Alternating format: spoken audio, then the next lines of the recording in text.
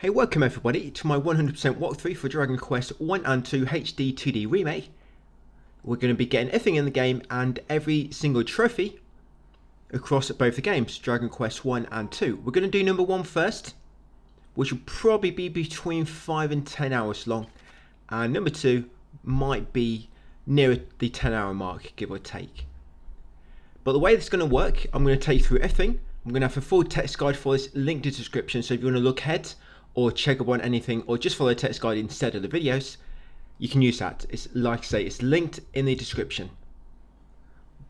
The worst trophy probably is going to be the grinding, because in Dragon Quest 1 you have to grind 800 kills and number 2 you have to grind 1500.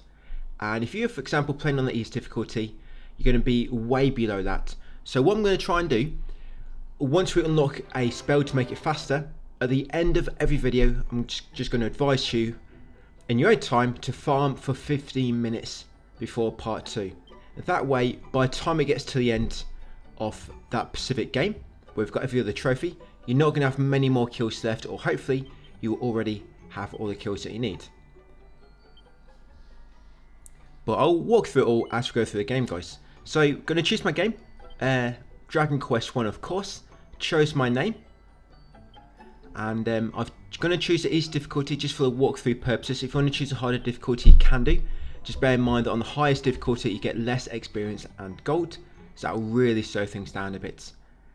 Because it will make, well, it might not. I mean, it's probably going to make it so you have to grind a bit more naturally, but I'll leave that entirely up to you. Just make it a lot simpler for me to just stick to what's required for platinum. I'm going to go for easy difficulty. And of course I'll put objective markers on as well. And I'll show you a few more settings once we get going, which can make things a bit easier for you.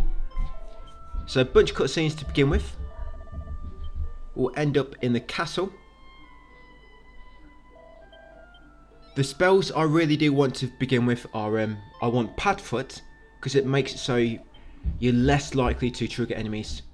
It gives it so it's like a 90% chance to avoid enemy encounters, because without that you'll be getting just stuck in battles all the time, and it makes traversal around the world map really slow. But we're going to get that in part 3, because it's kind of near the southwest corner of the map.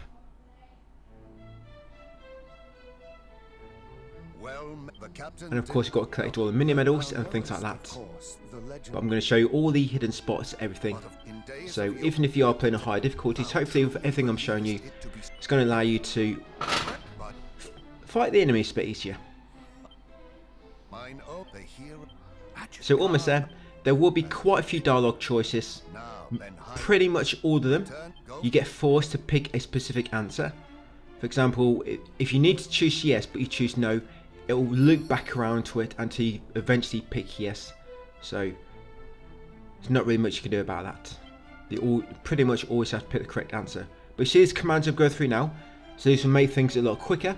So battle speed, ultra fast, suggested actions on, and remember commands. Suggested actions will make it so you know which element or which spell the enemy is going to be weak to. Minimap display area, like to have it zoomed out just so I can see a bit more. Treasure chest locations on, and secret spots on. And having the running on toggle really helps as well. Now to begin with, once I get control back, I'm going to go southeast. Down here, I'm going to loot this pot behind it. In the pot you're going to find gold coins times 17. Not a lot, but like I say, I'm just trying to show you every single item you can find. Gold coins times 8 in that pot, and the other pot is a chimera wing. In here you got a pair of dirty boxer shorts. Make sure you take them. Now we're going to go over to the southwest corner of the castle. Over here there'll be a pot which has holy water inside it, and the barrel has a seed of agility. On Dragon Quest 1 there's only one character you control, so whenever you find any seeds, guys, feel free to use them. You'll see me use them most of the time anyway, normally before we're about to jump into a bunch of encounters. We're going to go upstairs next on the northwest stairwell, loot that barrel for a oaken club, and loot this pot for a seed of defense. And that's all you need in the castle for the time being. There's a bunch of doors you can't currently unlock, and one of them chests behind there, by the way, has his Snoop spell inside it, but you need the ultimate key to unlock that small room with all the chests. So once outside, we're now going to loot all the collectibles around this area. I won't say collectibles, just more like all the items you can pick up. So we're going to come to the southeast corner first, and on this bottom patch of dirt on the left, there'll be a pot beneath the tree in its shadow.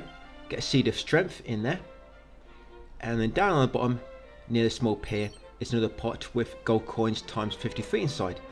Enter the southeast house next, open the bag to find a rabbit tail. Once got the rabbit tail, leave the building, go back up to the central path, go west or left, loot that barrel for some gold coins, come over to the southwest corner next, and I'm going to loot these 2 barrels outside the inn. These 2 barrels, you'll find gold coins and you'll also find a medicinal herb. Come inside the inn next, there's nothing inside here which you can grab but the DLC chests in here. So you see this chest, if you've got any DLC items or anything like that, this is where you find it. I'm not going to take it out because if you don't have it, it's going to put me at an advantage over you. But that's where you can find all your DLC gear, guys, if you did purchase any. Right, next up, come east a little bit, go behind this house, and in that pot is a antidotal herb. Most of these items, I'm not going to be using them, but you might find them useful if you're on higher difficulties. And the last item is in front of this monument, and it's a seed of life. That's all the items you can currently find in this area. So now I'm going to use all my seeds I found. I've got 4 there. Just increase my stats very slightly. Then I'm going to go out onto the world map. Get a first trophy there. The quest begins as well. So what we're going to do first is go west. I'm going to show you all the sparkling spots outside, of course. There's your first sparkling spot. In that one you find medicinal herb and a seed of stamina. After that we're going to head north. All these fights I'm getting inside, so I'm just going to quickly get through these. I think on Dragon Quest 3, when I did the guide for that, did I cut out all the battles? I don't remember. But I'm going to leave them in just for these first 2 videos. Like I say, in part 3 is when we're going to access the Padfoot spell, which will make it so 90% of encounters we're going to be able to skip. Well, it's maybe about 80%. But it'll just be quicker for the walkthrough. And then all the kills I've missed, I'll do that in my own time. Like I say, at the end of each video, I'm going to do 15 minutes of grinding as well. It's up to you, you might want to do it differently. Just wait until the end, see how many you've got. So you go north from that previous sparkling spot, you'll find another one. That sparkling spot had plain clothes inside, a oaken club and some more gold coins. Then from there, you're going to go northeast to a secret spot. If you open the map, you'll see a secret spot. There'll be like circles pulsing from it, or rings. Some of the secret spots don't have anything good inside, but some of them will have mini medals. So I'm going to show you every single one, even though the ones which just seem to have NPCs inside them.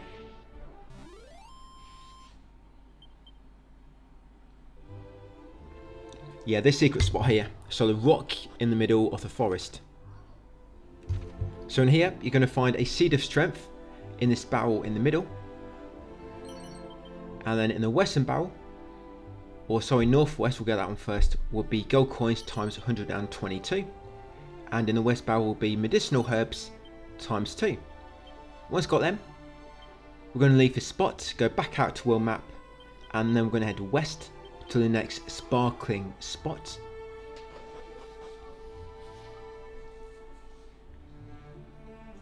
Head west straight across field, and there it is. It's west and slightly north. Some more weaker enemies. As you progress through the game, you do eventually see some stronger enemies just in like these early areas. Dragon zombies will eventually start spawning up. I think that's quite a bit later in the game. And it's got a new skill there for reaching level 3. The last skill you reach by leveling, by the way, is at level 40. All the other skills come from finding scrolls. But that sparkling spot had Chimera Wing, gold coins and Wayfarer's clothes inside it. From there, keep going west again, because it's going to take us to another sparkling spot.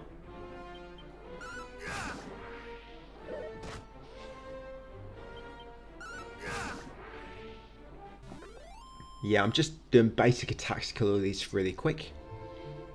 Yes, go west again. Just ignore that ruins for the time being. So I want to grab these sparking spots nearby first. This sparking spot will have inside it a Dazzle Me Nuts. Dazzle Me Nuts times 2. Once your nuts have been dazzled, go northwest to the sparking spot, and in this one you're going to find Antidotal Herb times 2 and a Seed of Agility. Yeah, it really slows you down with all these battles you're getting caught in.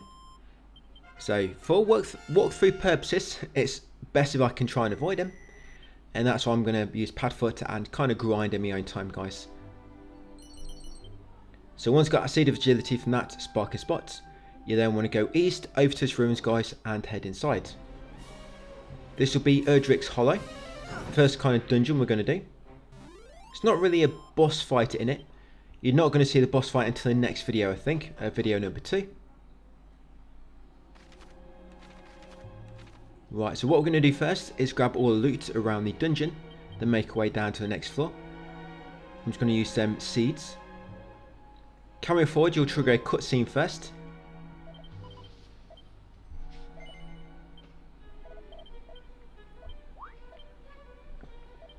After the cutscene, we're going to go south. Maps are really good in this as well, which is nice. You're going to go south to the southern chest. In there, you're going to find a Divine Dagger. You can equip that if you want. It's probably a little bit stronger than your current weapon, and it apparently does more damage to undead enemies.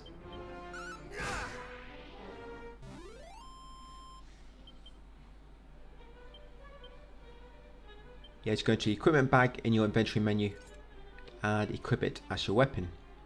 Next up, we're going to go to that chest near the central of the area by going right and then left again.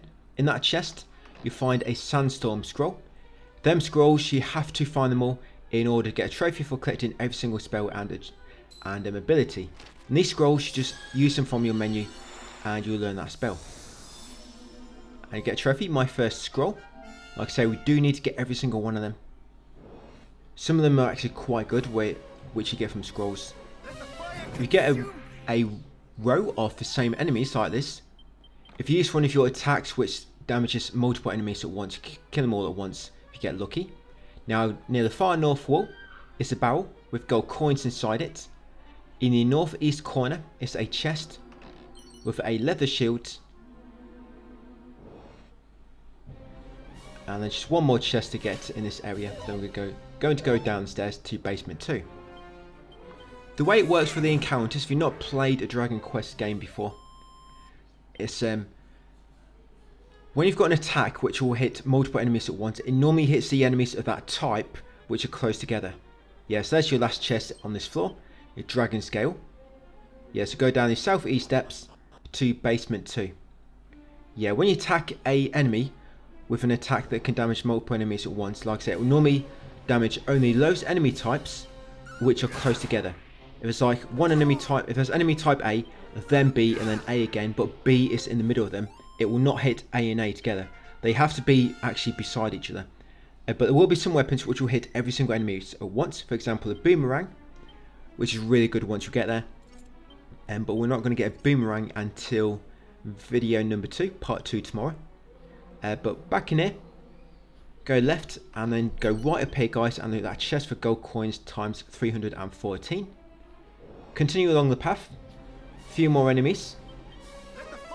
Going to be getting our first mini medal in a second as well. 40 altogether.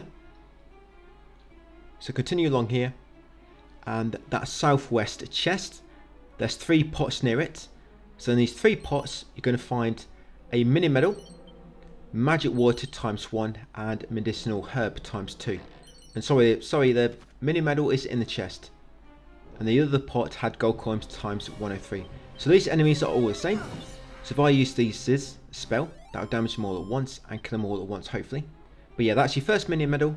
Like I said, we have to get all those for a trophy, and later on you can redeem them for rewards. You can redeem rewards using them, which would be quite nice, but that's probably going to come in part 3 or 4 when we reach that area. So continue on to the objective marker. When you do reach it, there'll be a bunch of cutscenes.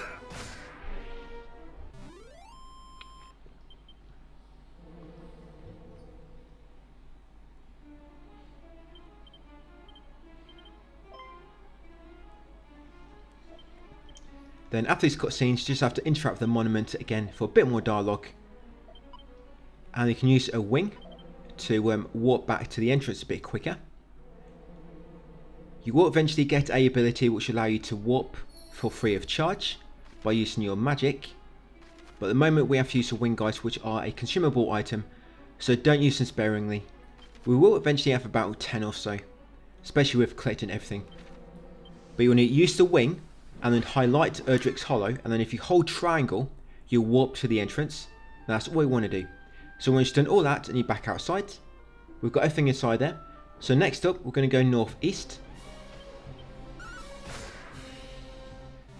As we make our way to the objective areas, we're going to try to unlock any locations we find along the way. Because when you trigger a location for the first time, got some new abilities there for reaching level 6.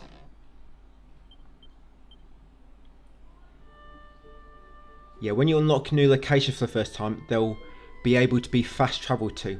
So although we don't want to go there yet, if you're passing by, just want to quickly pop in there, unlock it as a fast travel point, and then leave, and then carry on to wherever you're going. It'll just make it a lot quicker when we come to moving around later, due to story events and things like that. So yes, go northeast from Erdrick's Hollow. You'll find this sparkling spot near the small lake.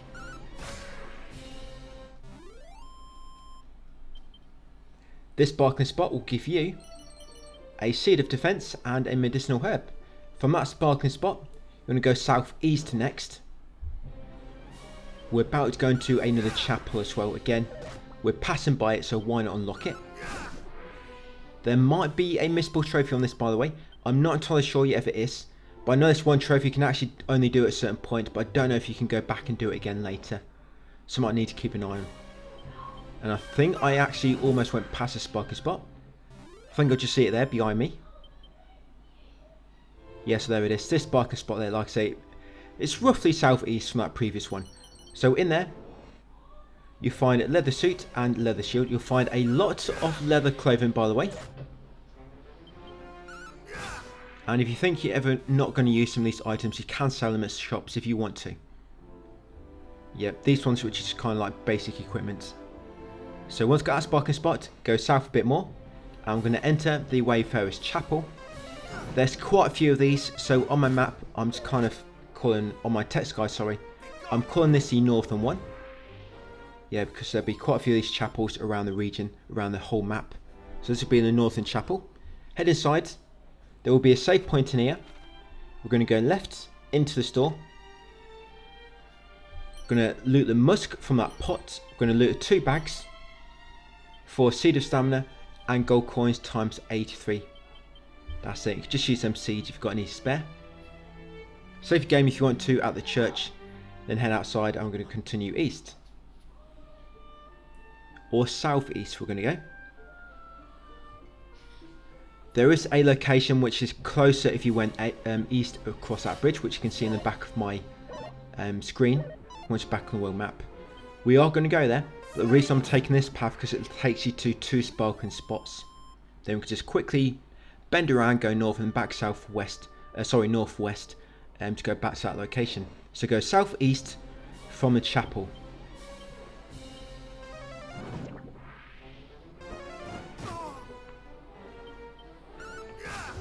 Most of the sparkling spots, it's just kind of like generic gear, but some of it you do get quite useful items inside.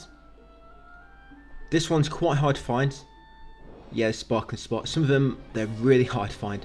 The way I had to find them all is I had to use a nose for treasure ability and also Snoop, which makes it easy to find everything in an area. Because some things, they'll just be like inside the floor. Some things be in a pot, they'll be in a chest, be in a barrel. But it's the things which are kind of like hidden in the floor, which are hard to find. Because you don't know they're there until you walk over that spot and you see the interact option on screen. But yeah, sparkling spot just there, guys. Very well hidden, that one. And all you get in that one is a medicinal herb times 2. Once you got that one, continue southeast a bit more. You get this purple area. This does damage you. So if you're on high difficulties, you might need to heal. Or maybe drop difficulty to do this bit. Or just completely avoid this altogether and go the other way around. But yes, loot that sparkling spot for antidotal herb holy water, and a divine dagger. Next up, you're going to go east, then north around the mountain, and I'm going to go back northwest. Like I say, there's two paths you can take. The other path, of course, avoids all that poison swamp. But that way has the two sparkling spots which I wanted. So yeah, back north around these mountains, and then northwest. There's going to be an NPC coming up which is related to a quest which gives you a trophy, and completing this quest actually allows you to get a few other things needed for trophies as well. For example, it leads us to a mini medal, so you've got to do it anyway. So yeah, go back northwest. We're just going to get a sparkling spot first. This sparkling spot will give you a seed of wisdom and a seed of luck.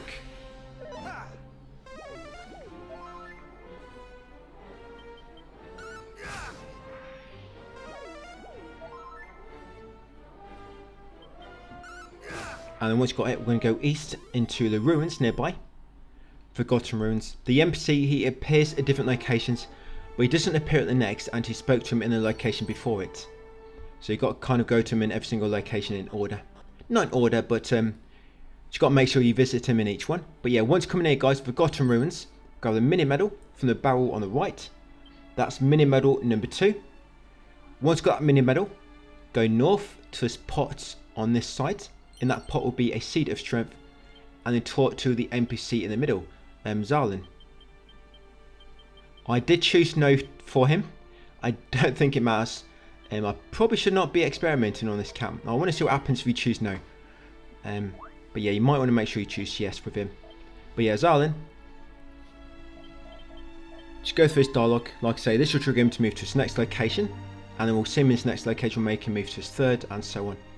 And eventually lead us, like I say, it'll lead us to a trophy and a mini medal. So once you're done, that's all you need to do here. So you've got a mini medal, you looted the pot, and you spoke to Zalen. Exit back to wheel map. Now we are going to go east and enter the secret spot.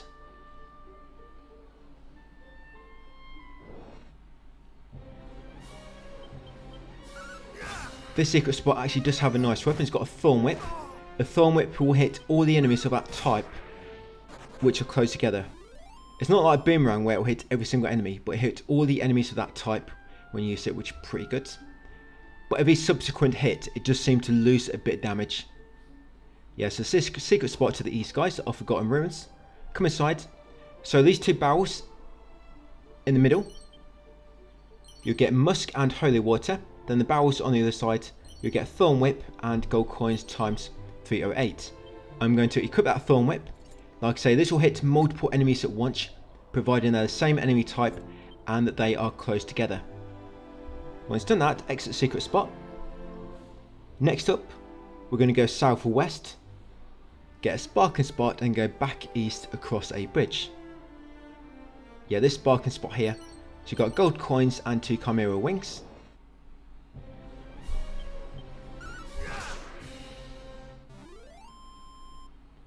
The place where the objective marker has taken us, we are taking a bit of a slow journey there, but there's a few areas I want to unlock as fast travel points later, because although it's taking a bit of time now, it's going to save time later, because once the story wants us to move to them locations, we can just teleport straight there. Instead of teleporting, for example, to the Forgotten Ruins and then walking back that way, we may as well unlock them when we're kind of in the vicinity. This cutscene only triggers the first time you encounter this bridge. Every other time we come across it, it's just going to be able to go straight across it. No need to go through this cutscene every single time. Right, so once you're on the other side, we are going to go southeast across this purple swamp. If you're on high difficulties, you might be a bit undecided if you actually want to cross it or not. But going across this right now is going to allow you to unlock a new fast travel option, which you do actually have to come back to later in the story. So if you just go across it, guys, you can even lower difficulty, unlock the area, and then go back across Purple Swamp and then lift it back up if you want to. Like I say, it's just going to save a bit of time later. So come in here, Quagmire Cave. That's it, just head inside and then exit. That's all we wanted to do. And then go back across Purple Swamp. We'll go west and then we'll go north again to a sparking spot. We're almost done for this video. We're actually going to finish up in a town, which you don't have to go to yet, but we just want to unlock it as a fast travel option. And there's quite a bit of loot there as well, which is nice. You'll find the fairy flute, which puts enemies to sleep, and it's got an infinite amount of uses as well. Good if you're playing on high difficulties. But yes, come north and grab that sparking spot. In there you'll find a copper sword, wayfarer's clothes, and some musk. From that spot, we're going to go southeast next to find another one.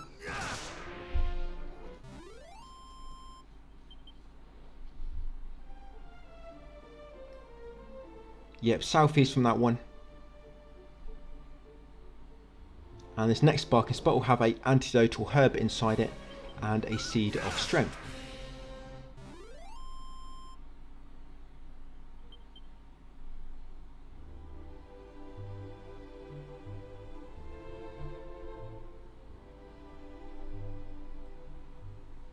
Yep, it's here somewhere. Sometimes I forget where they are myself, because I've not labelled them on a map.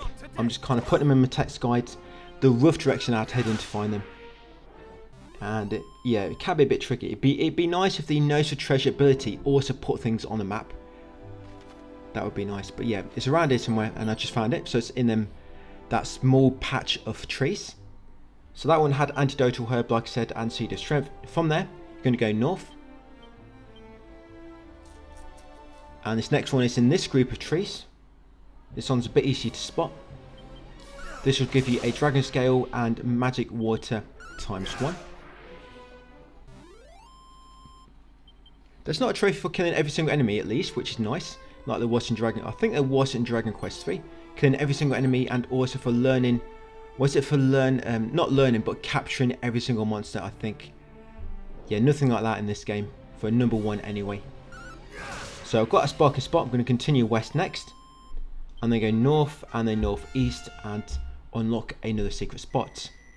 I like to go into secret spots as well, if there's nothing inside them, just so that they make them appear on the map as like a little dot, so know where they are. Yeah, so west then north around these mountains.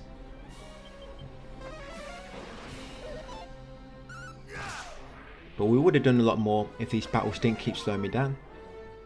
So once we do get to part 3 and unlock the Padfoot ability, guys, we're going to move around a lot quicker.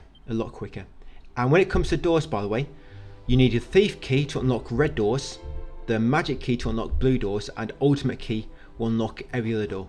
And that goes with chests as well. The ultimate key is normally like green doors. But yes, that's that secret spot. So nothing inside. I just went inside to show you where it is, because it's just NPCs. So I'm going to go east and then north to this town, Cole. This town, there's a save point just inside to the left. There's a vicar, which is going to save the game, and then that'll be it for part 1, guys. And then when we start part 2, we're going to do Cole. You don't actually have to go Cole yet, but while we're here, we may as well get all the loot. Then we'll carry on with the story. Of course, looting areas along the way. But yeah, we're going to get Padfoot in part 3, and that's where things might pick up a bit, because I'll be skipping most battles and leaving you to do fights in your own time when we get the whistle scroll, which should also come in part 3. But yeah, it's going to make them safe there, guys, in the town Cole. And then that'll be it for part 1. So thank you for watching, and hopefully I'll see you on part 2 tomorrow. Hey, welcome to part 2 of my Dragon Quest 1 remake, 100% walkthrough. This is for Dragon Quest 1 and 2 HD 2D remake, but of course we're doing Dragon Quest 1 first. So in Cole, we're going to go right around this building near where the vicar is, and then loot that pot for a unsealant. Once you've got that, go left and enter the item shop. In here, loot that barrel for gold coins ×47. Go upstairs to the floor above and loot this pot for mini medal 3 of 40. Yeah, that's mini medal number 3. Grab that and then exit the building.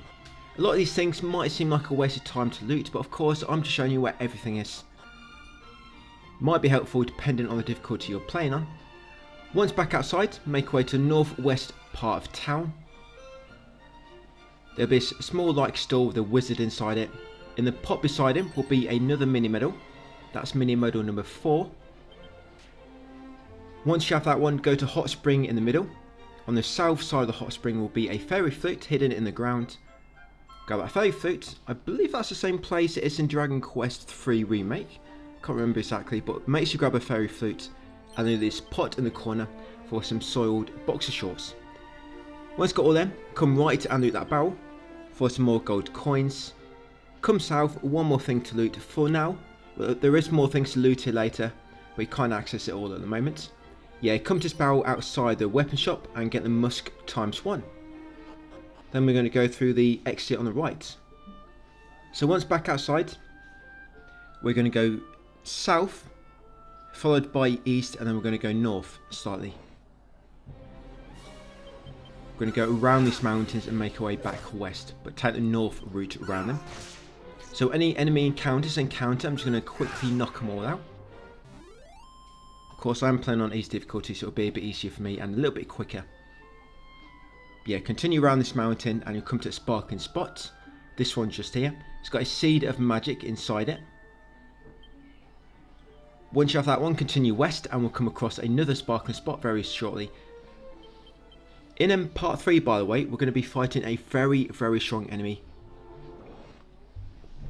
which you will not be able to beat unless you've got it on the easy difficulty. It is optional, you can avoid it, but if you do want to just beat him, it takes probably about 3 or 4 minutes, and it'll give you 30,000 experience, which will take us at that point from level 16 to level 26, which will make the rest of the game a lot quicker, because we can use some of the spells like Holy Protection and Padfoot, and because we'll be such high level at that point in the game, we'll be encountering very, very little encounters.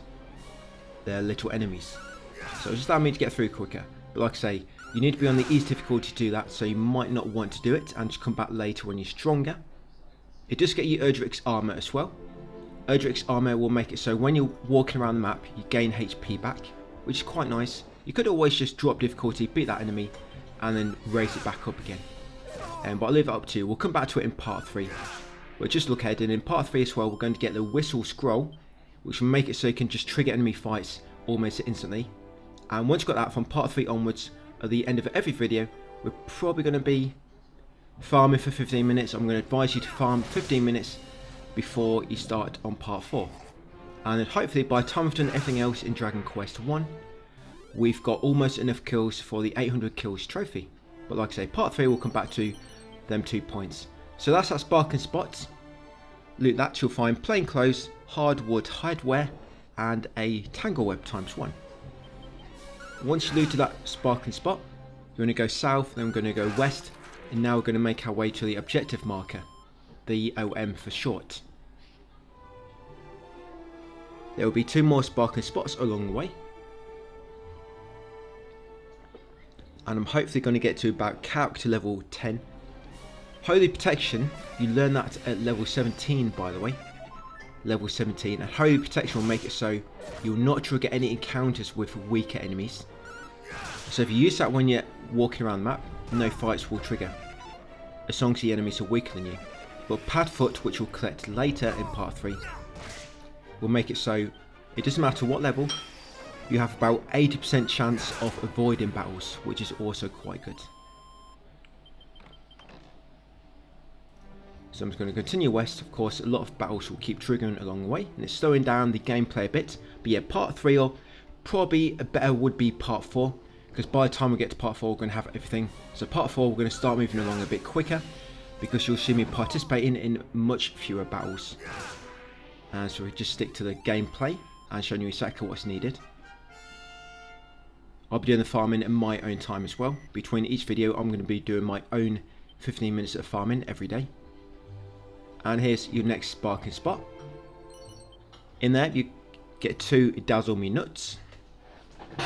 Once got them, continue northwest. And there'll be 1 more sparkling spot before we take a detour. Not a detour, but start making our way northeast over to the Shrine of Rain.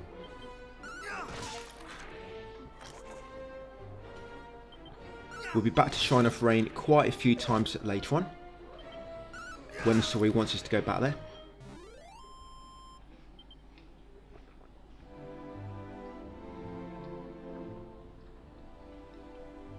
Yeah, there it is. I can see it sparkling in the trees.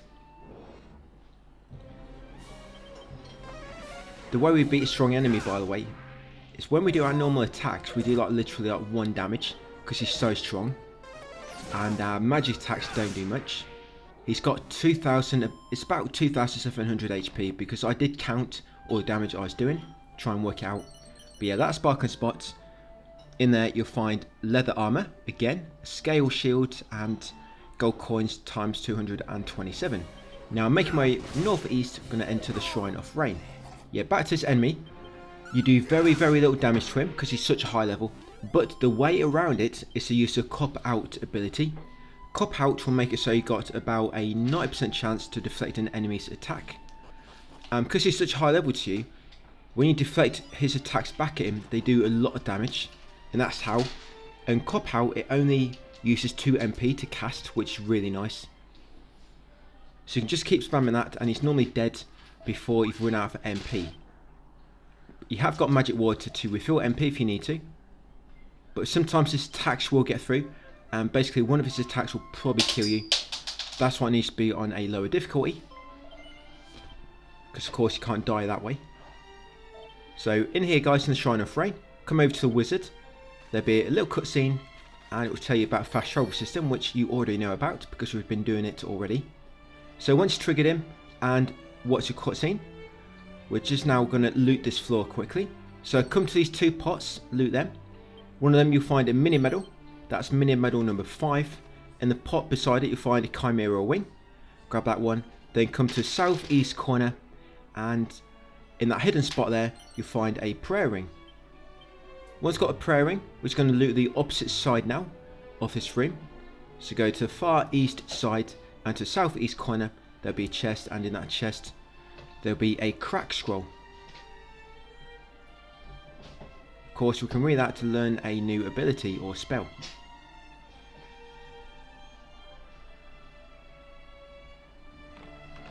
Yep, so crack scroll.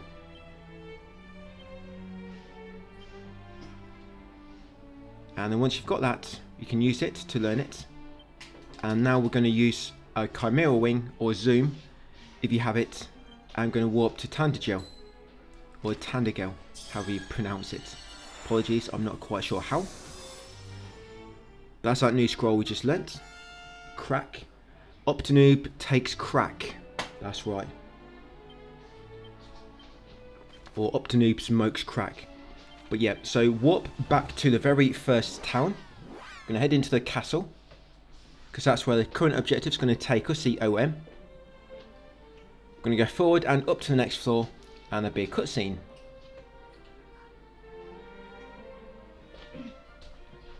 Once you've done that, we'll then need to head to the northwest corner of the map, and we'll be going there next. But we can just warp to Erdrick's Hollow, which is kind of like a halfway point, and which will allow us to get there a bit quicker. There's no flying machine in this one, by the way. Hope you don't seem that to be a spoiler. I mean, I'm just telling you what is not in the game. But yeah, there's no flying machine in this. Basically, the way you're moving around the map now, that is all you're going to get. It's not like Dragon Quest 3 where you eventually get all different means of transport. Yeah, this is the only way you can move. I'm not quite sure about number 2 yet. Hopefully number 2 there's some sort of flying machine. I guess we'll see. But yeah, Dragon Quest 1, all you got is your boots, guys, and your feet. That's the only means of transportation you're ever going to have. But once you reach the king in the castle, there'll be a cutscene. You'll see what happened to the princess finally. Yeah, the Dragon Lord he's after ginger virgins, and I think he's found one finally.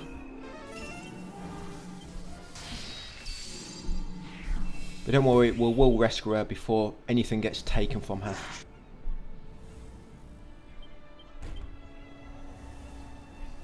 Yeah, a little bit of backstory there. But once the objective has updated, there's nothing to collect here. All the looting we've done, that's all we can do for now. I mean, we do have the... Do we have the magic key yet? Oh no, we don't, do we? We don't... Sorry, not the magic key, the thief key. Because once you get the thief key, you can unlock red doors. And there is a red door in the castle. But yeah, we don't have it yet. We are going to be getting the thief key in this video, by the way. So what I'm going to do now is warp to Erdrick's Hollow. Yeah, thief key will unlock red doors. Magic key blue doors, and the ultimate key green doors basically, or every other door. But once Erdrick's hollow, we're going to head straight outside. Then we're going to go north. There is a sparking spot in this forest to the north of a hollow, if I can find it. Sometimes I practice this and I'll go to my recording account to record, and I forget a little bit where they are. But there is a sparking spot here somewhere. It might be more to my left side. This sparking spot will have antidotal herb ×2. So it's probably not a mega important to collect, but just showing you where they all are. Yeah, sparking spot. I think it's more to my left, whereas I kind of went north and then right.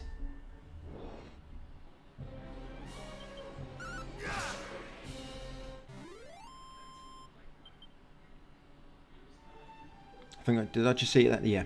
So they're very, very hard to spot sometimes, and that's where it was, guys. Yes, that's sparking spot, 2 antidotal herbs. Once you've got that, we're going to go west. Next up will be a bamboo pole. Yeah, plain clothes and a leather hat. If you wear all of them at the same time, you're going to look pretty strange. Bamboo pole weapon, a plain clothes and a leather hat. But yeah, continue west. And there it is. That one's nice and easy to see. Once got that bamboo pole, continue west and enter Galenholm.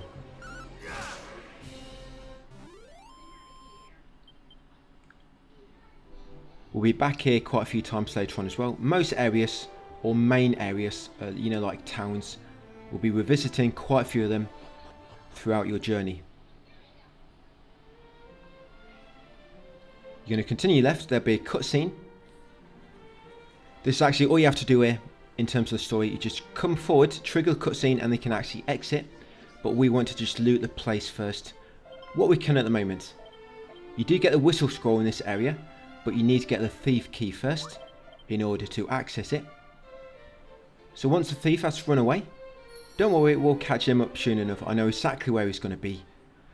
I know it's a nice spot where he likes to go and rest. So come to the beach, loot the 2 pots. You will find Seed of Wisdom and gold coins ×66. Come into the inn next. In the top left wardrobe you find some dirty boxer shorts and leather armour, of course. More leather armour.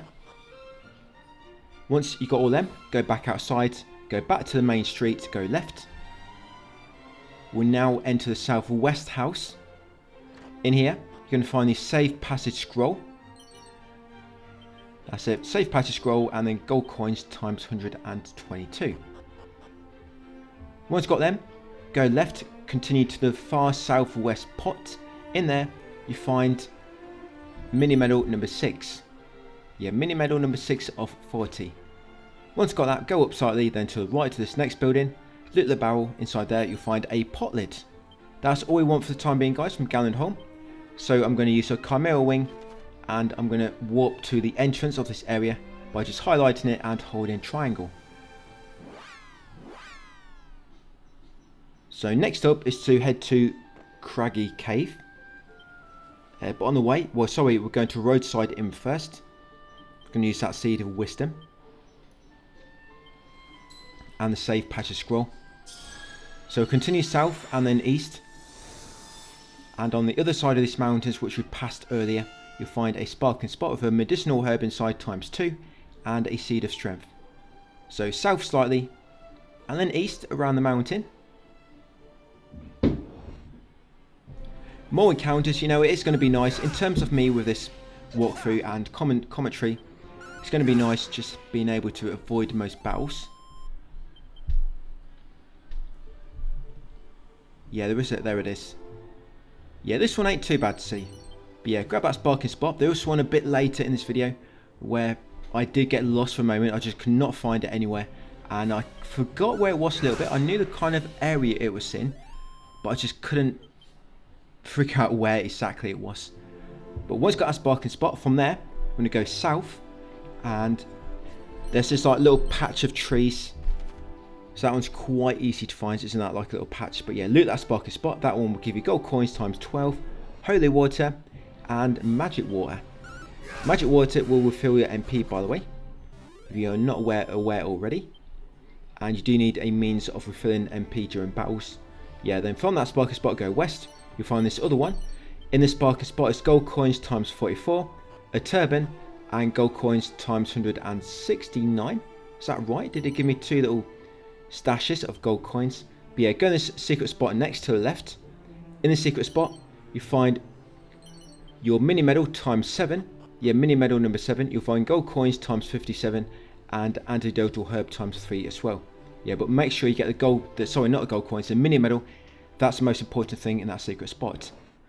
Once you've got mini medal number 7, leave the secret spot, continue southeast and enter the Roadside Inn. Yeah, this is where the thief likes to stop by, guys, and get some rest. So when you come inside the Roadside Inn, go right and loot these 2 barrels. You'll find a leather suit, of course, and a strong medicine. You can almost guarantee that every area we go in, we're going to find at least some item of leather, some kind of leather clothing. So after that cutscene, go with a mini medal from the drawers. That's mini medal number 8. And then on the far left will be 182 gold coins. And then one more item that's in here, and that's a chimera wing in that pot. So make sure you got the mini medal, guys, and then once you're done, take the south exit. Once outside here, go west across the bridge and then go south. This is a sparking spot I had a bit of trouble finding again. Yeah, so you go west across the bridge, you go directly south, and I think I've passed the sparking spot already. This sparking spot is going to dazzle your nuts times 2, and a medicinal herb times 1 as well. Yeah, it's going to dazzle both of your nuts. Yeah, so I think I've gone past it. But yeah, there should be a sparking spot here somewhere. I think it's in that first patch of trees you pass over. I've gone way past it. So yeah, I am going to be walking back and forth for a moment, just trying to find a sparking spot. I'm not hallucinating, it is here somewhere. You can use Nose for Treasure spell, and it will tell you if there's any sparking spots nearby. It doesn't tell you exactly where, but it will let you know if there's any sparking spots nearby.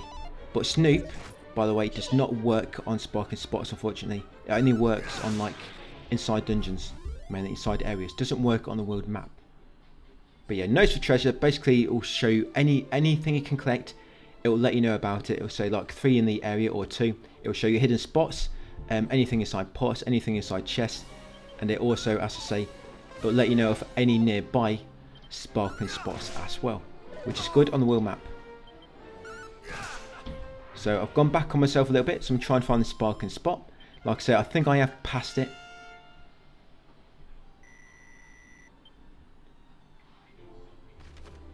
Yeah, so that's currently where I am. It's not here. I think it's in this patch a bit. Like I say, the first part we passed over. Is it? Nope. Maybe it's in that little patch in the middle. But I'm not walking around for too long. Probably going to find it in a moment.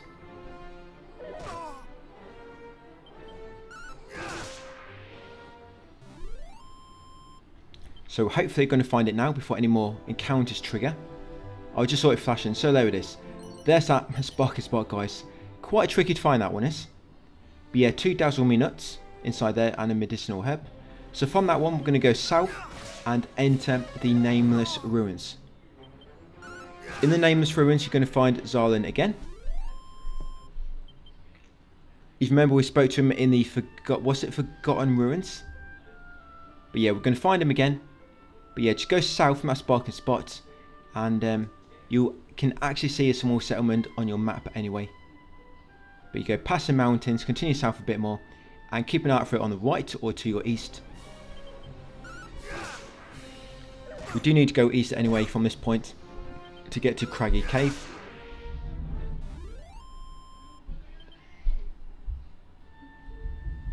Yep, slow this. I can see it on the mini-map now. But yeah, this small settlement, head inside the Nameless Ruins near that purple swamp. When you first come in, you want to go left. There'll be a barrel, and inside here is a strong medicine times 2. Go north next, or talk to Galen first if you want to. So just talk with him, guys, and exhaust all of this dialogue. Make the exclamation mark disappear. His next point in the quest, by the way, you cannot complete it until you advance the story a bit more. Yes, come to that pot, 274 coins. Come around the back of the building, and there'll be a hidden spot on the floor, and inside there is a ruby wristband. That is all you need to collect in this area. So 3 things to loot. And of course, make sure you have spoke to Xylan guys and exhausted all of his dialogue. Exit the area afterwards. We're going to be warping back to that area after completing Craggy Cave. And now we're actually going to go north and slightly east. I think there's one more sparkling spot I want to get before we go to Craggy Cave.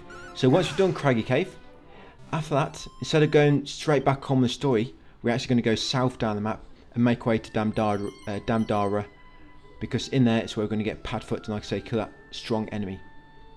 But that sparkling spot I just looted, in there was Seed of Defense, Unseethant times 2, and gold coins times 224.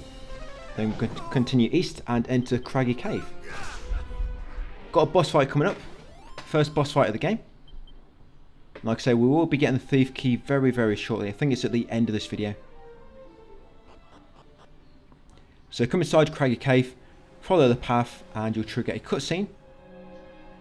And straight after will be a boss fight. So this is Robin Hood, or Robin Hoodlum. Of course, I'm on easy difficulty, so it's not difficult at all. But you might want to take out the small enemies first, because they go down quicker, and then focus on Robin.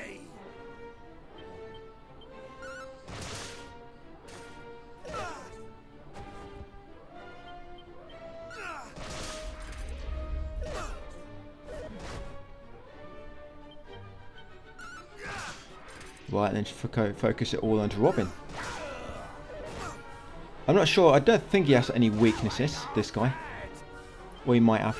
But I did quite a lot of damage to my Thorn Whip anyway. So that seems to be doing the job.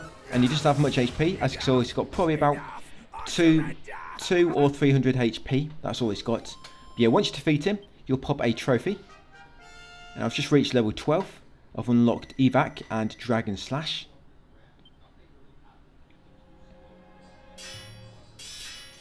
Now I just need to loot the area, then make our way to the next floor, guys, and then make our way to the end. Yeah, Robin Hood. So from there, we're going to go south. Well, what sayest? Yeah, you get a dialogue choice there, and even if you choose no, you'll eventually get pushed to pick yes, because the conversation will just loop back around, and you'll get asked again, and you finally pick yes. So go south from him. We'll go south, follow it to the corner, and you'll be able to go north inside this small little room. And inside here will be a chest with gold coins times 340 inside it. We are going to get a boomerang weapon in this dungeon, which is nice because a boomerang, it hits every single enemy on the map, no matter where they are.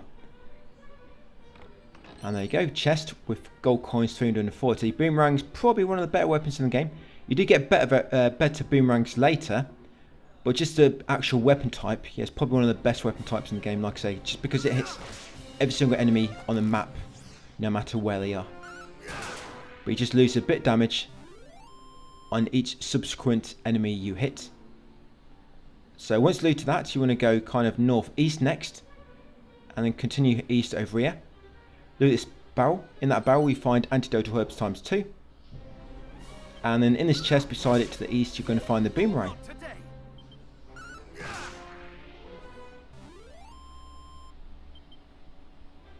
There it is, the boomerang. So I'm going to equip this. Like I say, you'll hit every single enemy on the map, which is nice for getting through battles quick when enemies are quite weak.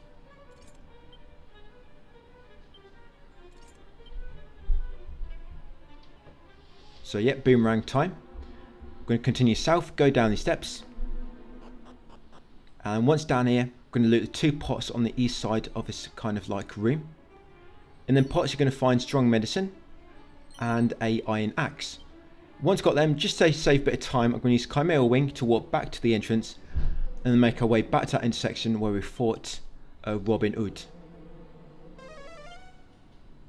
Chimera Wing will just save a little bit of time.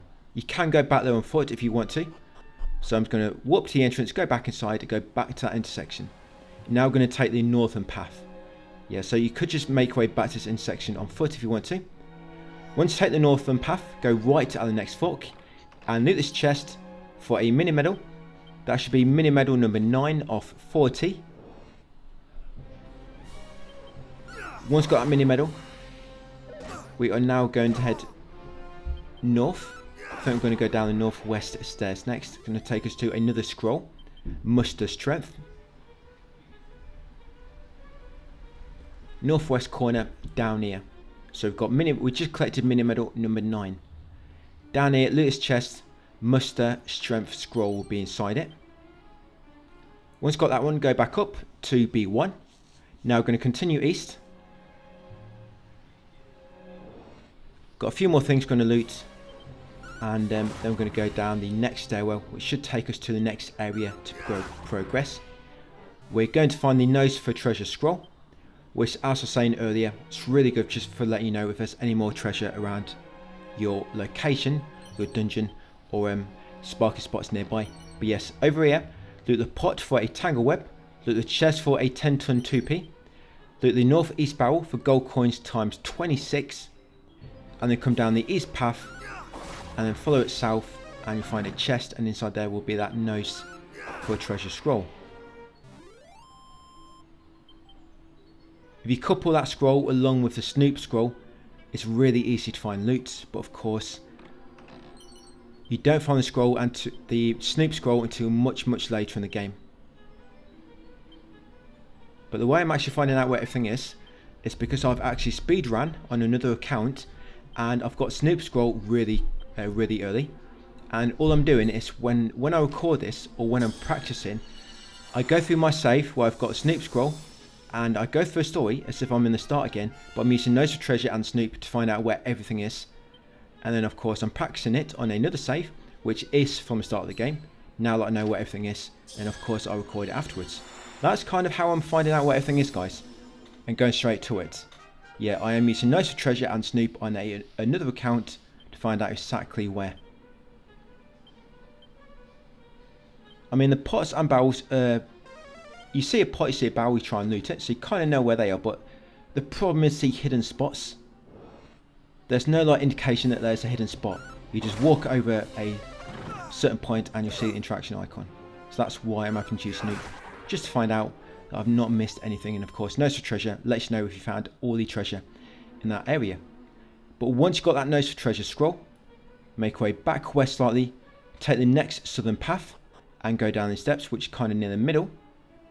Once down these steps on B2, make your way down slightly and go east. We're going to take a bronze shield from a southeast chest. Yeah, so zoom. Once you learn the zoom spell, by the way, zoom is basically like the Chimera wings.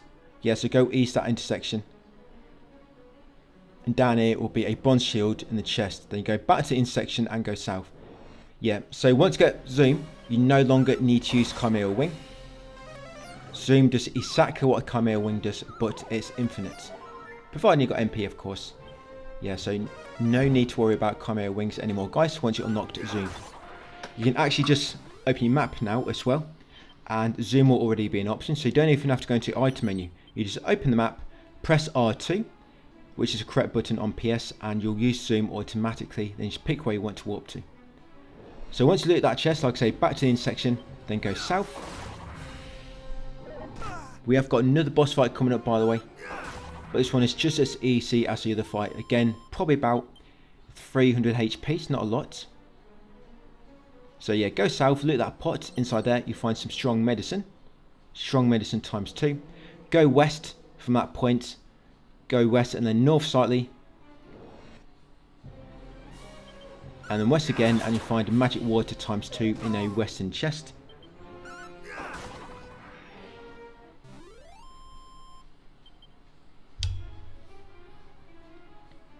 Yeah, this chest over here, so you have magic water times 2. It says files of magic water, but the actual item is called just magic water. So from there, go south back to Recent Fork. Then we're going to continue south a bit more. You come to 2 more barrels with seeds, stamina and gold coins inside, and then we have a boss fight. This boss fight will give you 1000 experience, so you can imagine getting 30,000 experience in part 3 is going to be a massive bump in your levels. Yeah, 30,000 experience this enemy gives you if you kill him quick. And the way to cheese him is by making his attacks bounce back to him. So going south, we're going left slightly, the next path.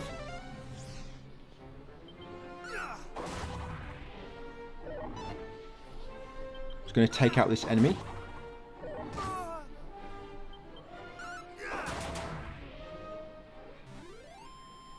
So there should be 2 barrels here. There is the Seed of Stamina. And sorry, it's a pot. Is it a pot? Yeah. And gold coins. So Seed of Stamina and gold coins. I need to change that. So my text guide I've put it's a barrel, but it's actually a pot. Yeah, I've been using the crack too many times. Right, once done that, go southwest. You trigger a cutscene, guys, and this will be the next boss. The Sorcerer. Straight after beating him, there'll be a cutscene, then there'll be 2 more chests to loot. Then you have to make your way all the way back to the entrance bottom foot. It does not let you warp at this point. I think it's because it wants to trigger a cutscene on your way out. It knows if you warp, you're going to end up skipping that cutscene. Yep, so here she is. Zap, I believe Zap can work good on him. So Zap will do a lot of damage. So use Zap if you can. Lightning attacks, I don't know what it is, but they seem to do a lot of damage on this game to most enemies. I mean, some enemies are resistant, but the majority of enemies, yes, lightning attacks do a lot of damage. So as you see, my Boomerang did 40, but Zap does like 70. So that seems to be the best thing to use at the moment. But sometimes he'll disable your spells. If he does so, just go back to your normal attacks. I mean, you could try and use Fairy Flute, see if it'll knock him to sleep, but it probably won't. I mean, I've not tried it, so I didn't need to. But yeah, once you beat him, like I said, he's probably got about 300 HP. I'm level 14 as well. I learned Sizzle.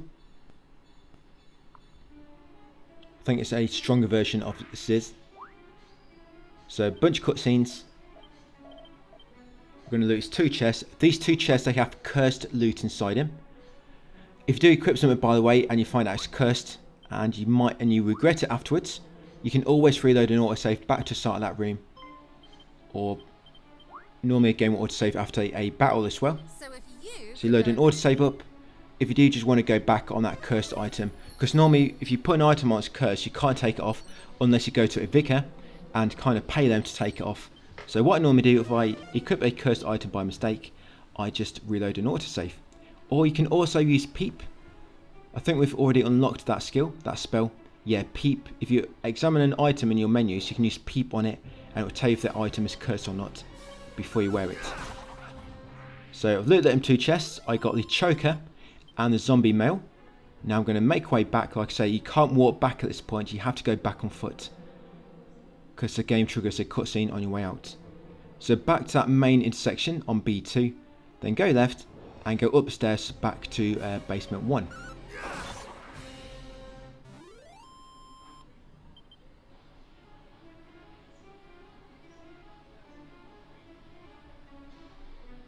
Yeah, back up the steps. We've also got a edged boomerang in part 3 as well. It's basically like your current boomerang, but it does a little bit more damage. So we will get it a upgrade to our current weapon. I think abilities, by the way, I'm not sure exactly yet, but I think abilities go off your attack damage, your weapon damage, and I think spells go off your magic stat, I believe. I mean, like I said, I'm not entirely sure yet, but at the moment that's kind of what it looks like to me. Because if you equip a really weak weapon, your abilities will not do much damage, but your spells will. So back to the intersection, guys. And now we should get the Thief Key. So with this, you'll be able to unlock red doors and red chests.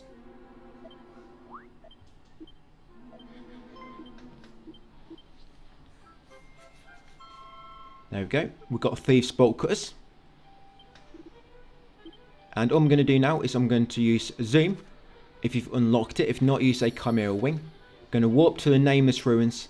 And then part 3, we're going to begin by making our way south to Damdara. We're going to get Padfoot and kill an enemy, which gives us 30,000 experience. So yes, warp to Nameless Ruins, guys. Head outside, there'll be an autosave, and that'll be it for part 2. So thanks for watching, and I'll see you on part 3 tomorrow. Welcome back to part 3 of my Dragon Quest 1 remake, 100% walkthrough. We should be outside the Nameless Ruins, and from here we're going to go southeast, grab a sparkling spot, and then go east into the Fairy Village, just to unlock it as a fast travel option. And we'll go back to world map, guys, and carry on south a bit more. We're currently making our way over to Damdara to get a few new helpful scrolls. And we're going to kill a really strong enemy. So that spark and spot just there. In that one you should find a medicinal herb ×1 and a strong medicine ×1. From that spark and spot, if you go almost straight to the east, slightly south, but yeah, just go east and you'll come to the Fairy Village location. We do have to come here later for part of the story, so if you've unlocked it now, you can just warp straight here, not having to come all the way back on foot. So all this kind of optional travelling we seem to be doing at the moment, it's not really optional because you have to do it at some point. So yeah, just go inside there and then come back out. Now it's unlocked. Go south from Fairy Village. Go around that part of the water, then go east. Carry on down here, southeast. And just near the coast you'll find another sparkling spot. This next sparkling spot you can find a Divine Dagger. A Cloak of Evasion. And you're going to find Magic Water ×2.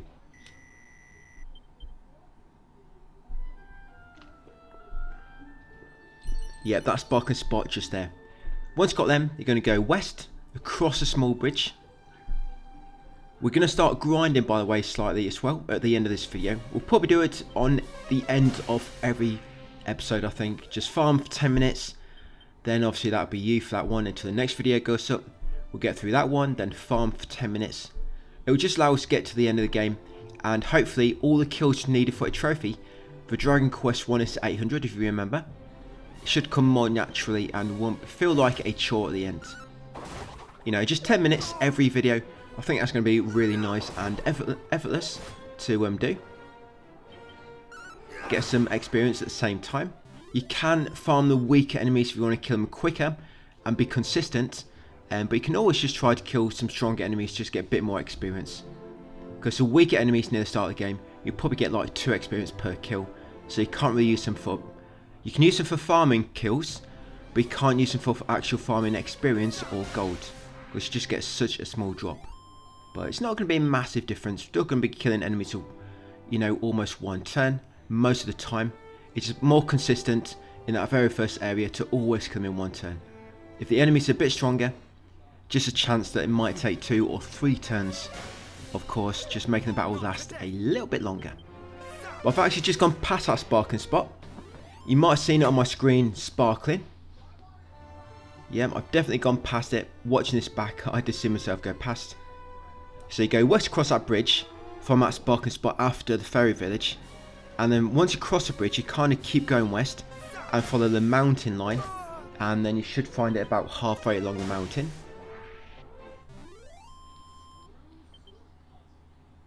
But this will be the last sparkling spot before Damdara. So there it is. So I had to go back a bit, so I missed it. So in that sparkling spot, yeah, let me just catch up to where I was. So you'll find Dazzle Me Nuts ×2, Strong Medicine, and a Seed of Strength. From that sparkling spot, go southeast onto the kind of like sandy climate, the desert area. Then on the desert area, once you reach it, you want to go east, and there'll be a small settlement, Damdara, and that's where we're going to next. That's our next destination. So here it is, the sandy climate. This enemy in here, if you're on high difficulties, guys, you're probably going to have to leave him. He's very, very tough. He's not tough if you're on easy difficulty, of course. But what I mean is his attacks they'll probably just delete all your health all at once. You can have full health, you get hit once, you're dead. So you can't fight him unless you're on the easiest difficulty. So just keep that in mind. You might... I mean, it's completely up to you. You're the one playing, you know what you enjoy.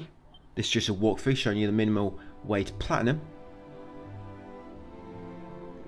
But if you do decide to leave him, then that's fine. You can just farm yourself. You know, do a bit of X farming than what I'm doing. But once you come into Damdara, we actually want to access it from the left side. Because it's just where I like to start my exploration of that actual area. So yeah, coming from the left side, kind of far left corner.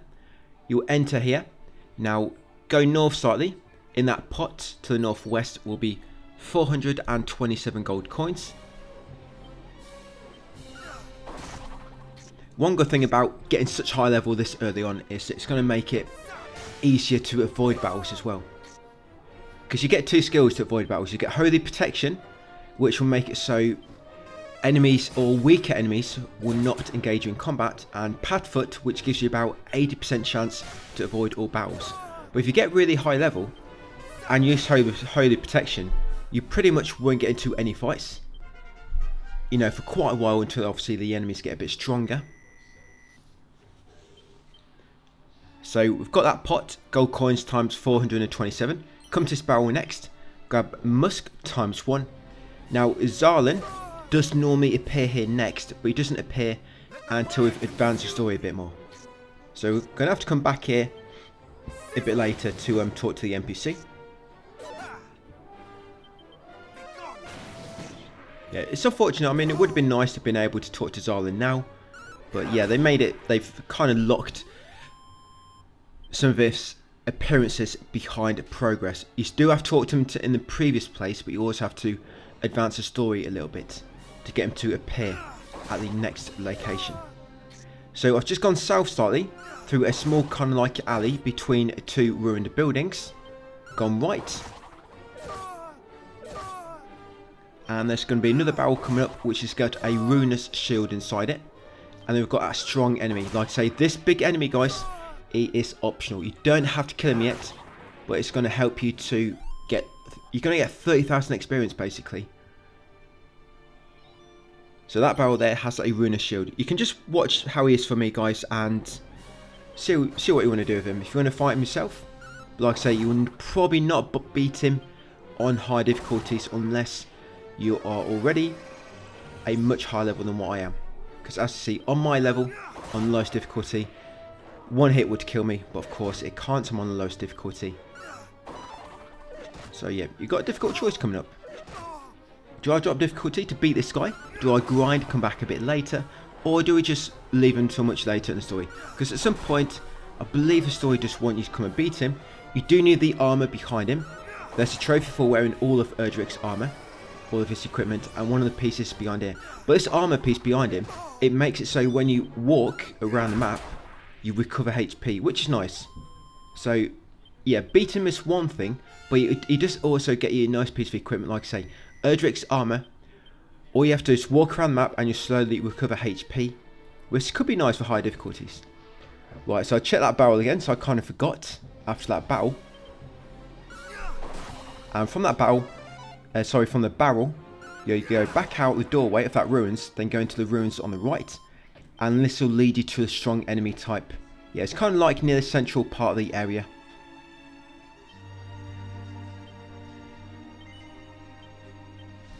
And what you might want to do as well is put some magic water in your character bag. The way these bags works is quite awkward, but if you've got items in your character bag, you know, where your name is, not in your item bag, not in your equipment bag, it has to be in your, where your name is. It has to be in that bag. They're the items which you can use during battles. If it's in your item bag, you can't use it. Equipment bag, you can't use it. It has to be in like your character bag. So for example, me, I have to click on Optinoob and make sure the items are in there. But you have to go into your item bag or equipment bag, click on it, and then choose to take out, and that'll put it in your character bag. Like I say, it's a bit confusing how that works. But you do want some magic water just in case you do need to recover MP during this fight. Because the way we're going to do this, because we're such low level, look how much damage I do. 1 damage, because he's such a high level compared to me. But if you keep using the cop out ability, which makes it so you deflect an attack, it doesn't always work. It's kind of like a 80% success rate. So I mean, pretty much it does work most of the time, but yeah, about an 80% success rate. And just keep doing that. So just keep casting cop out. You'll see some of his attacks, they do massive damage to him, like on average about 100 damage, but sometimes, yeah, you'll do like 300 or so damage to him. And by the way, this knight, he's got about 2,700 HP. Yep, 2,700. That's how long it's going to take to beat him. So although you can't see his health bar, and his name will not appear above his body until his kind of health goes yellow. Yeah, so when his name appears above him, it'll be yellow. Then that means you're kind of about halfway done. Then of course when it goes red, he's almost dead. But yes, 2,700. It's around there. I mean, I didn't count exactly to the actual digit, but I just counted roughly each time I was doing damage. Yeah, about 2,700. So yeah, just keep doing this. Just keep using cop out. You can see when its attack does get through, it does a lot of damage. So you can imagine on high difficulty, it's just going to probably die instantly. But it's really nice using the cop out because it only only costs 2 MP to cast it. So it allows you to make your MP last for the whole of the fight.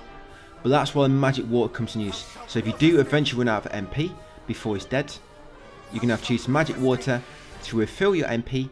Just get a little bit more back, guys, so you can cast cop out a little bit more. But I was going to edit some of this fight out, but I may as well just leave it in so it don't take too long. Just like a few minutes. But if you ever do come across some enemies which are too strong for you, this is a good way to beat most of them. Just keep using cop out. We do get some armor later called spiked armor, which I do like. Because what it does is when an enemy attacks you, you knock back about 50% of that damage back at them. So, I mean, on low difficulties it can be good. Because I've not quite tested it fully yet, but if there's some kind of armor which makes it so enemies do more damage to you, or sorry, not armor, like some accessory or something, then that could be work well with the spiked armor, so they'll be doing more damage to me, so of course I'll be reflecting more damage back to them. It just gives you more DPS, because as well as you hitting them on your turn, when they hit you, you'll be doing damage back to them. So that's something I'm probably going to be wearing later, guys. Yeah, spiked armor. Works good on these lower difficulties. Right, his health is red, so he's almost dead. I mean, he reflects you as well, so that's something else. You might attack him, then he might reflect your attack back at you. But he can't reflect an attack which has already been reflected. Yeah, you can't reflect a reflection, if that makes sense. So your attacks are never going to reflect if you just keep using cop out.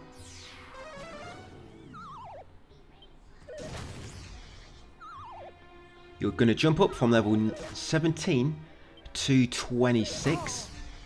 If you've been following me quite accurately. Yeah, there we go. So got him. 30,000 experience. And you also get a ton of gold. 11,000 gold, which is nice. Right, look at that. Level 26. You learn a bunch of spells and abilities at the same time. Yep, Zapple, Gust Slash and Lightning Slash. You get the Orc Shield. I think you always get the Orc Shield. You have to let me know if you get the Orc Shield. But yeah, I think you always get that. And that's a trophy as well. The Late Knight for defeating him. Now you're going to grab the armor behind him. Erdrick's armor. Like I say, you need all the Erdrick pieces for a trophy. And this is going to be the first one we're getting. So if I use Holy Protection now, because I'm such high level, I'm likely not going to trigger any encounters in this area. So Erdrick's armor, if you equip it, you're going to slowly recover your HP when you walk around.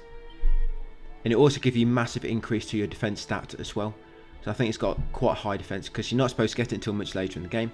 Look how I've gone from 100 defense to 200. So if I now use Holy Protection, I'm not going to get caught in any battles. So I'm going to come south now slightly, then go left to the southwest barrel. In there is the Hermes hat. Once you've got that, we're going to go east, grab a mini medal, and then go and grab Padfoot. Yeah, mini medal is in this pot. So that should be mini medal number 10 of 40. Go north to the northeast corner of the map now. You see this half buried table and chairs.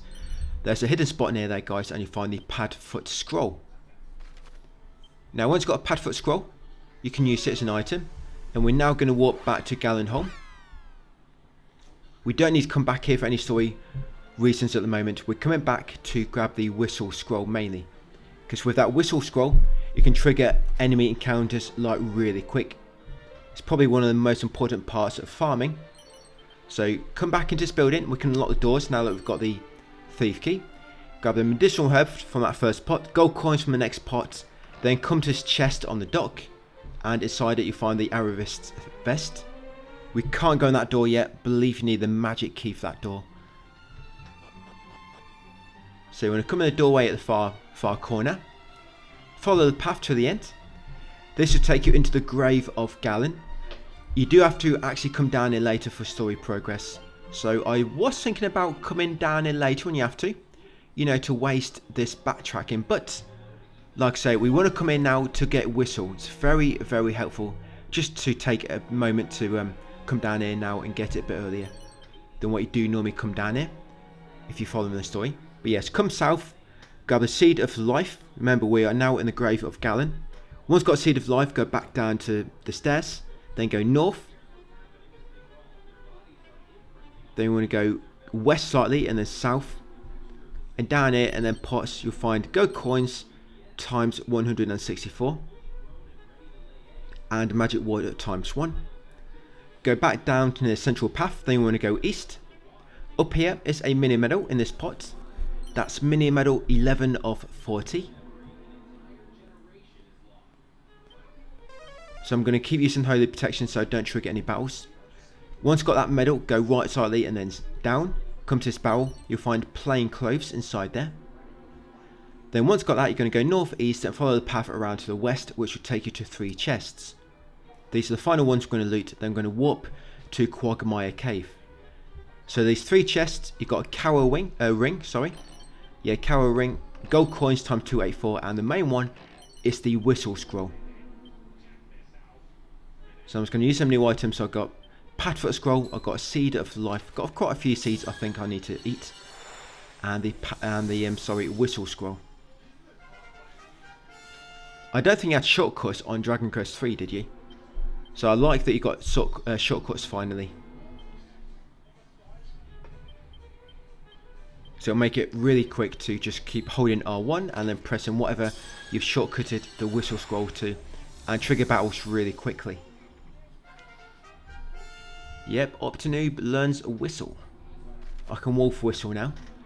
So once got all them, you're going to warp to Quagmire Cave. This is why we entered it earlier, then left. So we can do this. So once in the cave, you're going to come south slightly and then take the first, it's your left. So turn to your left. Or I'll probably just say east. Yeah, remember to use holy protection to avoid any encounters. Come to that barrel. In that barrel you find mini medal number 12 of 40. Once you've got that mini medal from that northeast barrel, come to this barrel next, get the Chimera wing. And I almost went in the wrong direction for a moment. But yeah, once you've got the mini medal and the Chimera wing, go back down to the main path, go south. Then open that pot on your right, pot to the east. And then grab a strong medicine. I'm just going to use compass directions because it's easy. The camera doesn't move, so compass directions should work really well. You don't need to open the map to see what I'm referring to.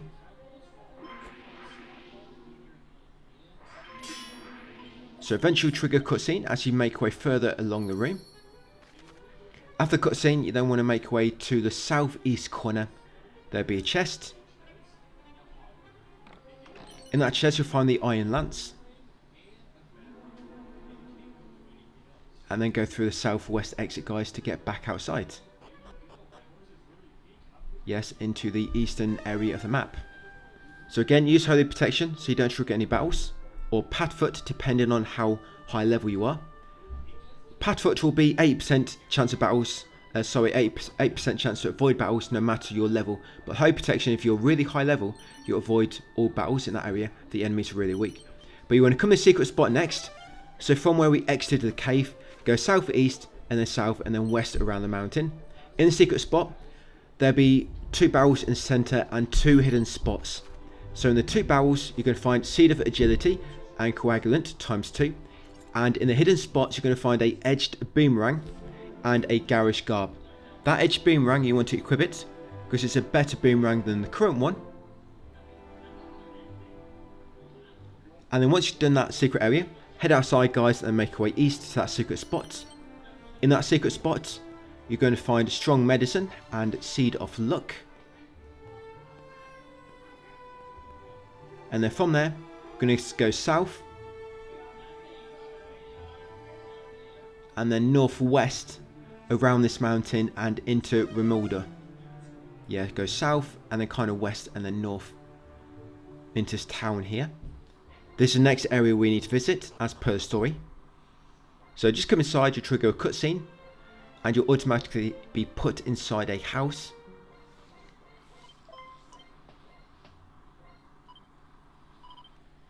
Some of the loot we can't get here yet because you need like other keys. You'll find that in a lot of the areas, guys. There'll be chests and doors you can't access because you need a better key. But yes, examine that bag just near that door. In that bag you'll find gold coins times 228. Once done that, come outside, go north to the main path. Follow it left to the west. Come to this barrel to find a bamboo pole. Once you have the bamboo pole from the barrel, you then want to go around the fountain. Go to the house on the north with 2 doors. Examine the pot on the left for a pure water times 1. And then enter the house via the door on the right. Come to draw at the back to get mini medal number 13. And then once got mini medal number 13, you want to exit the house. And outside the weapon shop will be another barrel. Yes, and in there you're going to find a tangle web. Yeah, just outside the weapon shop. Once done so, going to come around to the outer path. Going to follow the outer path south. The reason we didn't go into a weapon shop is I don't think there's anything to collect inside it. I mean, if you want to buy something, fine. I'm going to have to look what he's selling. But yeah, there's nothing to collect in terms of loot. So yeah, go around the outer path. Follow it clockwise. In the southwest barrel, you'll find gold coins times 165. So make sure you grab them gold coins. Then carry on to the west side of the outer path. And then enter the village, the central part, but from the left side. You'll find 2 pots. Inside these 2 pots, yes, you'll find a magic water times 1 and a seed of wisdom. Then when you come into the warlock house, you have to come around this side anyway to open it. You can go outside the wheel map to get around a bit quicker, but we just took the outer path because we had to get that gold coins anyway. But after the cutscene, come back outside. Go back inside, open the chest, guys, find the magic barrier scroll.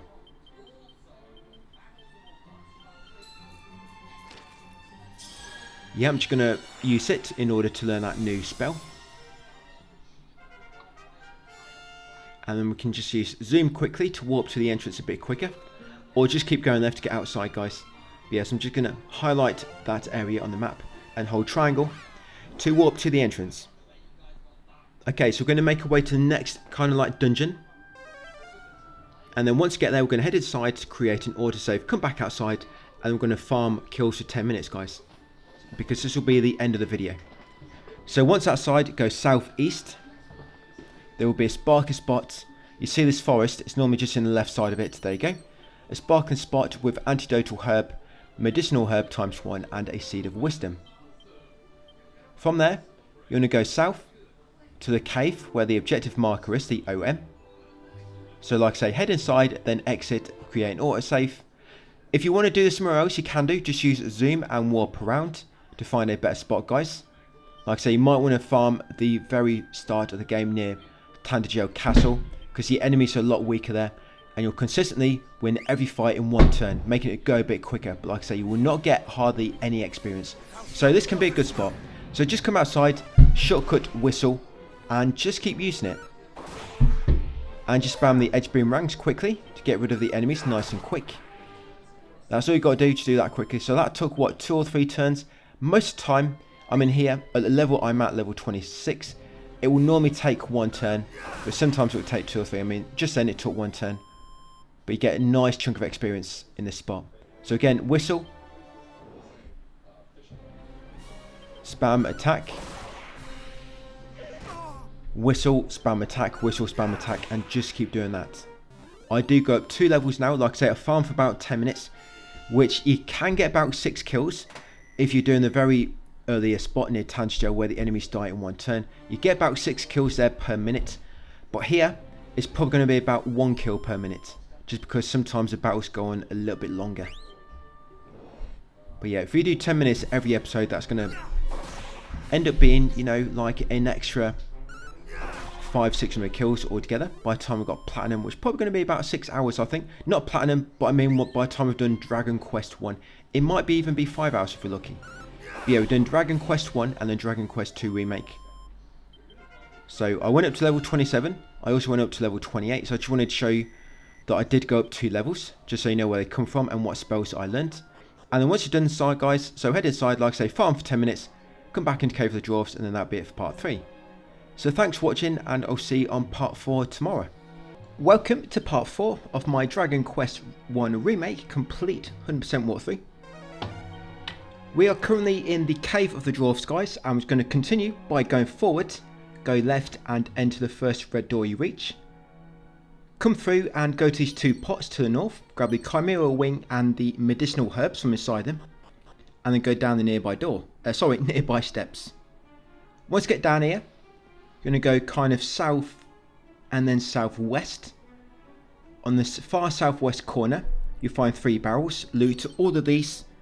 Inside you find a 10-ton toupee, a fur vest and a oaken club. Once you've got them, make your way back to the southeast. And you're going to go up the far southeast steps. Take it back up to B1, but in a different spot. In this far bottom right corner, make your way to the end and you'll find a chest. Loot that chest and you'll find a ice shield.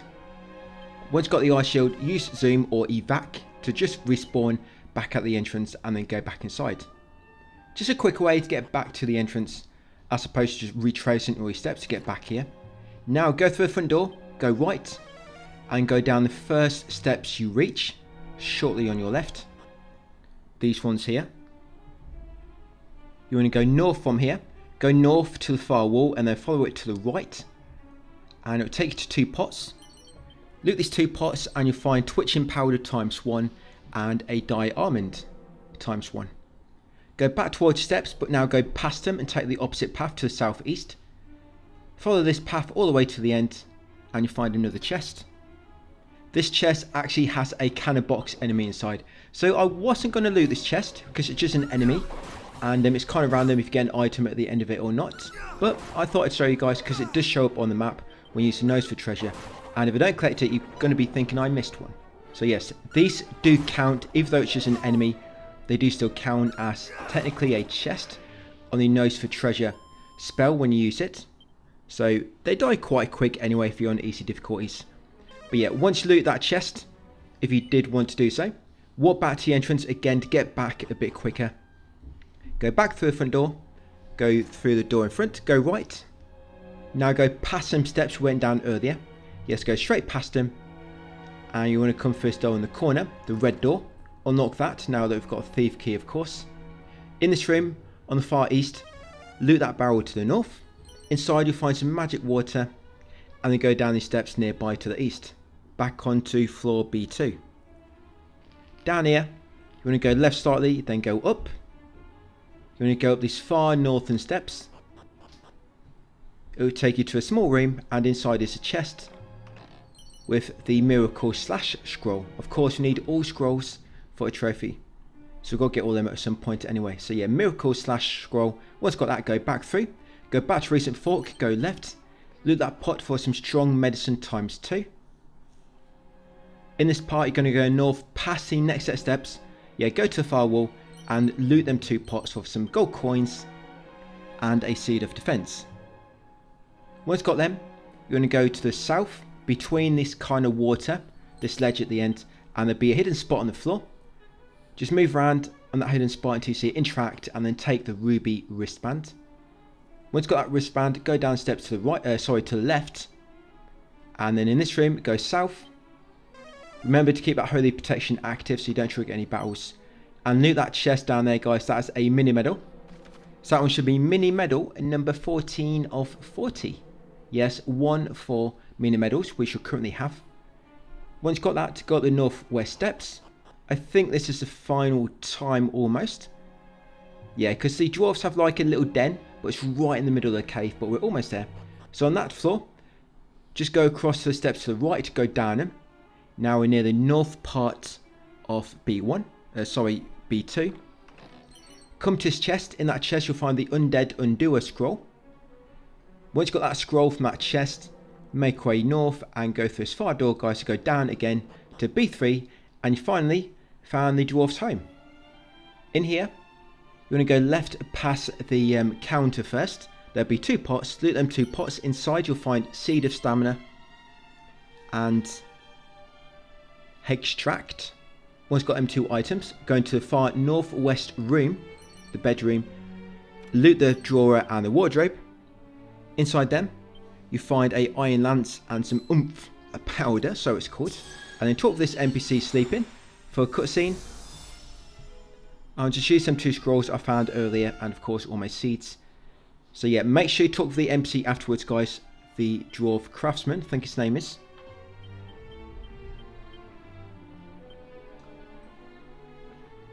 We're going to be doing 10 minutes of grinding again at the end of this video. But good thing about this one is we do get about 3 or 4 trophies out of the way, which is nice. I think one of them might be missable. So at least we get the missable trophy out of the way, if it is. So once you spoke to him, guys, trigger that cutscene. You now want to walk back to Fairy Village.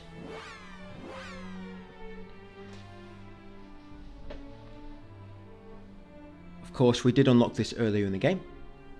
Back at Fairy Village, you want to enter the house to the west after the cutscene. You'll be making quite a few trips back to this village. There is some items in this outside garden area, but I'm going to loot them later once we've got a magic key, because one of the chests is blue and you can't loot it anyway until you get the magic key. So that's when we're going to grab all the loot outside. In this room, there's 2 chests here which you can loot.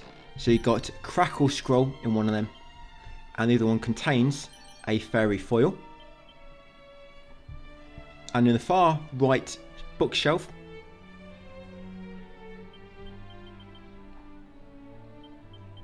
you find the Snub Scroll. So once you've got all them items, you can use them, of course, so that you learn them. Crackle and Snub. Crackle and Snub. And then you talk to Fairy afterwards, guys, for another cutscene. Then we're going to use Zoom and warp to Damdara. So a lot of these places we've already found, we've actually not really wasted any time, because at some point you've got to make your way down to that area on foot.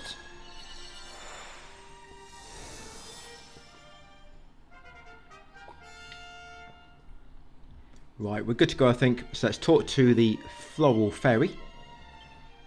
Say yes.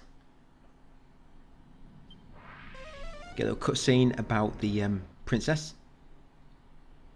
We'll actually be rescuing her in this video. We'll get a trophy for it, and there's also, I think, the missable trophy is connected to her, and I don't think you can go back and get it. I mean, I have tried a little bit, but I've not tried extensively, you know, trying all different variables, but I did try the most common one, which would be to just go and talk to the princess again and see if you can take her with you, but it didn't seem to be able to. And there might be another way, I don't know, but I'm going to take you through it the earliest point you can anyway, so you won't miss it as long as you're following this guide.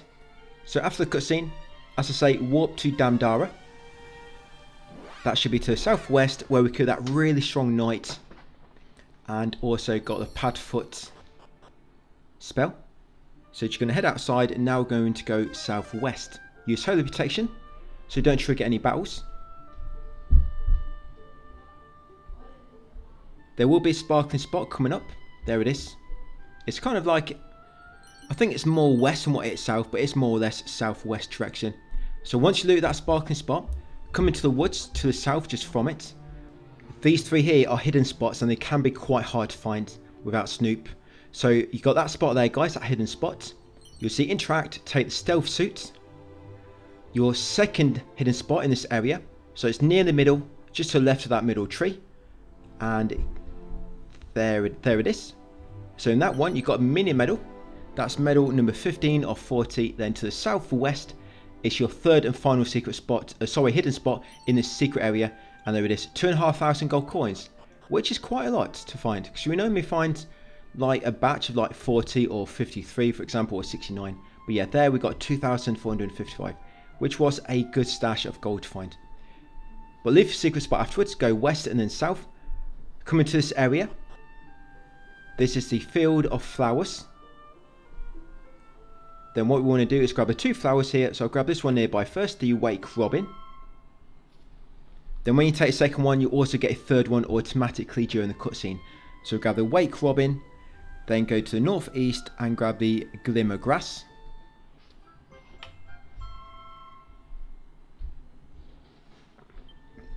So yeah, once you've got them both, there'll be a brief cutscene, and then you'll automatically grab a third one, which is 2 glowing seeds.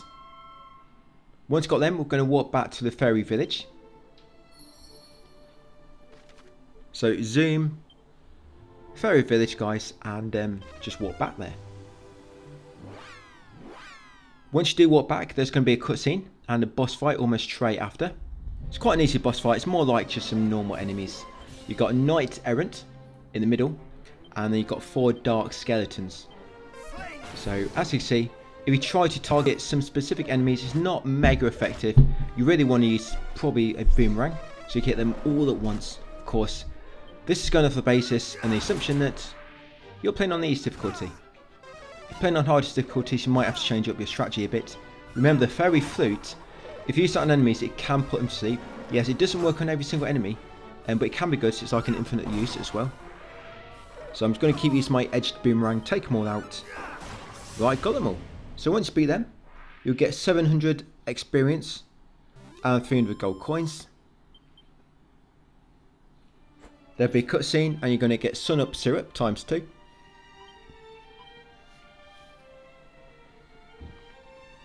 And then with that, we have to go and take a medication back to the 2 sick people. One's back in the Cave of Dwarfs, and the other one is back in Remolder. And shortly after that, we're going to get the magic key. Oh yeah, did I leave that a bit out?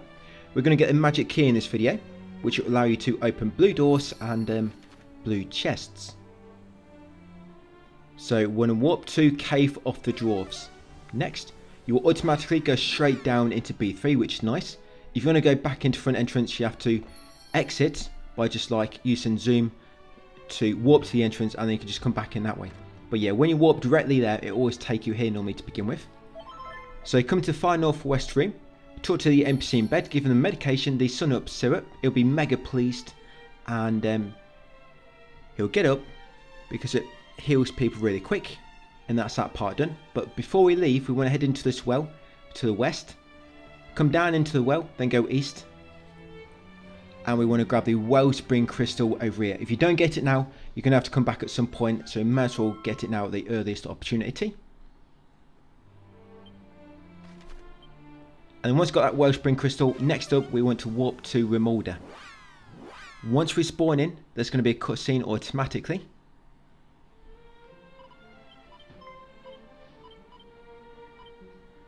After this cutscene, we then need to go into the Warlock's house. The Warlock's house is one on the northwest side of town, if you remember.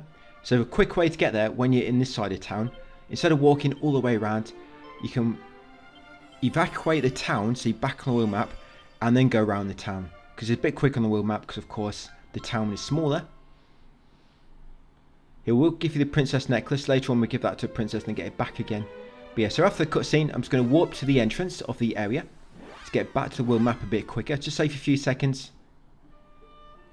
Then I'm going to go around and enter via the left side or the west side. But I kind of made a bit of a mistake and came in a bit too early. But never mind, I'm almost there anyway. So you go along this western bridge and into the northwest building, the Warlock house. Once you come in, there'll be a cutscene because you've now healed them 2 sick people. And you're going to get the magic key. Like I say, with this, you can unlock blue chests and blue doors. You can't unlock cell doors yet. You know, you might have seen some dungeons lying around. Not dungeons, but like in town areas. You might have found a building there's like a cell area inside. You can't unlock them until you get the ultimate key, unfortunately. But once you've got a magic key, next up, we are going to warp to Quagmire Cave. Because now we've got a magic key, we can get a bit deeper in here, and now we can finally rescue the princess. So once you're in Quagmire Cave, every time you warp here, you're always going to end up at the north entrance. So let's make our way down the bottom, open the southeast door, go through, and head up the nearby staircase. There's a green dragon boss coming up, which might be the... It's a story boss, but it might be the hardest story boss so far. That one we fought in Damdarda, yes, of course he was the hardest, but Like I say, he's not really a story boss, or if he is, you don't normally fight him until much, much later in the story.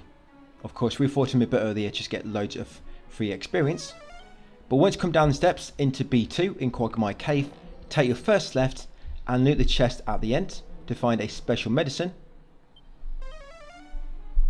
I'm keep using holy protection so I don't spawn as many battles.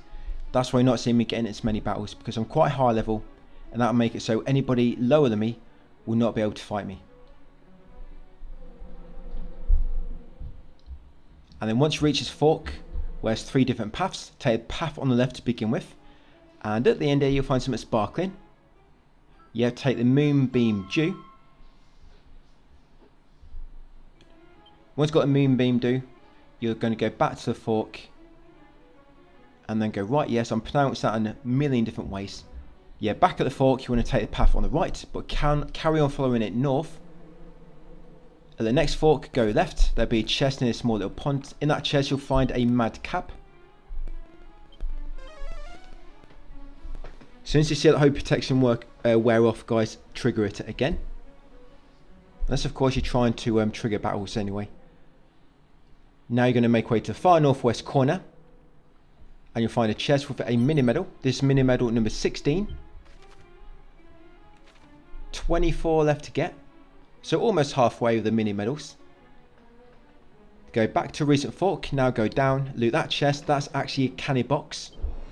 Again, I wasn't necessarily going to show it, but I think I'm just going to show every box. If you've got a cannon box, if it's got a cannon box in, so be it. We'll just have to kill it quite easy. This one has gave me a prayer ring on other accounts and other save games, but this one, he does not give me anything. I think maybe cannon boxes are more likely to give you items, but yeah, you can get unlucky sometimes, not get anything, but you'll always get the experience, of course, and the gold. Now, a final item on this floor is that magic water in a barrel. Yeah, magic water in the barrel, and that should be everything on this floor. If you use nose for treasure, it should say 0. Yeah, you've got everything. Then go up these steps, it's going to take you back to B1, but in the middle. And I don't know why, but if you use nose for treasure here, it shows 2 new items. But if you used it on the other side of the room, it wouldn't show anything. But yeah, just come right, you'll find a pot with a seed of luck and a barrel with 211 gold coins. And that's all the items in this area. Yeah, nothing left to collect. So now just make your way down the passage over to the OM. And trigger a cutscene, and like I say, a boss fight, the Green Dragon. The Green Dragon, the Dragon Slash ability works really well because it does more damage to dragons.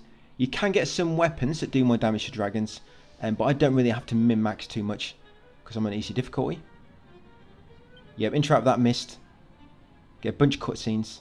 Quite a few cutscenes actually, even when you beat the boss. But you will get a trophy here as well. So like I say, all I'm going to be doing, I'm just going to keep spamming the Dragon Slash abilities. It does the most damage.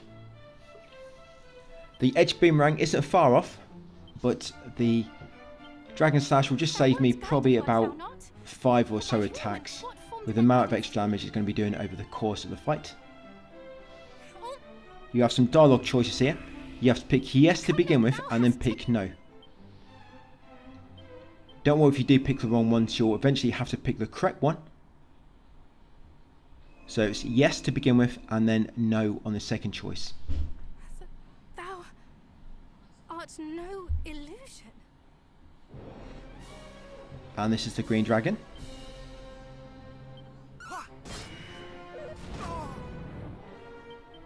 So I'm just going to keep spamming Dragon Slash. You can use cop out on it, things like that, you know, like we did on that strong knight beforehand. But it doesn't seem to work as well on him because he's not doing, his damage numbers aren't as big, and we're still doing quite a bit of damage ourselves anyway, which is good.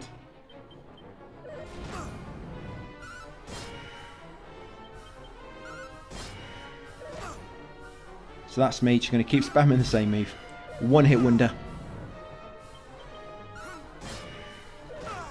Or one spell wonder, that's probably more accurate.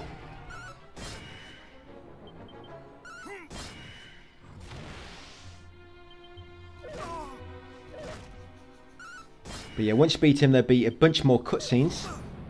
And then we'll have the princess with us. With the princess, you need to rest in a inn when she's in your party. That's a missable trophy with her. And this is the only time when she's in your party, as far as I know. So if you miss this trophy and it is missable, you'd have to redo all up to here again in order to get this trophy back.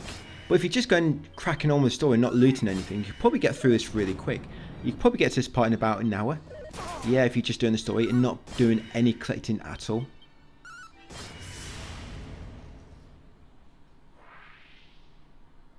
Such strength. So yeah, she's mesmerised by my strength. Don't tell her that I'm playing on easy difficulty. She doesn't need to know that. Right, so once you've showed off your abilities, yeah, so dragon defeated. You get that trophy for defeating the dragon, if it wasn't obvious. Much more cutscenes, and then you have to carry her all the way home.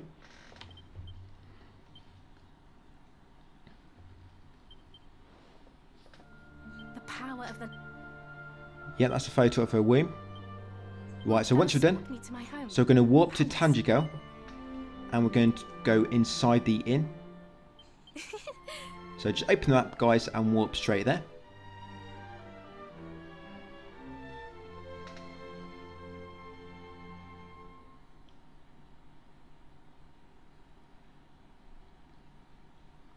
Do not forget to go in the inn. Very, very important. We are going to be farming some kills very shortly. Let's do what we need to do at the castle first, guys, and then head outside. Well, we're going to warp to Fairy Village, and that's where we're going to kill enemies. If you do want to farm anywhere else, remember, you're completely free to do so. I'm just normally doing it in where we're going to be going next in the story. If you want to warp somewhere else, do it where you get a bit more experience, or it might be a bit quicker. Yes, you can do so. So come into the inn. Very important. Come into the inn and choose to rest for one night with your companion. Don't ask me what I got up to, but you'll get a trophy at least, a night to remember. And then once you've got that trophy out of the way, you then want to go up to the castle, guys. As you approach it, there'll be a cutscene.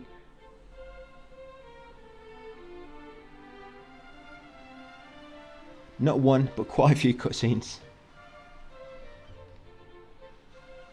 So I'm just going to skip past them with triangle. Hopefully I'm not spoiling too much either by skipping these cutscenes. So allow you to kind of absorb it all and read yourself.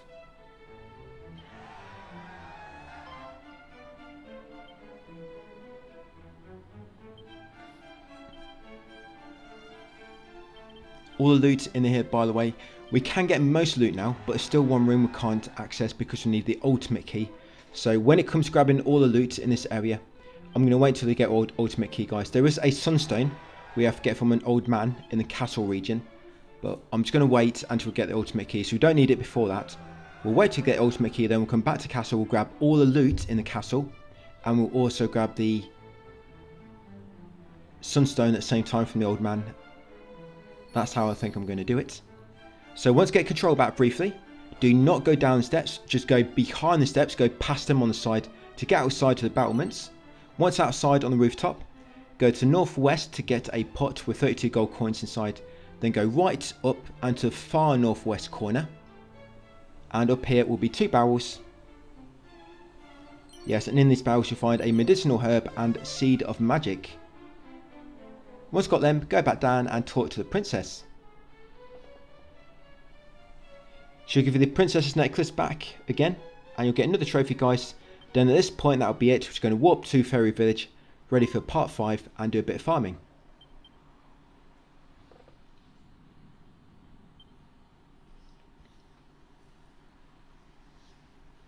Thou meanest to return. I had thought as... I forget the name of this trophy now. We'll find out in a second. What is it called? Thou must...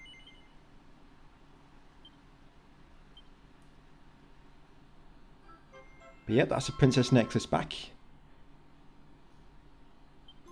Yeah, oh, there we go. Happy homecoming. That's all we needed. And of course, the advanced story. You have to come and bring it back eventually. You can actually advance the other part of the story, you know, going to Fairy Village and then to Galenholm. You can do all that and you can leave rescuing the princess until later. But I've just done it now, get out of the way. So going to warp to Fairy Village. Like I say, if you want to warp somewhere else, you can do. Fairy Village is our next stop. where we're going to begin in part 5. So I'm just going to do a bit of farming here. So as soon as I land, I'm going to go outside. I'm going to farm for 10 minutes, just like we did on the previous video. So 10 minutes of farming, guys. Once done 10 minutes of farming, go back into Fairy Village, trigger another autosave, and then that'll be it for part 4. You can warp around to a church if you want to make a hard save, and then just come back here afterwards. Or you can also try and make a quick save. But if you do use the quick save, just remember you can only have one. And when you load it, it'll get deleted. And also, because you can only have one, you can easily overwrite it with another quick save, but just keep that in mind. But if you want to be sure, just go back to a church and make a hard save, then come back here ready for part 5. So that's it pretty much. About 10 minutes I've been doing. I think I'm on just about 210 kills so far. So I still have 600 kills to go. Quite a few. But yeah, back into Fairy Village. And that'll be it for part 4 done, guys. So thank you for watching, and I'll see you on part 5 tomorrow. Hey, welcome to part 5 in the Fairy Village. We're going to grab the loot here finally, because now we've got a magic key, we can open the blue chest. So come over here, there'll be a hidden spot, just near this pond. In there you find a seed of magic. Follow the path up to the right to the blue chest, unlock it, to find a Tempest shield inside it. Then we're going to make our way east, open the pot outside the northeast house, to find a slippery sap, and then head inside here to the craft master. You'll get a cutscene where you're going to get a soul sigil, which are quite good. I think these are a new addition to these remakes. They allow you to kind of power up some of your spells, and they make some of your spells very, very strong, and they probably make EC a bit too easy, because a lot of these, to use a lot of the powered up spells, you have to be below 50% HP. And because on easy can't die, you can almost always use your powered up abilities. But you get a soul sigil, then you're going to talk to the craft master again. Because we've already got some of the key items, you should be able to get the moon sigil and the water one. If you're not able to get the moon and the water, then you've missed an item I picked up. But yeah, you get all 3 now: soul, moon and water. There's 2 more to get, but of course we'll do them a bit later.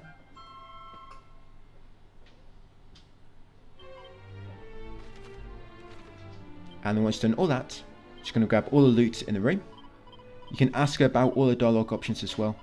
You don't have to, but there's an objective marker to do that. So if you just talk with her guys about sigils and ingredients, it'll just clear that objective marker. Stop it confusing you, thinking there's still a key event we need to do here. And all the loot. So in the northwest pot, you got magic water. In the northeast barrel, you got holy water ×2 and a mini medal. Yes, mini medal number 17 in the northeast barrel. And then in the southeast barrel is a full moon ring. And then once you're done, we're going to warp to Damdara. Once in Damdara, Zarlan should be here now. I'm going to talk to him and exhaust his dialogue. Sir Optinib, we meet again. Yeah, make sure you exhaust his dialogue. Then later on he'll move around once you get the ultimate key. Come inside this room behind him, this little building. Inside here, you're going to find the Demon Demeanor scroll in that northwest barrel. Grab that, and then grab mini medal number 18 in that northeast pot. Yeah, mini medal number 18. Once you've done that, you're going to use zoom and warp to the field of flowers.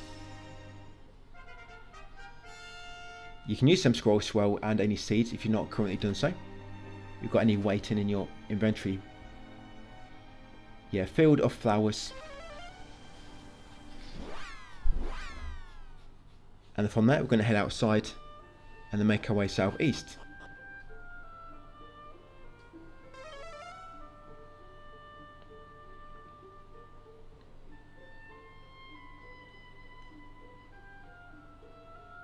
So when you do go southeast, when you do reach a citadel, ignore it for the time being and go to the forest to the north to find a sparking spot.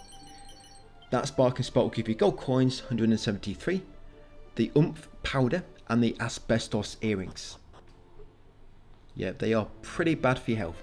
Once you come into Citadel, we're going to go left and loot these 2 chests first. You can't loot the green one, we can take the red and the blue. So in them, you're going to find Pirate King's Pendant and the Re-Heal Scroll. Once got them two, going to go to 2 northeast chests next. We'll loot the green ones later. In these ones, going to find a phantom mask and a sage's elixir ×1. Then once got them, going to go and talk to the monarch of medals in the middle, sat on his throne, and we get some rewards. Because at the moment we've got 18 medals, you're going to get, for handing all these in, like I say, 18 medals, you get the prayer ring, the scholar's specs, wild side scroll, which is really good, glombolero, you'll get dragon shield, and you'll also get the swallow tail. If you go and examine the bottom right bookcase, guys, in this room, it will tell you exactly what you get for every reward, pretty much. But some things we just acquired, which is quite good. The wild side scroll is a ability, but when you use it, it allows you to cast your turn twice for 3 turns in a row. So you waste 1 turn to use it, but you get 6 turns back in a way, which is really good. Glombolero, it halves all your MP usage, which is really good as well. So all your spells and abilities are going to cost half. Swallowtail is a stronger boomerang, which is great. We're going to equip that, does more damage to insects. So my current build, which I'm switching to slightly, guys, is my weapon will be Swallowtail. My shield will be the Orc shield. Head will be Madcap, because again that also decreases your MP usage. Armor, Glombolero, and then accessories will be Rabbit Tail and Forming Ring, basically to just increase my luck. You can equip something better if you want to. That works good for me on this difficulty. I'm going to exit the Citadel afterwards. I'm going to go east, get a sparkling spot where you get the iron armor and a ring of clarity. From that spot we're going to go south and then go east across a bridge and into the southern area of the map. When we go along here, we're going to enter Weirdwood. You can't actually progress in this area and to rescue the princess. I wouldn't say rescued her, but just got her in your pie, I believe. But we've done all that anyway. So coming to Weirdwood, you're going to go right, and then once you get in this screen, you're going to go back into previous screen and then come back again. You have to do this a few times, otherwise the cutscene will not trigger coming up. So you go right into the next screen, go back, and then come in here again. Like I say, you have to, I think you have to trigger like 5 screen transitions or so, and then you come left at the next path, then right at the next one, and you reach this clearing. When you reach this clearing, it'll trigger a cutscene. If the cutscene does not trigger, it's because you need to go in another room and then come back in again. Like I say, you need to trigger so many screen transitions for this to happen. When that cutscene happens, the mist will clear up and you'll now be able to see the map. So before we go through the north exit, we're going to grab all the loot. So go northwest. In this chest you'll find gold coins times 1,409. So they're all those gold coins. Next up we'll go to the southwest chest, where we're going to find slippery sap times 2.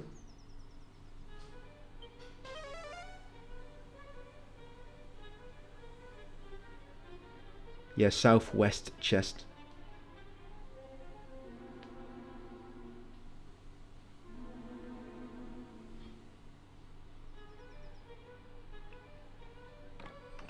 So slippery sap times 2. From there, go north. And this next chest to the northwest will have a siren sword. Or siren sword.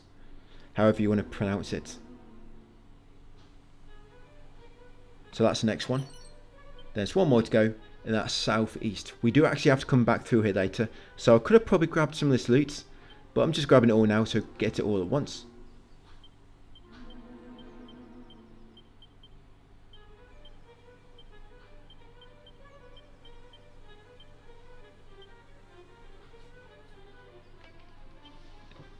A lot of these equipment, by the way, which you can use as items in battle. Yeah, some of these weapons you find, you can use them to like cast confusion on enemies, or to like, there's one which casts a tornado. For the most part, they don't really do too much damage, but I think you do get one later which is quite strong. So, like I say, the final chest is to the southeast, and it's going to have a mini medal inside. This one should be mini medal number 19. And by the way, I've got Dragon Quest 1 all routed now. If you look in the text guide, it's all pretty much done.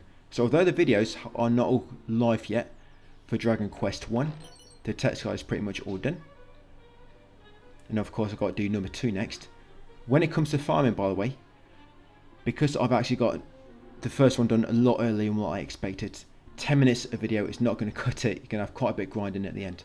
So I didn't have a chance to do it here, but I advise, if you are doing grinding when I advise it, grind for 15 minutes, not 10. Because otherwise you're going to have quite a lot left at the end.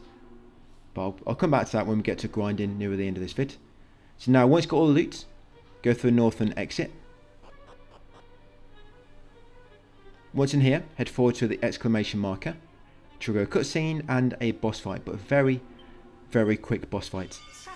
You got 3 mirage enemies, but they go down quite quick.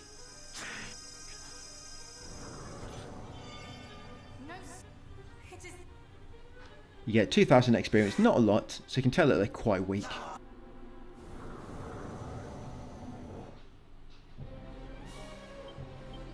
So just use your boomerang on these. I don't think they have a weakness. Or maybe they do, but when I used it, it didn't seem to do much damage. You know, boomerang was better, so you hit all 3 enemies at once. Yeah, you can see that they go down pretty quickly. But after this, there'll be a cutscene. We get control back in the forest. Sorry, not the forest, in the fairy village. This is what I mean by you have to come back here later.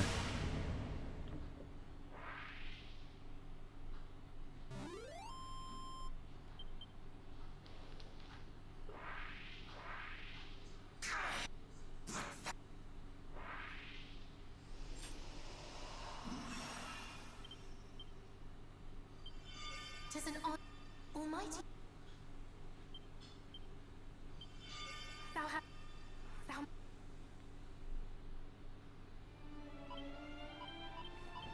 Yeah, but after the cutscene, you have to talk to 4 fairies in order for the boss to let you in. So the fairies you want to talk to, you want to talk to at least 2 in the middle. Daydreamer, talk to Daydreamer, talk to Arm Twister, talk to Record Keeper, just across the log. Then come in here and talk to the Craftsman. That's all you need to talk to them for. So Daydreamer, Record Creamer, Arm Twister, and the Craftmaster. Yeah, because I did actually reload this a few times to find out exactly one. And then 4, I got it to a point where one of them would always trigger the boss to let me in. So I knew it was them 4. So then that's just kind of how I figured it out. But once you can do, come in here and talk to the boss. So like I say, talk to the 4 fairies first. Come in here, talk to the boss. Get through a cutscene. Then after this cutscene, we're going to use zoom.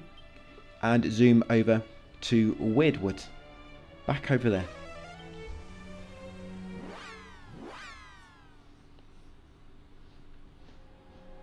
Once at Weirdwood, you now want to go through the northeast exit.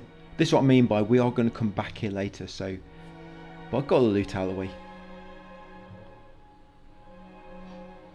And in part 6, by the way, we're going to get the ultimate key finally.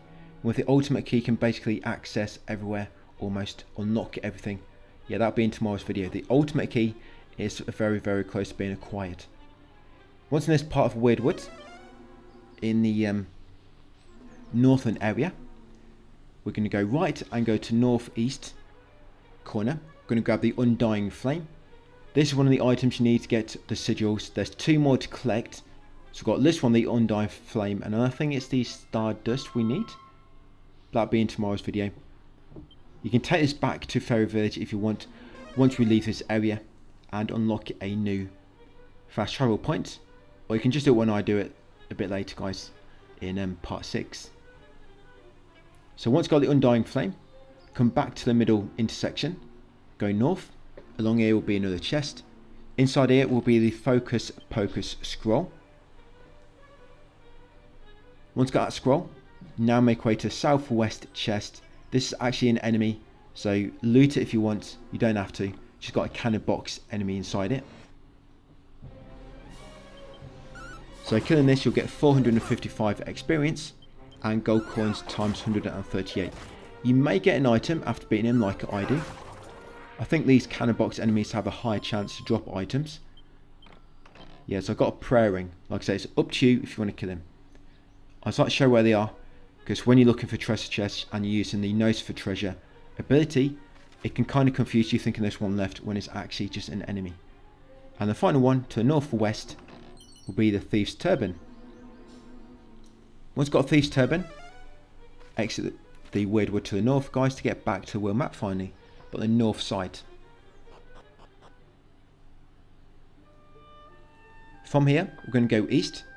We're going to go across a bridge and into the Wayfarer's Inn just to unlock it as a fast travel option, so we can get back here a bit quicker later. So just in here, guys, I'm going to exit. There's a bit of loot in here, but I'm going to wait until we got the ultimate key so we can access all the loot. So just go inside and then come back out. That's all you need to do. Now go back across the bridge and follow the path to the northeast. Going to make our way to Galenholm next. I think this is the final town we come across. There's still one or two more areas, but I think this is the final town. So grab that strong medicine and the seed of defense from that sparkling spot in the forest. Continue northeast, and this should take us all the way around to Galenholm. Yeah, unfortunately, there's no like shortcut at the back of Galenholm. If you warp to Galenholm and you want to get anywhere else, you have to go all the way back around the river like we're going now. Yeah, it's a long way back. This is why I made that quick stop off in the Wayfarer's Inn, just to unlock a fast travel point. Before we go into Galenholm, by the way, there is a sparkling spot to the east of it. Just going to use all them scrolls and seeds I've built up so far. There's going to be a boss when we come in here, but it goes down really quick on easy difficulty at least. At least you can see when I'm doing this, you can find out what spell works really well on him. We're going to use a powered up spell. You'll find out exactly how strong they can be.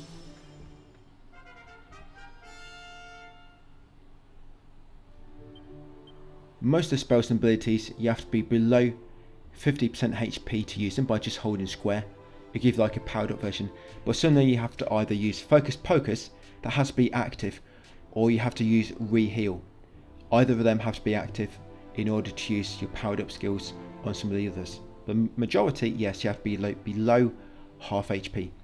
So over here to the east, yes, of Galenholm, it's a secret spot. Quite, not a secret spot, but a sparkling spot. Quite difficult to see that one. That's why I briefly showed the map. So in there you'll find gold coins times 613, a light shield and a edged boomerang. And then you enter Galenholm from the north. So like I say, once you come inside, there'll be a cutscene and you've got a boss. This will be the golem. So the Gust / ability works really well. But if you use Wild Side first, like I say, you'll get a few extra turns. So use Wild Side, then if you're below half HP, hold square to do a powered up attack. So that one did a bit low. So it does do more damage. It's because he cast a barrier on himself, but it only lasts for one turn. So again, look at that, 329. And you know when you do damage, and the number is either red or silver or blue. When it's red, that means they're weak to that element or attack. When it's silver, I think that just means it's default standard. They've just got basic resistance. And when it's blue, that means they've got higher resistance, I believe. So blue means they're strong to it, silver means they're normal to it, and red means they're weak to it. So I'm just going to keep spamming that move, guys. So Gust Slash, I'm holding square, power it up, and look how quick he dies. On my first play doing this, I didn't really know what I was doing, and it took me ages, so I just kept using my normal attacks. They'll give you 8,000 experience, 800 gold, and a die armament ×1. And if you reach level 30, like I just did, you'll learn the Gust's skill. And then you've got a little cutscene. Get a trophy as well for doing that. Stone Cold Killer. Now we're not going to explore Galenholm yet, we'll do it a bit later. Because story will bring you back here quite a few times, so we'll just do the exploration later.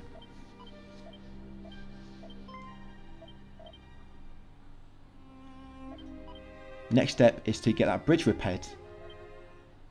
So once we get control back, we're going to warp to the Cave of Dwarfs. Yes, use zoom and zoom on over there. Cave of the Dwarfs. When you do spawn in, before you talk to the dwarf with the exclamation mark, do not talk to him yet. First, now you've got a magic key, come this northeast room and open 2 chests inside to get a strength ring and a tectonic plate. Strength ring and a tectonic plate. Once you've got them, go back to the dwarf guys with the exclamation mark and talk with him. Now you automatically get sent back to Galenholm, and now we're going to loot Galenholm.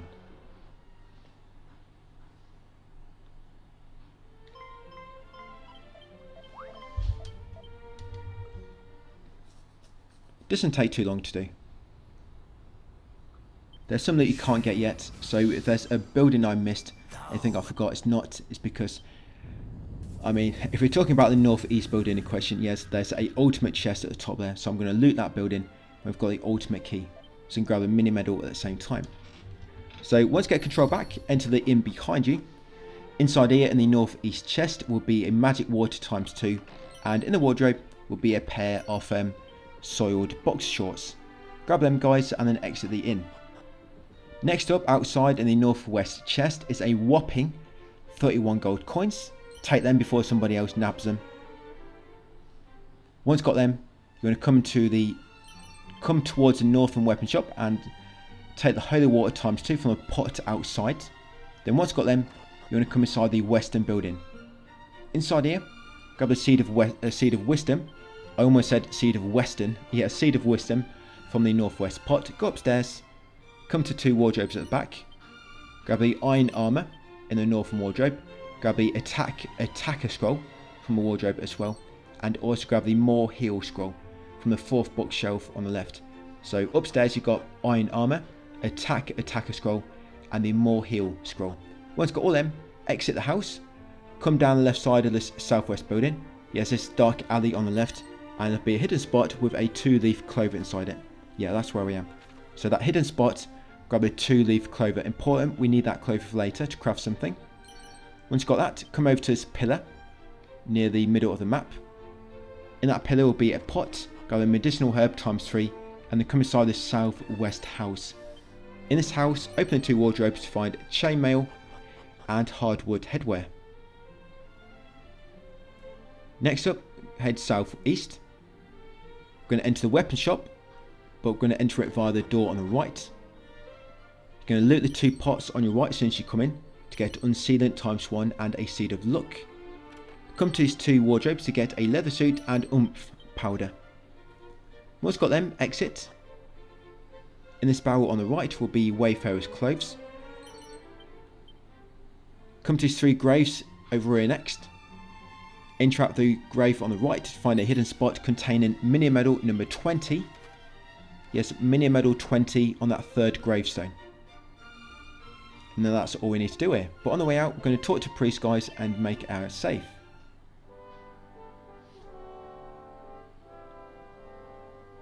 I haven't made a save game for quite a while, have I?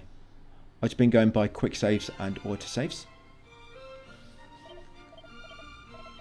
So once saved the game, we're now going to warp. Well, so we need to leave first because this cutscene triggers automatically when you try to leave. So just try to leave, get through the cutscene, and we're going to use zoom and warp to Damdara. Now we're going to farm kills for 10 minutes. If you want to farm kills somewhere else, you can do. I'm going to do it here. So Damdara is going to head outside. We have to start from this area afterwards anyway, after the farming. So 10 minutes guys, just like normal. Use whistle, kill the enemies, use whistle, kill the enemies, use whistle, kill the enemies, and just keep doing that. That's it, like I say, for 10 minutes. Then from here, we're going to make our way to the Weeping Isle. This will be the last dungeon we need to do before we can get the ultimate key. There'll be a few bosses. This will be the kind of last dungeon before the ultimate key. So yeah, very, very close to obtaining it. I think Dragon Quest 2 is very similar. You need to get like 3 keys to access everywhere.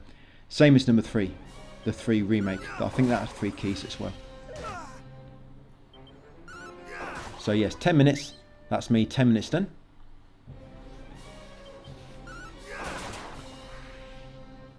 And I'll just show you my info quickly.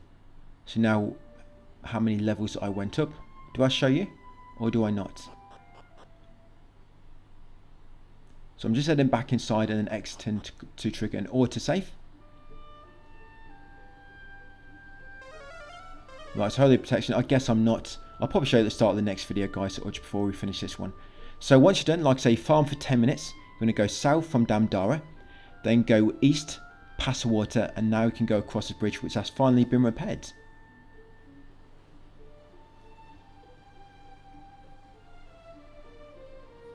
You couldn't come across it earlier, so it's broken, but yes, it's been repaired now. Then once you go across the bridge, go north slightly and then go west to that secret spot you might have seen at the back of my screen a few moments ago.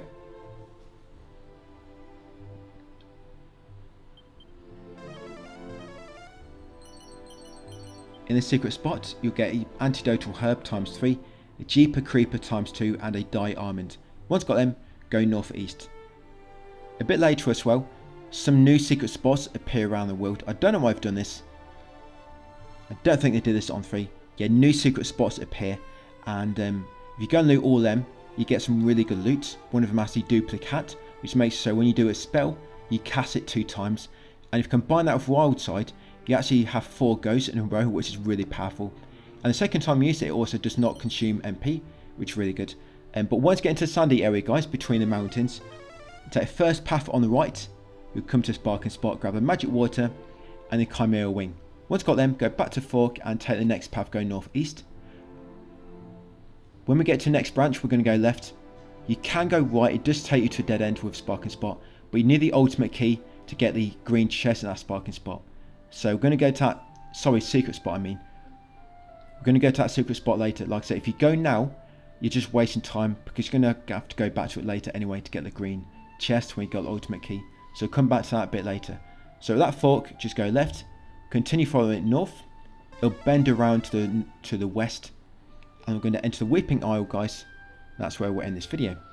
Yeah, so start off part 6 with a dungeon. A dungeon which we'll be returning to later once you get the ultimate key. So I say Weeping Isle, and that'll be it for part 5, guys. So thanks for watching, and I'll see you on part 6 tomorrow. Hey, welcome back to part 6 of my Dragon Quest 1 Remake complete walkthrough. We're doing 1 first, of course, and 2 will be coming afterwards once 1 is complete.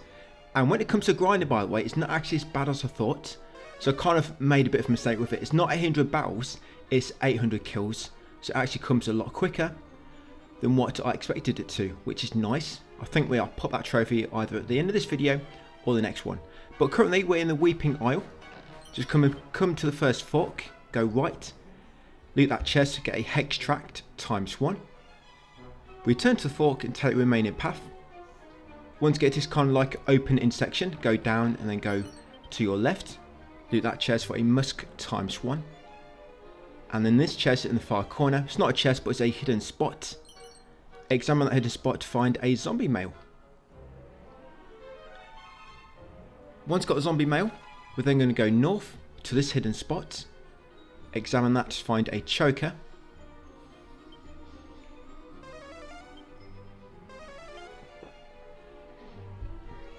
It is here, just kind of forgot the exact spot. Yeah, there it is. So, a choker. And there's 1 more item to grab in this area, and that's a mini medal in this northwest chest. Mini medal number 21 out of 40. Then once you've done so, we are going to go down the western steps. When it comes to Dragon Quest 2, by the way, so I've made quite a lot of ground in my route for that, we're not going to go for a true 100%. We're going to do everything related to trophies, but I'm not going to grab everything just because there's so many items on Dragon Quest 2. So I'm just going to grab anything of importance, and like I say, anything that's going to be needed for platinum. But on this floor, I loot that chest in the centre. Got 4,452 gold coins. We're going to continue along the next path. There'll be a cutscene. And then we'll get to level 1, which we're currently on now. On level 1, you'll find coagulant ×2 in this northeast chest. Once got that, come back to the fork, take the lower path and follow it to the right to get to the exterior. We do need to come back to this area, so we think I've left a lot of chests. Don't worry, because at some point you'll have to come back here.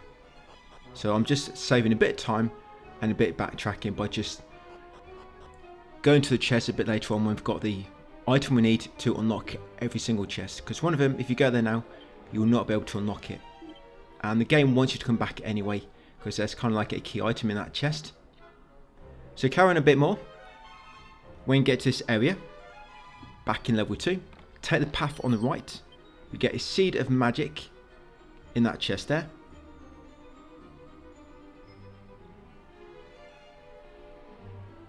They're going to come down this exit here. Sorry, that's a mini medal. Apologies. No, mini medal was in that chest. Number 22 of 40. Once got that mini medal, we went south back to the exterior and we just avoided that path going north. That doorway there, it takes you to a bunch of chests, but like I say, some of them you can't open yet. So we're going to be coming back here later.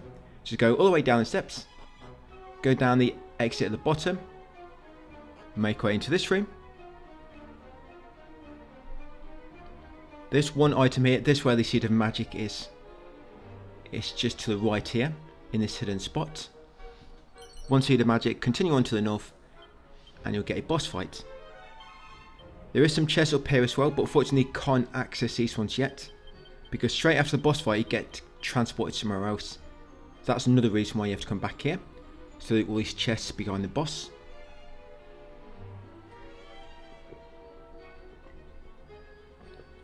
For this one, you've got 6 dragonflies. They're not too difficult.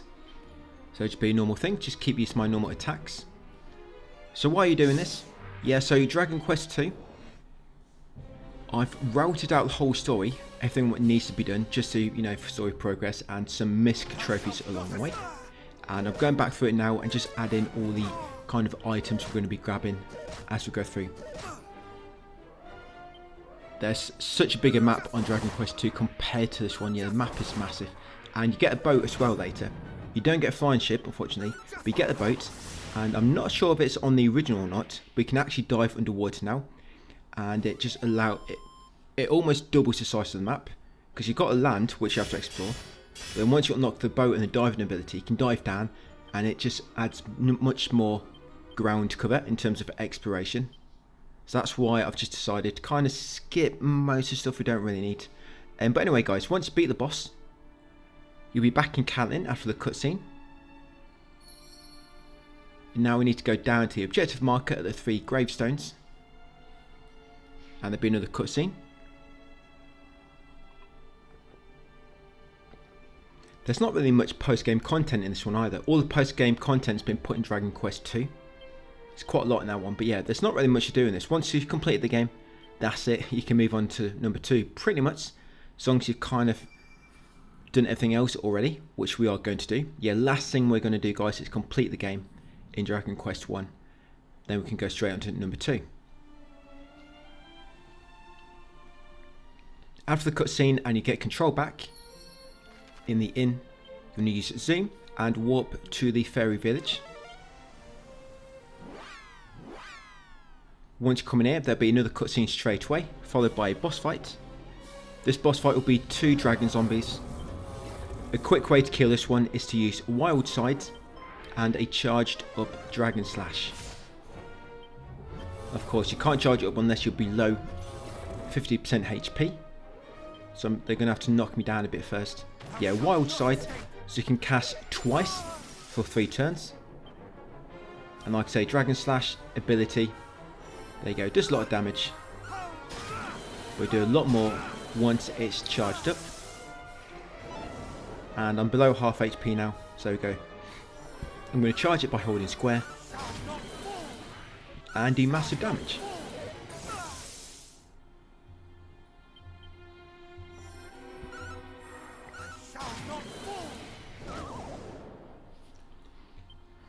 After this, there'll be another cutscene, and we're going to use zoom and warp to coal. We are pretty much going to get the ultimate key very, very shortly. With that, we can unlock every single chest in the world, and also unlock all the cell areas. You get the keys quite early in this game. What are we, 5 videos in, 2.5 hours? On Dragon Quest 2, the ultimate key comes right at the end. And the gap between the thief key and the magic key is a very long gap as well, just in terms of story progress you have to make between them, because one kind of comes near the start, then 3 and 4 come near the end. So there's going to be a bunch of cutscenes after that fight. Like I say, you get the ultimate key, but not yet. We need to go to coal first. So after that cutscene, warp to coal. K-O-L. Once you spawn in, head north to the well in the centre of the town. It'll trigger another cutscene. We're going to fight Spiketail, and once you beat Spiketail, that's when we get the ultimate key. Spiketail is going to give you a lot of experience, When you beat him, he gives you 15,000. If you want to kill him quickly, you want to use Wild Side and charge up Dragon Slash to deal big damage to him. Yep, so Wild Side and charge up Dragon Slash if you can. Thou shalt not escape.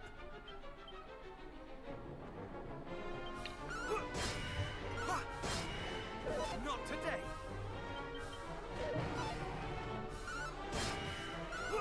I mean, it's not massive damage, is it? Because there'll be some skills later, you'll be doing like 800 damage. So 100 at the moment doesn't really seem that great.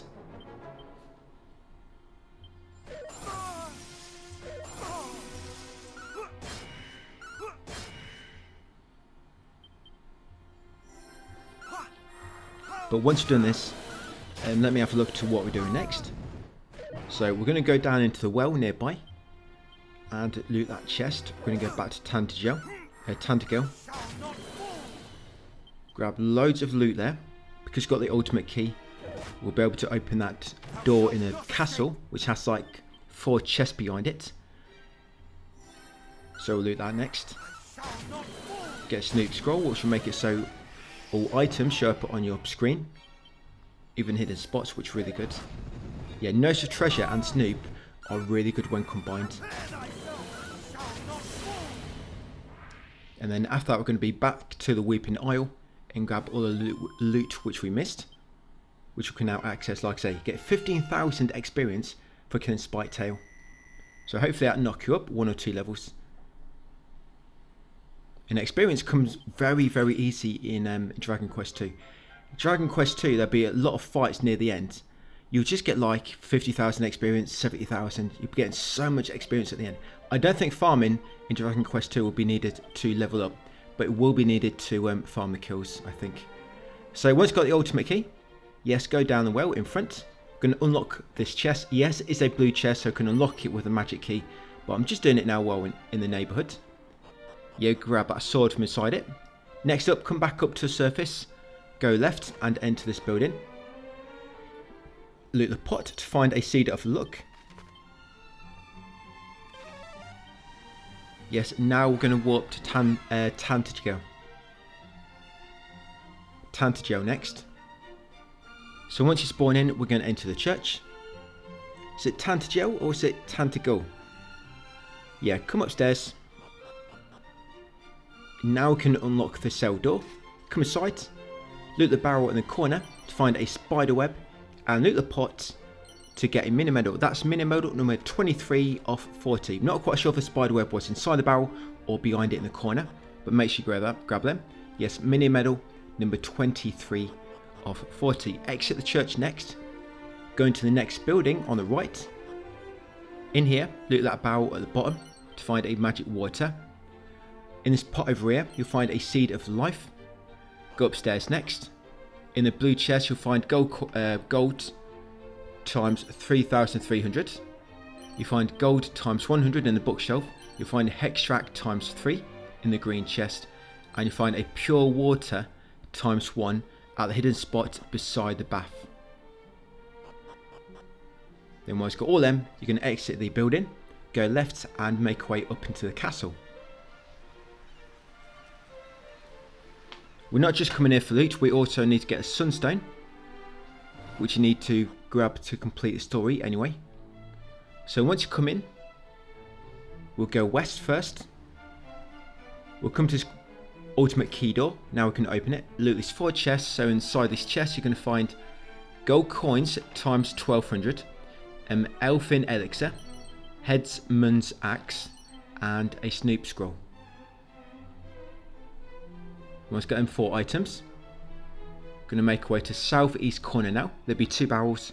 In them barrels we're going to get a Seed of Agility and a prayer ring.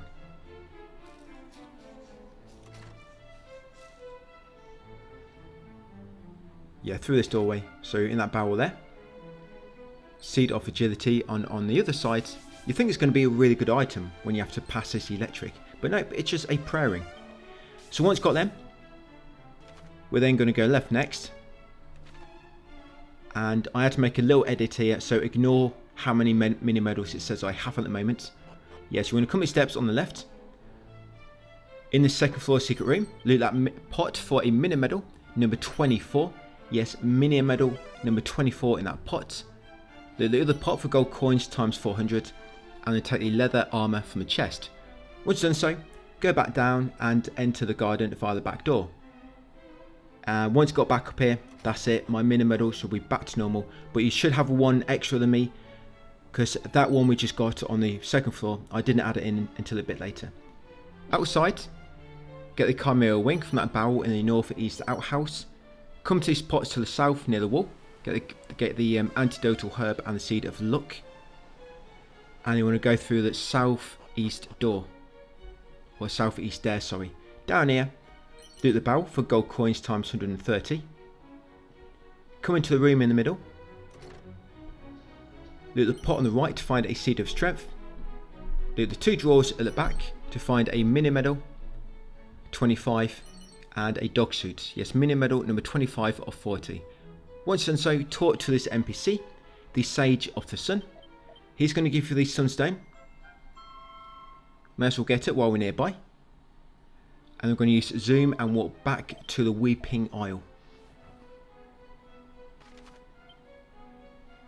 Yeah, so I've got quite a bit of ground to cover in this video. Quite a few places I walked to, just clear up some loot we can now access. For of course mini medals. Yes, mainly for mini medals. Same in Dragon Quest 2. When we do get keys and we can kind of unlock loads of new chests and whatnot, I'm only going to go back to chests which have like a mini medal inside them or something we really need. And anything else I'll just grab it if it's nearby. But I'm not going to go out my way for items we don't need, like I have done in this one. So once in the Weeping Isle, yes, just follow my lead. We are making our way back outside pretty much to the exterior. Just going to use up all these seeds, increase my luck and my stats a bit more.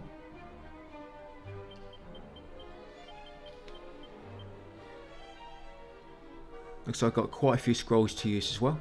3 scroll set, attack, attacker, Snoop Dogg scroll, and what's the other one?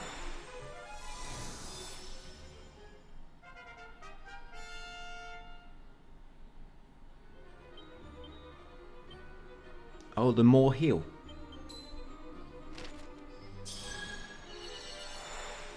Because on number 2 as well, there's 3 extra party members. Yeah, altogether in number 2 you have 4 party members altogether.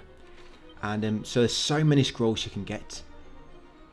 So, I mean, I don't want to be getting everyone, because you only have to learn one skill one time. You don't have to like grab every single scroll and learn it. You just have to learn each spell or ability one time by somebody.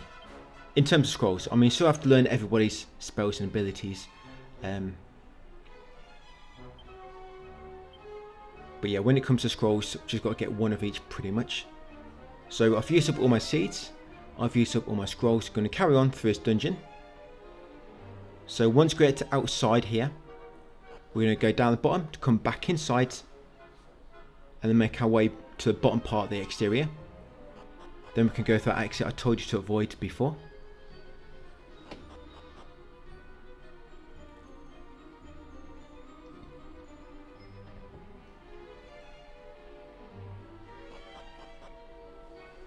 So this doorway up here, we ran past it before, but now we want to take it. So go north through that exit, follow it to the left.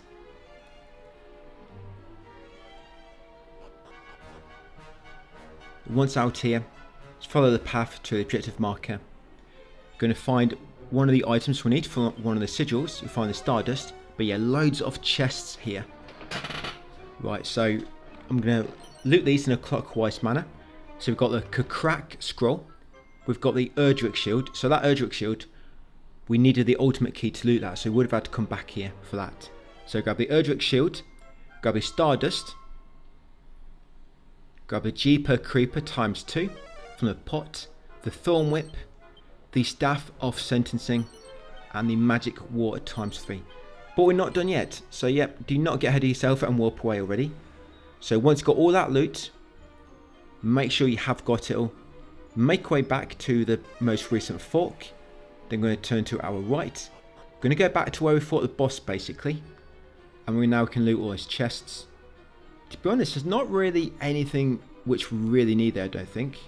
There's no mini medals, there's no scrolls.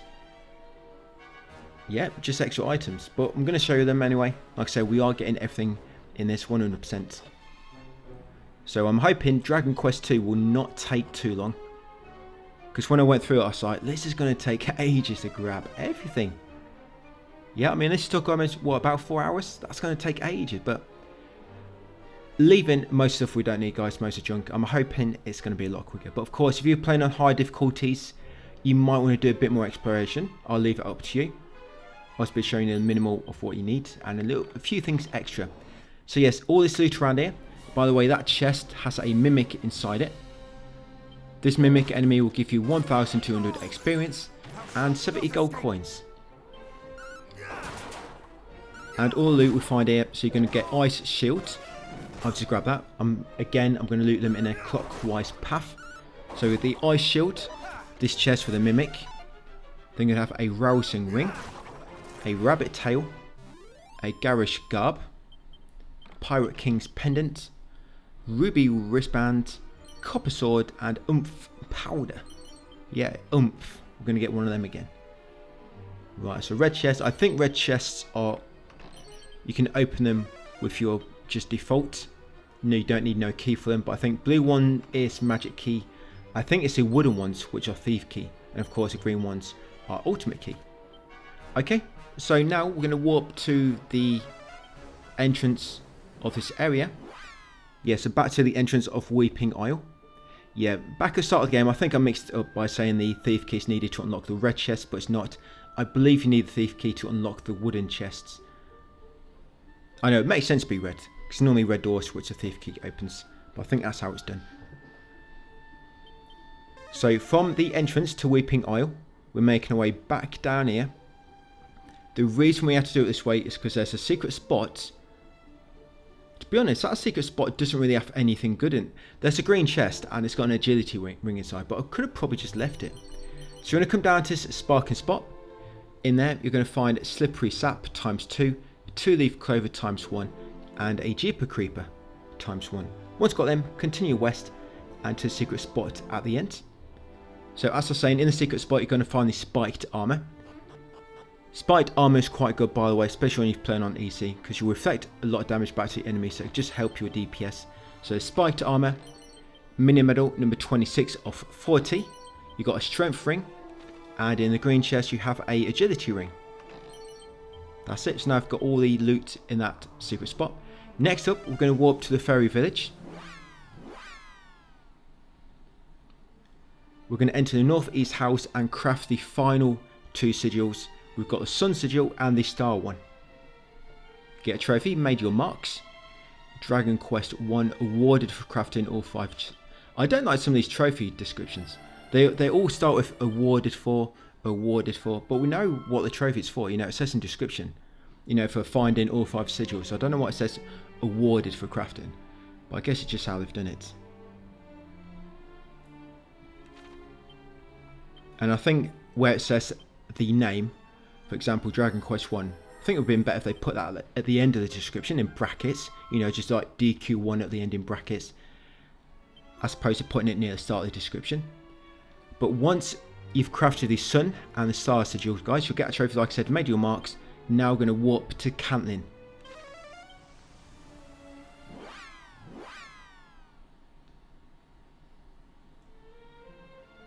So once you warp to Galenholm, you want to come south. We're going to talk to Galen, because now I've got the ultimate key, should appear on this bridge, providing spoke to him at the other areas. So I think, where is it? It's the Forgotten Ruins, Nameless Ruins, and Damdara. This is next spot. So exhaust this dialogue, guys, Galen, on that bridge. Once done so, you want to enter the northeast building, because now I've got ultimate key, you can loot this chest. So come inside, go upstairs. Maybe now my mini medals are back to normal. So this chest here should have mini medal number 27 inside it.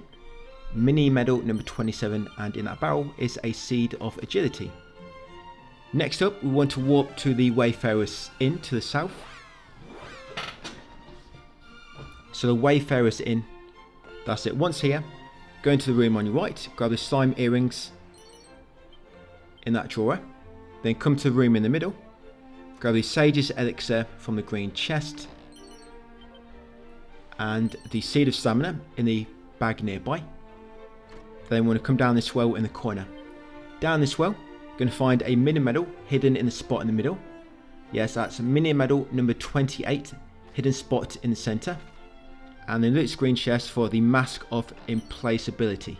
And my mini medals are not quite fixed yet, so it still says 27, but that should have been 28, like I say.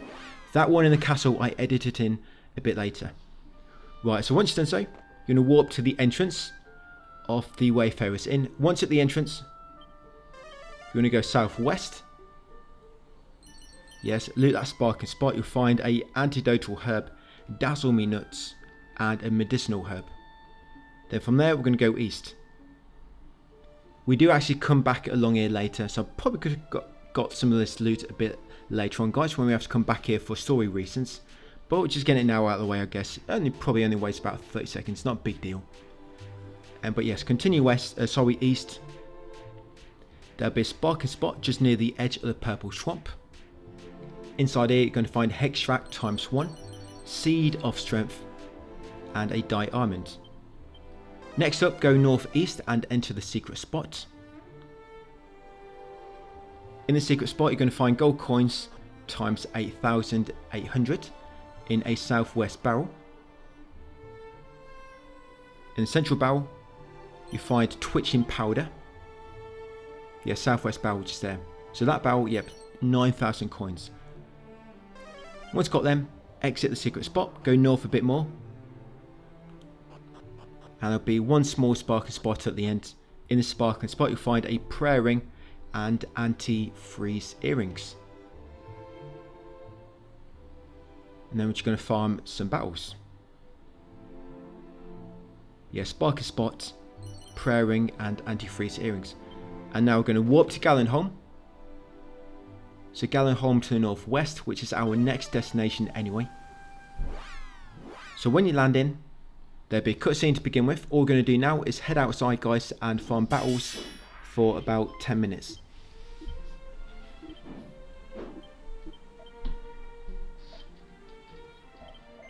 I'm going to farm for 10 minutes. I'm going to come back inside and save my game at the Nun.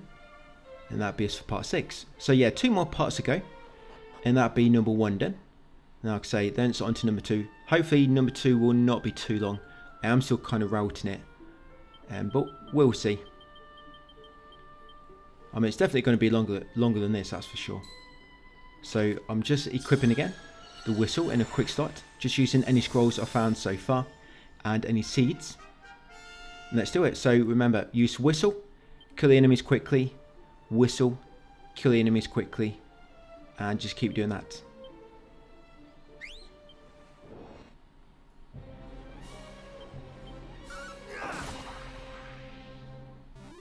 That's it, just keep doing that. And then, like I say, once done this for 10 minutes, we're going to head back inside. You probably won't go up too many levels. You can go somewhere else if you want to, you know, if you do want to get more experience. But you really don't need to on this game, unless playing on a high difficulty. But I'll leave that up to you. So once you've done so, yes, 10 minutes worth. I think we've just got one more battle to do. And then head back in. I've been timing myself on my phone actually with a timer. So I'm going to head back inside. Go to Nun at the end of the bridge and save my game. Because next up, we're going to go in that building nearby and make our way down to the grave of Galen. Now that we've got the ultimate key, we can access it properly. There you go. Finally, about time I made a manual save. It's been quite a while. 3 hours 30 so far, but that's with the grinding as well included on that. So that'll be it, guys, for part 6. Thanks for watching, and I'll see you on part 7 tomorrow. Hey, welcome to part 7 of my Dragon Quest 1/2 HD 2D Remake Platinum Guide. We're in Galenholm. I'm just showing you my info after that bit of grinding we did. And so from here, we're going to head down into the grave of Galen. So head into this building nearby, guys, into the dock warehouse. We're going to go left. And we can enter this room now. At the back here in the drawers, so you'll find a ring of clarity and the catsuit in the wardrobe. Ring of Clarity and the Catsuit. Once got them, come to store on the far left, into the passage. Going to go along here and take the fire stairs leading down to the grave of Galen. Yeah, so with the ultimate key you can now go deeper down into the grave. Normally you could only explore his top floor. I mean, we have been here already. We came here earlier, remember, to get the whistle ability.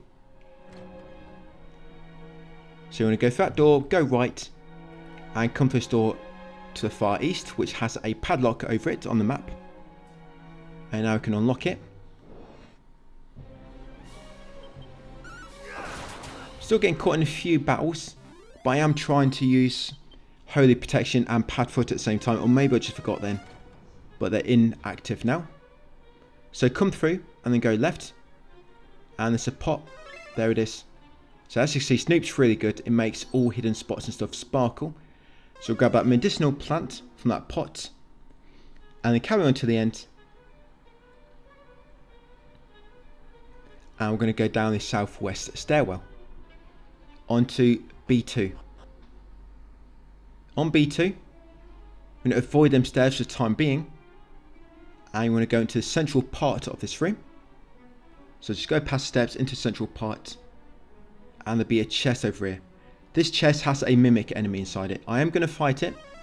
I don't quite know why. I'm not going to be fighting these chests which have enemies inside on Dragon Quest 2, so enjoy it now while you can. Yeah, it's pretty much no good reason for why you should actually kill these. I mean, they're put as a kind of like booby trap, aren't they? You know, if you don't use peep or if you're not using a guide. Yeah, but when you are using a guide, there's literally no reason we should be killing these. And when they do drop something, it's not even like fixed. They can randomly drop something. But it's not normally anything really good anyway. But yeah, I'm just showing you where all the chests are at the moment.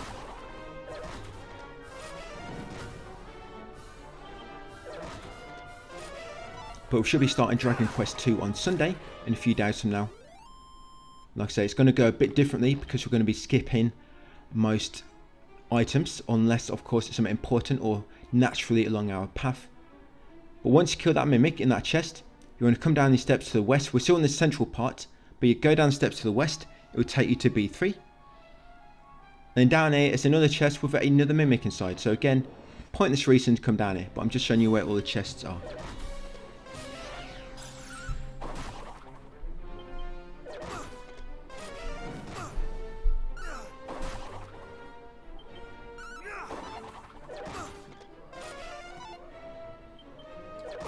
Once this one's dead, we're going to go back up to B2.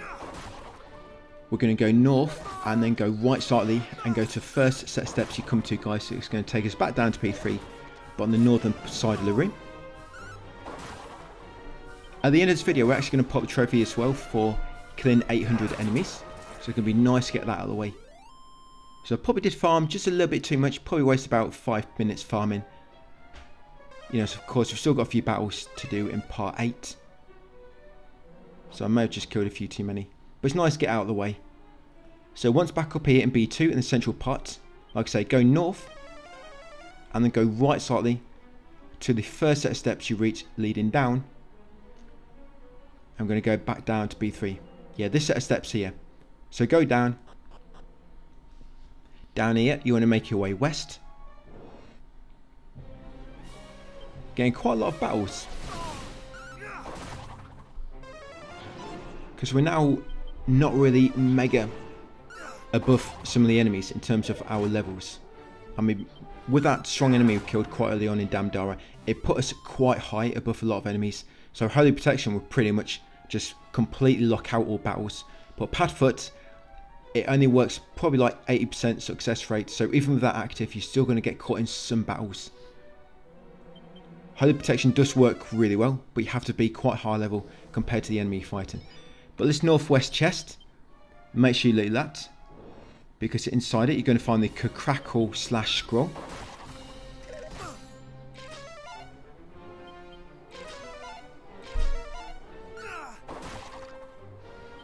Crackle /. Then from there we're going to follow the southern path around the room and make our way towards the southeast stairs. We're going to grab a few items beside them before we go down the stairs. So yes, from that chest we just looted, come south, and then go east. There'll be 2 pots.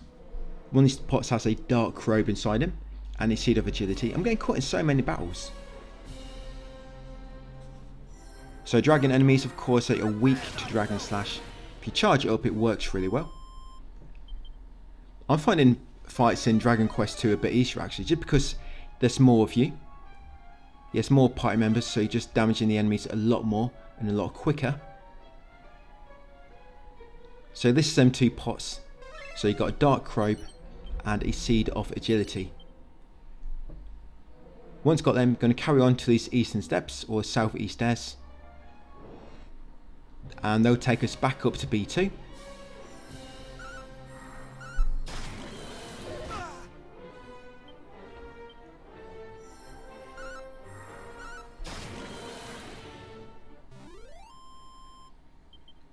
I don't even think there's a boss fight in this dungeon, if I'm honest. I'm looking at the text guide, I can't see any boss on there. So once back at B2, you're going to go west. And there'll be 2 pots just to your left, just there side by side. So you're going to get a seed of life and a seed of stamina from the 2 pots. Continue west to southwest stairs, but do not go down them yet. From the stairs go north, you'll find 2 barrels.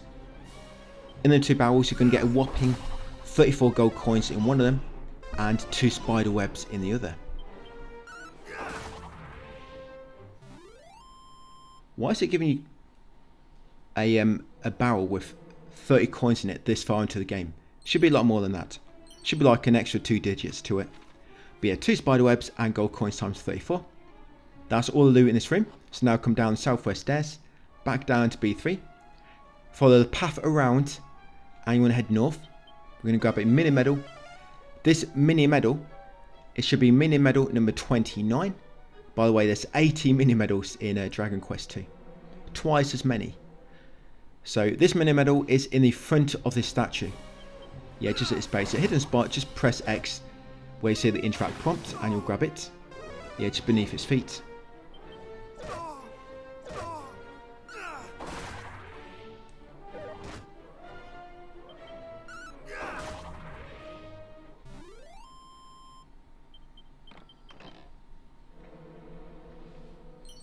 Yeah, mini medal number 29. So continue north, go down the northern steps.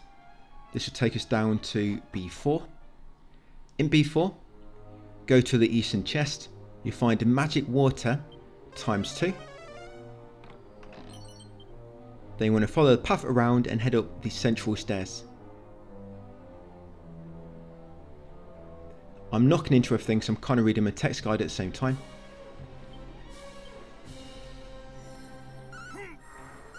So we're almost on this dungeon. The next floor's got the key item we need, and we can warp out and continue on with the next part of the story.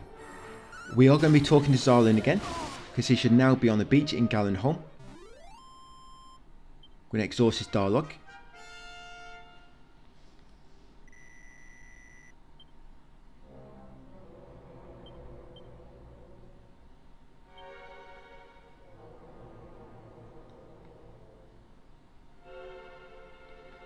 Yeah, central spiral stairs. Go up them.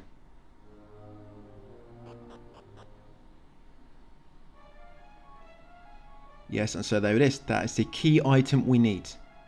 So grab that key item. Once you have it, there'll be a cutscene. We're going to use zoom. We're going to warp to the entrance of Galenholm. Or you can use evac. You can use zoom or evac. Don't really matter. With zoom, of course, you can either select it and hold triangle, but evac will always take you straight to the entrance of where you currently are. So go back into Galenholm afterwards. Like I say, we need to talk to Zarlin, who should now be on the beach. So there she is. Talk to Zarlin, exhaust his dialogue, and then after that we're going to use zoom and warp to the fairy village.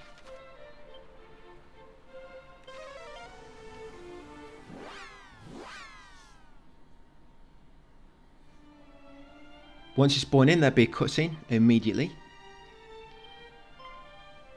Then after this cutscene, we're going to warp to the Shrine of Rain. Look after me.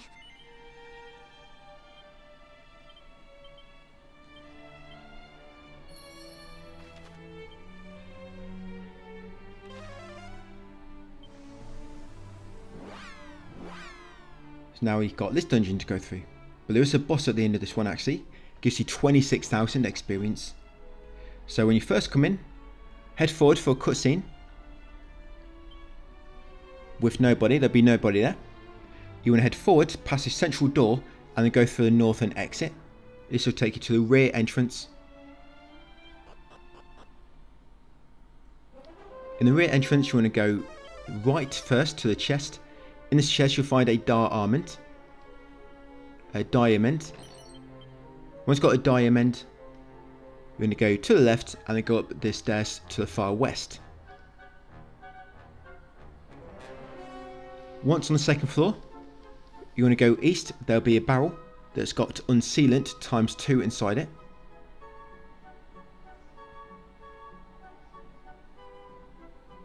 That barrel which is beneath the steps. Then you want to go up the spiral stairs next. Take us up to the third floor. Up here in the northeast barrel, just near where you come up the stairs, in the barrel behind him, it's going to be a mini medal. That's medal number 30 of 40. Of course, got caught in a barrel and I've spelt this wrong. Instead of oomph powder, I've put Omo powder in my text guide. Let me just fix that quickly. So I'm going to take out these punks, 2 clouds and a golem. A very, very strange group of enemies to be fighting. 2 clouds and a golem. So once they're dead, we're now going to go left. The oomph powder will be in the western chest. Probably don't really need to come over here just for them. But once you've got it, we're going to go back to the east. We're going to go up the southeast stairs. The stairs leading upwards, like I said, we're going to go up. So there are 2 sets of stairs there, but the up is a key point, kind of gives a big hint of what one I want you to go up. So once here, on the 4th floor, examine this hidden spot in that square tile to yourself to find a seed of life. Once you've got a seed of life, you want to go west. And this pot beneath the stairs, one pot will have a seed of strength. The other pot will have gold coins ×436. Once you've got them, you're going to go up the nearby western steps. Up here, on the final floor, floor 5, first go south. And there'll be 2 pots. In these 2 western pots, there'll be pure water and a seed of defense. And then from them, I go back northwest and I take that path, because that leads you to more loot than what this one would take if we keep going in this direction. We just end up having to loop back around and then come back again. So continue south. Yeah, these 2 pots, so like I say, pure water and seed of defense. So once got them, go back on yourself slightly and then make your way to the northeast corner. In the northeast corner, you're going to find a pot with a seed of luck inside it. And there'll also be a northeast chest. Yep, so that pot has a seed of luck. Sorry, it's a eastern chest, not northeast, eastern. So once you loot that pot, carry on south, and this eastern chest here will have a full moon ring. And the second eastern chest, yes, will have special medicine ×2.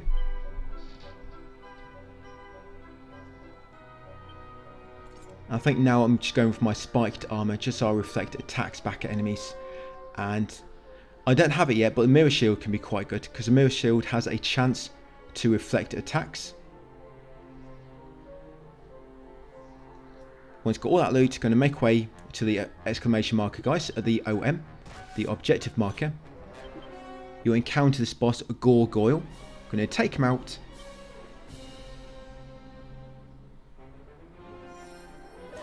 Not today. So some of the attacks, which is kind of weak to, they don't seem to be doing much damage, because they're quite weak abilities, I think. Saying that, Demon Demeanor, let's see how good that is on him. When it's powered up. Not too great, but I guess it's almost double the damage that my Boomerang is doing. So if you want to kill him quickly, yes, you can use Wild Side along with Demon Demeanor. Providing, of course, you're playing on easy. Unless you're not doing that, you probably have to switch up your build slightly to incorporate some healing in there. and with my spells. So some of your spells can do a lot of damage. Your lightning spells especially. Like I say, once he's dead, you get 26,000 experience, and if you reach level 35, you unlock a new spell, which is Kazap, which is very, very strong. Not today.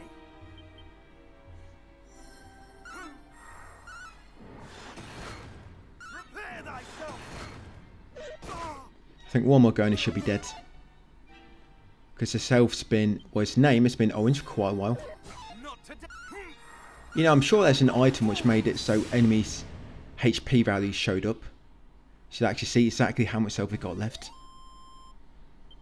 So there you go, 26,000 experience and 8,000 gold. Kazap, that's for reaching level 35. So once you beat him, we're going to enter the room in front, the shrine in front. You'll go in automatically. But once you get control back after the cutscene, it's going to pop back outside and get a mini medal around to the left. And then we're going to walk back to the entrance. Because the Sage of Rain is now at the base of the Shrine of Rain. And we can have a bit of a chat to him.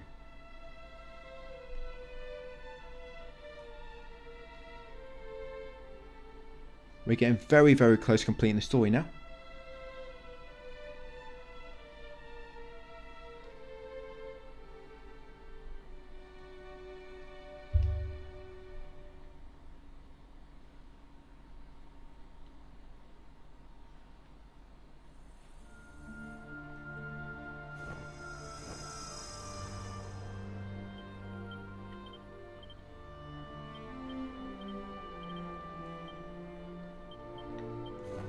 Just make sure, guys, before you warp, you get this mini medal first. Otherwise, you're going to have to come all the way back up here just to get it.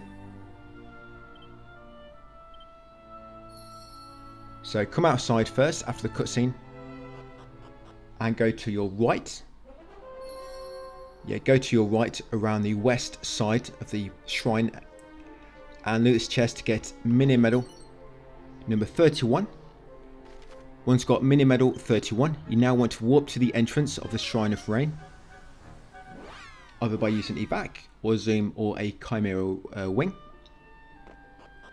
Go back inside and, like I say, now go forward and you'll trigger a cutscene with the Sage of Rain. There she is. Just approach him and chat with him by pressing X. You get the Staff of Rain now as well for doing this.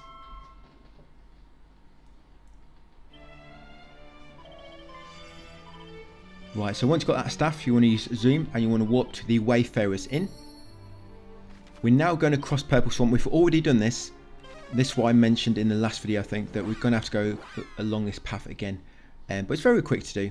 So warp to the Wayfarer's Inn, like I say, to the south, exit, and then want to go east.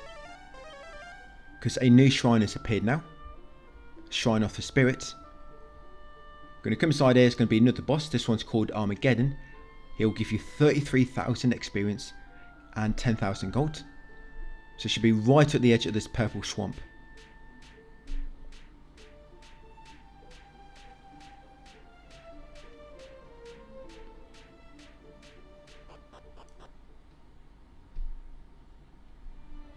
And this is it, the Shrine of the Spirits. When you first come in, there'll be a brief cutscene where you get some text on screen. On the left will be a medal hidden in the floor. So just around here, you can use Snoop if you want to see where it is. So that medal hidden in the floor, that should be medal number 32. Once got the medal, now go up the steps in the middle. You come to this portal. There's an item hidden behind this throne, but first you have to defeat this boss. So he is Armageddon. Undead Undoer will do the most damage, I believe, if it's charged up. So I'm going to use Wild Side first, just so I do more attacks per turn. And like I say, Undead Undoer. I can't charge up yet until I'm below half HP.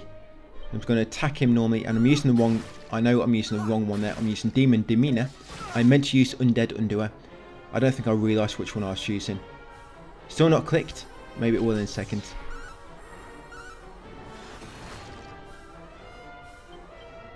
There you go. I mean, he is technically What is he, a demon, or is he considered undead? Yeah, I guess he's undead. He's a skeleton. That's why undead undoer does more damage.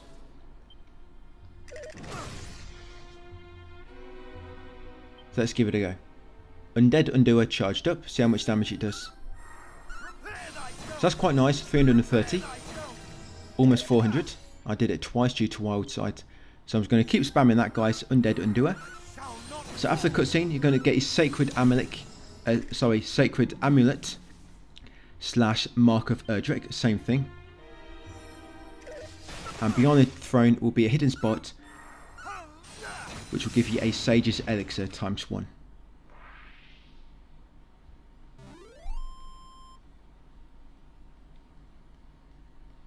Armageddon is defeated.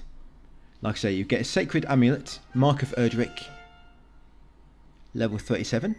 You get the last spell / ability, by the way, at level 40. So you have to get all the scrolls, which you can find around the world, but you also have to reach level 40 in order to learn all the spells and abilities. Hello? Ah, I'm Hello. That's... It's a sin. And you... Now that... So get a move.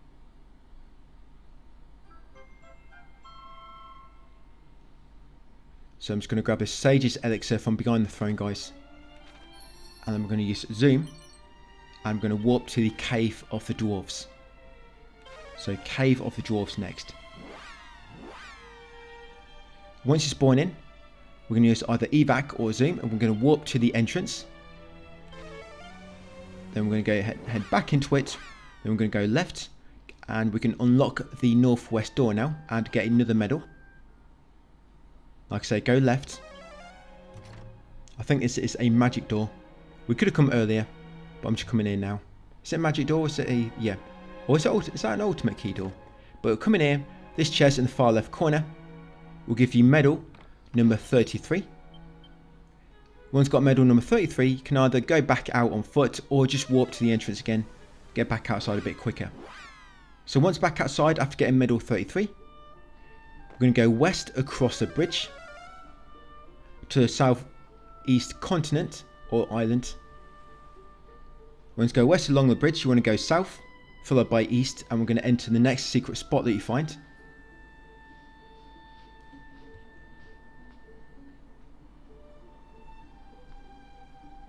In the secret spot, you can find a agility gillet.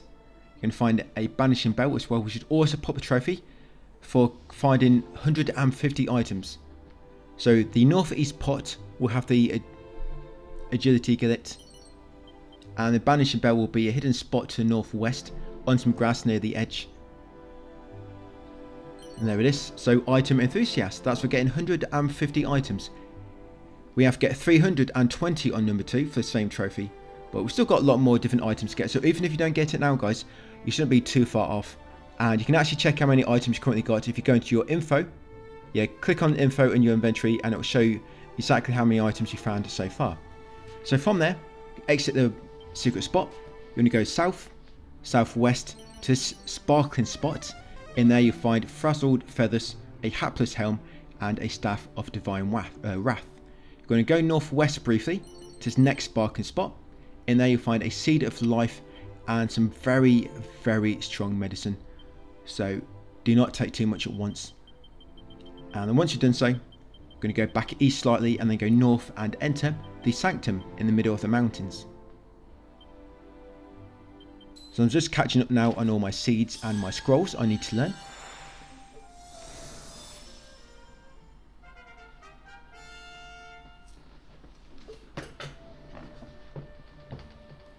Once in the sanctum, there's going to be another medal.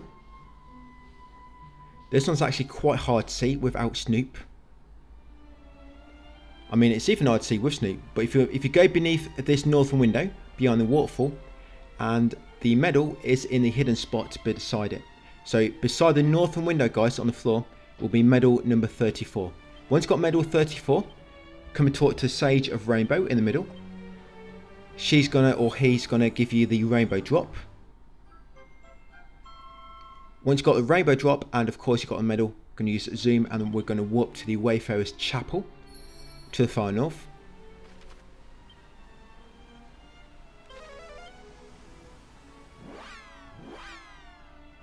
From here, we're going to loot the eastern pot, because now we can unlock this door.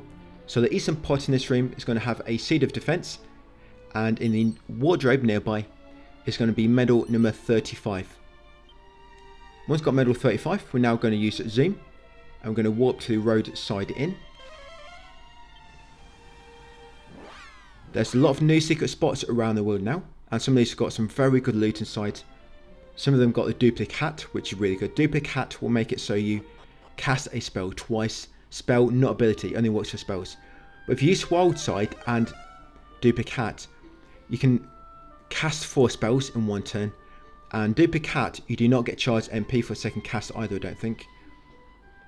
So from Roadside Inn, you took south exit, you went west, then south, and then east to this new secret spot. Like I say, in this secret spot, there'll be a hidden spot behind the southwest tree. First, we'll come to this ultimate chest in the middle to get a mirror shield, and then duplicate is in a hidden spot, like I say, behind this southwest tree. There it is. Grab the duplicate. You want to equip that straight away. Probably one of the best helmets in the game. And I've also equipped the mirror shield. Like I say, mirror shield has a chance to reflect attacks, which is also good. So equip them, and then we're going to use zoom, and we're going to warp to the fairy village. Once in the fairy village, we're going to go into the northeast room, guys, and now craft everything that you can with the craft master. So we've done all the sigils, but now we can actually craft some new things with her. And you have to craft every one of these at least once for a trophy. So we're going to do all that now. You should have all the ingredients you need. If you don't have all the materials yet, just come back later. You should have them all. The one you might not have is 2-leaf clover, because I've only picked up one so far. I think it was in Cantlin on the far left side, but along the side alley of the southwest building. Yes, there's a 2-leaf clover in a hidden spot. But if you can't do them all now, just come back later when you have more of these items. But so just craft everything, guys, once. That's it.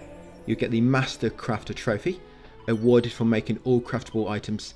And then what we're going to do is head outside the village and kill enemies for 10 to 20 minutes. If you look on your info and look on how many monsters you've killed, you shouldn't be too far off, because I actually popped the trophy when I was doing this bit of grinding. I think I grinded for about 12 minutes before the trophy popped, so which is good. So outside, guys, like I say, now I'm just going to grind. I plan to grind for 20 minutes, but I popped the trophy a lot earlier. So now I'm just coming outside, use whistle, kill the enemies, use whistle, kill the enemies, use whistle, etc, etc. You can do it somewhere else if you want to get more experience, or you can use it near the starting area if you want to get weaker enemies. So that's all I'm going to do. Whistle, guys, kill the enemies, whistle. And like I say, hopefully by doing this you're going to get over 800 kills, and you're going to pop the trophy, allied to Alefgard, awarded for defeating 800 monsters. Remember, it's for defeating 800 monsters, not 800 battles, which I kind of confused to begin with. But it worked out in a good way, because I got a trophy earlier than I expected. So there you go. I think I've got to do one more battle. Just brief edit there, guys. I'll cut out some of the grinding. You don't need to watch me doing the exact same thing for like 10-20 minutes. So there you go. Allied to Alefgard, awarded for defeating 800 monsters. That's that one out of the way. And then in the next video, we're going to complete Dragon Quest 1, guys. And we'll get started on number 2 in part 9, which is coming up very, very soon in a few days. So I'm just going to go inside and back outside, triggering autosave, and that'll be it for part 7. Hey, welcome back, everyone. We're back onto Dragon Quest 1/2 Remake. This is part 8. We should be finishing this off in this video. So in part 9 tomorrow, we can get cracking on with Dragon Quest 2. I've updated the text guide a bit, so now I've got number 2, that portion all added to it. What I've done so far, I'm still modifying it quite heavily, but I've put on what I've got done so far. So from there, of course, we've just popped the trophy for killing 800 monsters. We're going to come west slightly and then go north, and we'll come to a secret spot. This is one of the new ones that's appeared.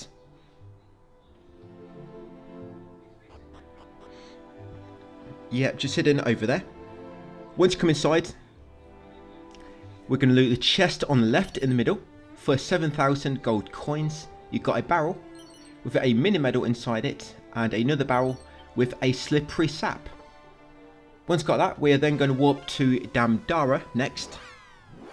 Let me just scroll down to the text guide so I can better run off what we're doing. So once you do spawn at Damdara, you want to head outside and then want to go south.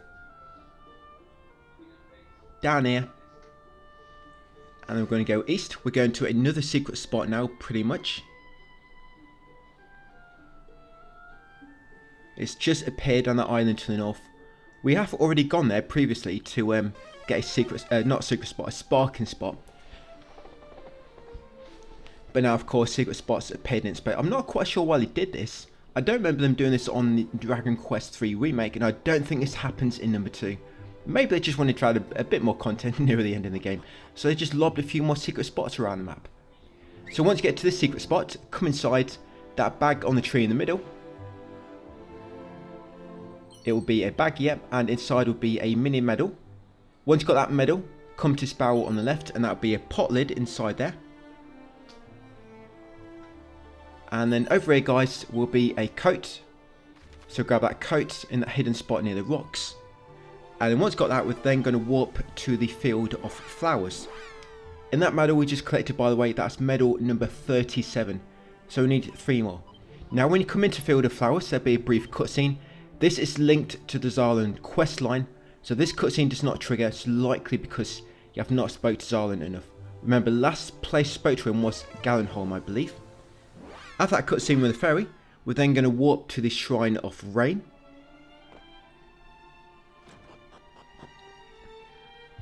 We're going to come inside, and that'll trigger another cutscene. We're going to talk to the Dream Whisperer. This will warp you to the Western Isle. Again, I think this is linked to the Zarlan quest line. So after the cutscene, we're going to grab Erdrick's helmet from the little gravestone in front of us when you get control back.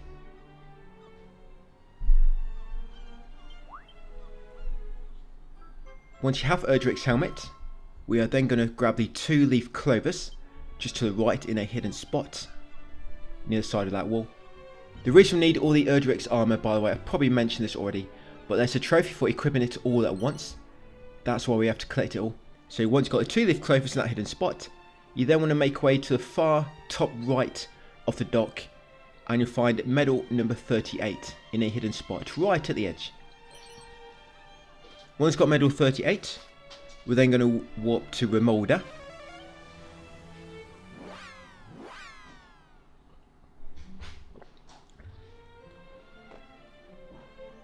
Once you get to Remolder, we're going to enter the Southeast Inn, because now we can open the door. Now we've got a magic key a long time ago. Open this chest, you'll find special medicine inside it. A lot of these are pretty much pointless to collect. Just going through the motion, guys, that's showing you where everything is. Once got that, to exit, then go back along the central path, and you want to come to the church, but enter the door on the west side of the church. Once you come inside, loot this barrel behind the steps to find a seed of luck. Then you want to go upstairs to the next floor where the cell is. Now you got the ultimate key, you can go into the cell and unlock the pot at the back. And inside that pot you find a Sage's Elixir ×1. Exit the building next, and you then want to go into the small island in the middle of the town where you find Zarlan. Talk to him there, trigger a bit of a cutscene, and at the end of it, you're going to pop a trophy. So you pretty much have to do this quest anyway, this side quest, because it leads to a mini medal, it leads to Erdrick's helmet. So doing this doesn't really waste any time, so it needs doing for other trophies anyway. But yes, after that cutscene, he's going to sing a nice little song for you. It's not going to be winning any awards, but it will win us a trophy, which is nice. Yep, a new song for Erdrick. And then once we've got that, we're going to warp to the entrance of the town, because our next step continues from the entrance.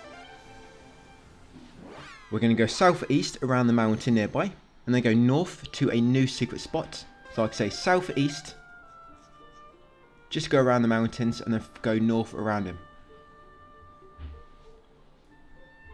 We're now making our way over to Dragon Lord's castle, which is our last stop.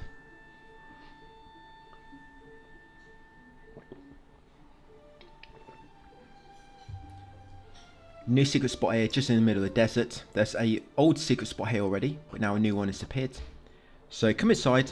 There'll be a seed of strength in the pot near the middle, and also in the chest will be a sword of ruin. So seed of strength and a sword of ruin. Once you've got them, exit back to the world map. We're now going to go east. There'll be another secret spot. You're going to go east and then south. And this next secret spot will be to the west of Remolda, where we just was. Basically on the other side of the lake to where the town is. Did I say west? East? I've said that wrong. Wow, luckily I noticed. West, sorry. Go west, not east. Yeah, go west and then south. And here it is. Wow, how did I do that? Completely wrote it completely wrong on the text guide. It's quite easy to get west and east mixed up sometimes. But it's not actually anything in that secret spot. I just want to show you where it was. Yeah. Just some NPCs which give you a bit dialogue and some hints. But of course you know them already because you're watching a guide. And once you've been to that secret spot, go south a bit more to get that sparkling spot. In that sparkling spot you'll find a unsealant ×2 and a seed of magic. Now you want to head back north. Can't believe I've got compass directions mixed up. I've been quite good recently actually. I've not really made many mistakes when it comes to flipping directions around. Not which I know of anyway. If I have to, you have to point them out to me. That's the first one I've seen in a while or noticed. But you continue north, and in that small little patch near where the mountain is, you'll find another sparkling spot that'll have a leather suit inside and a fur hood. Next you want to go around the mountains to the north. You might have to go northwest, go around the lake, and then you want to go northeast. Come back along this way, heading towards the bottom part of Quagmire cave, and you'll find another sparkling spot. In there you find a seed of stamina and a medicinal herb ×2. Once you've got them, going to continue west now, make our way over to the Dragon Lord's castle. Well, to like a little shortcut we have to make. There'll be one sparkling spot on the way. This one here. In there you can find a chimera wing, musk, and a magic water. Now we've got the rainbow drop, we can create a bridge. Interact with that exclamation marker. Say yes. Drop a rainbow on the floor.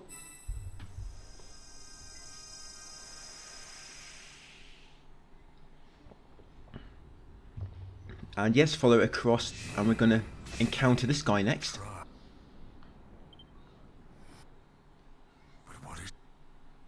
You know, if I'm lucky, we might be able to get Dragon Quest 2 to a similar time this has took. Maybe. I think it might take a little bit more, but I'm hoping not much more. Because I'm avoiding most of the items, I'm hoping we're going to get through it quite quick. We get the ship in the 3rd video, I think. Or is it start of the 4th? Yeah, start of the 4th video is when we get a ship. And that's quite far into the game, so I guess we'll see. I'm still planning it out. I've been through the story. But I'm just going through it again just to kind of optimise it and add all the little things in there. Now that I kind of know the best way through the story. There's quite a few different ways you can approach the story about halfway through. Because loads of different paths are opening up. So I kind of need to optimise that a bit more. To find what needs doing and what doesn't need doing. Because sometimes there'll be a objective to go back and talk to somebody. But you can actually skip that part of the objective. So I've kind of just got to work around that a bit more. But yeah, it's currently in progress. I've got 3 parts already recorded. On number 2. But anyway, once you're here guys in Dragon Lord's castle, there was a sparkling spot on the way where we found frazzled feathers ×2 and a hex track inside it. Once you're inside the Dragon Lord's castle, of course we're getting all the loot, so you want to first go right. Left is the path to actually progress, but some loot down here. So go right, that chest has nothing inside it. There's a lot of empty chests in this castle. I'm just showing you them because they do count on the nose for treasure ability when you use it. Yeah, it will actually take them into consideration. So, but just open them, then they will not count anymore. Come down here and in that secret spot on the square tile, there will be a steel broadsword. Once you've got that, you want to head south and down the steps. Once you come down here to basement 1, there's another chest there with nothing inside it. That's going to be his first chest we go to the east.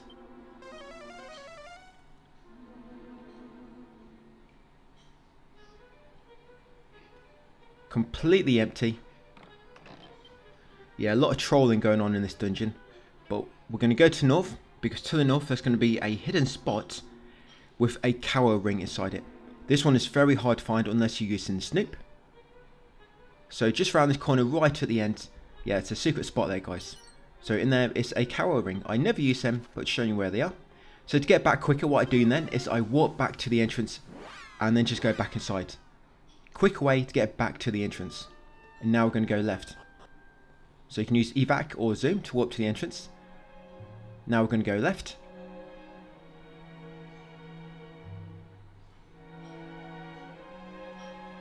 Continue around the side. Dragon Lord's quite an easy fight, if I'm honest.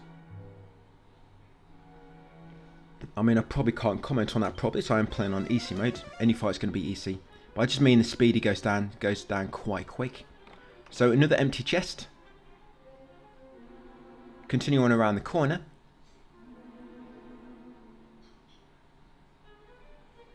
We're going to come down here and go down these steps. Yeah, this will take you back into basement 1, but on the other side. Go right from where you come down the steps. You find another empty chest.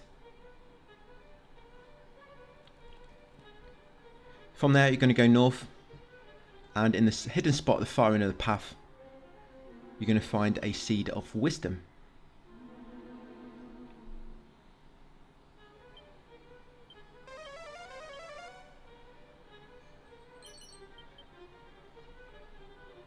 Once you get a seed of wisdom, go back up to the first floor.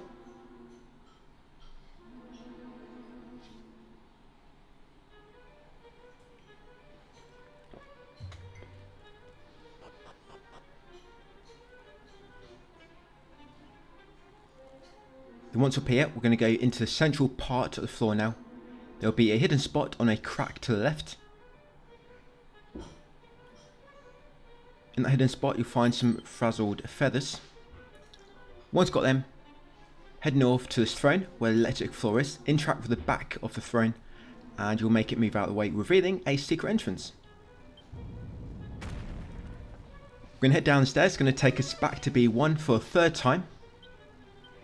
And this is not the last time we're going to be here. I think we have to come down to B1 again a bit later. So follow the path. In this part of B1, there's nothing to collect. So all you want to do is make your way down to the southern exit. I am trying to avoid encounters along the way, but sometimes one will get through. I'm actually just fleeing from them now, as you can see, because I've killed enough enemies. And we're pretty much at the end of getting every trophy for Dragon Quest 1. So I'm just going to run from all the fights. If I can. So yeah, southern exit. This will take you down to B2 next. On B2, you're going to make your way around the room. But we're going to loot 3 chests along the way. And then go down the stairs at the far end. There's 3 items in this room. And they are all chests. So they should all show on your map. So you know exactly where they all are. This is the first one. It's got a ruinous shield inside it. Or ruinous shield. However that's pronounced. And then we're going to carry on around the path. The eastern chest will have a hapless helmet inside it. Again, another fight, so I'm just going to run away. I think there is there's a weapon which makes you run from battles instantly. I'm pretty sure I think there is. That might have been useful now actually. So since the fight started, I mean I've not actually used it. But I'm pretty sure there is a weapon which makes it so you immediately flee from battles. I think it's cursed. But it's just good if you want to get away from fights quickly. So the far eastern chest. Yeah, hapless helmet. And there'll be 1 chest remaining. And the final chest in this area will be a mimic. Yeah, it's got a mimic inside it. I will be showing you where it is. So you are going to see 1 fight, which I will have to kill the enemy.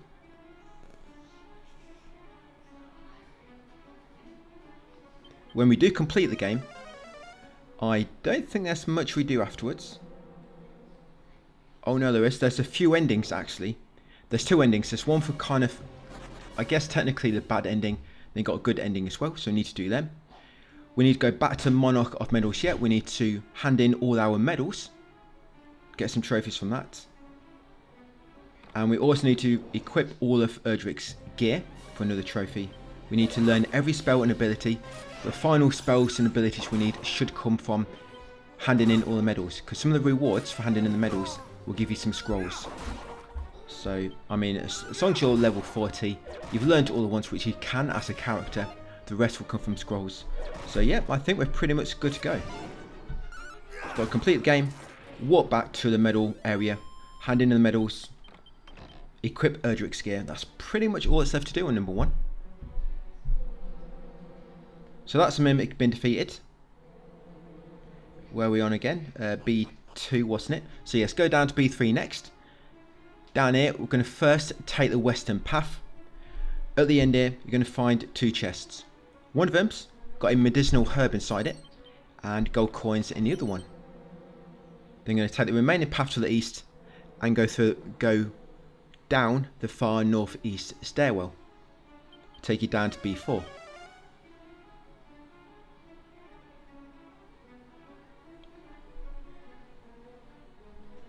The final dungeon on Dragon Quest 2, you get so much experience. You don't really get too much in the final dungeon in Dragon Quest 1. But yes, in the final dungeon, you probably get like, I mean, even if you're not fighting slimes, I mean, slimes are always going to, your metal slimes. And by the way, it's hate mail there. So when you first come down the northeast stairs, grab a chest in front of you, which will have hate mail. Go back up, and once back on B3, we're now going to go to western chest, which have a mimic enemy inside it. And then we're going to go down the far northwest stairs. Yeah, I mean, sorry, metal slimes will always give you loads of experience. But you just get so much on Dragon Quest 2 when you're in the later areas. It's quite good. So yes, this chest, a mimic inside there. The western chest. And then once you've done that chest, we're then going to go down the northwest stairs.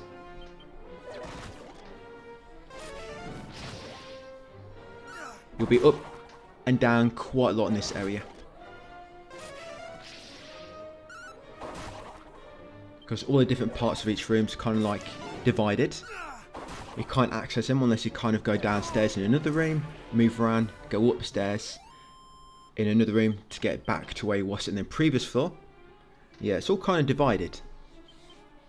But that's most of the loot in this area, which we can currently access. So now go down the northwest stairs. This will take you down to B4, another part of it.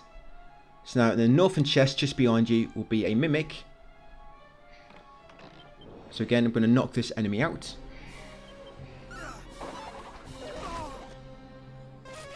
Not too many floors to go. The final medal, by the way, will come from the Citadel of the Monarch of Medals. We get 1 medal in this dungeon. That will be medals 39, then 40. Yeah, it's in the actual Monarch, the Citadel. So I hope you are on the same count, because if you have missed a medal, it's very hard to kind of figure out which one you've missed or where it is, because they're not actually shown for location. Be nice if you could highlight a location, then it kind of have a tick by it if you found all the medals, but I don't think the game does that. Hopefully it'll be something which will come in like an update. But we'll see. So you're going to come up here next. Yeah, these central steps. You want to go up the stairs on the left, but the ones in the middle. In this room, you want to go southeast and down these steps. Oh, sorry, up the steps to the southeast.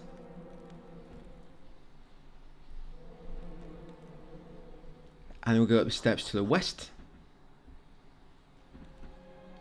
And then up here, guys. Yes, we're back on B1, right in the middle. You're going to find Erdrick's sword. That should be the final piece of Erdrick's equipment that we need. So right now, if you wanted, you could equip Erdrick's weapon, his shield, his helmet, and his armor, and pop the trophy. But I'm going to do it a bit later, so I don't have to mess about with my equipment again. The mark of Erdrick doesn't count. The accessories don't matter. It's just the kind of the main pieces you have to have of Erdrick. So like I say, weapon, shield, helmet, and armor. So once you're back down here,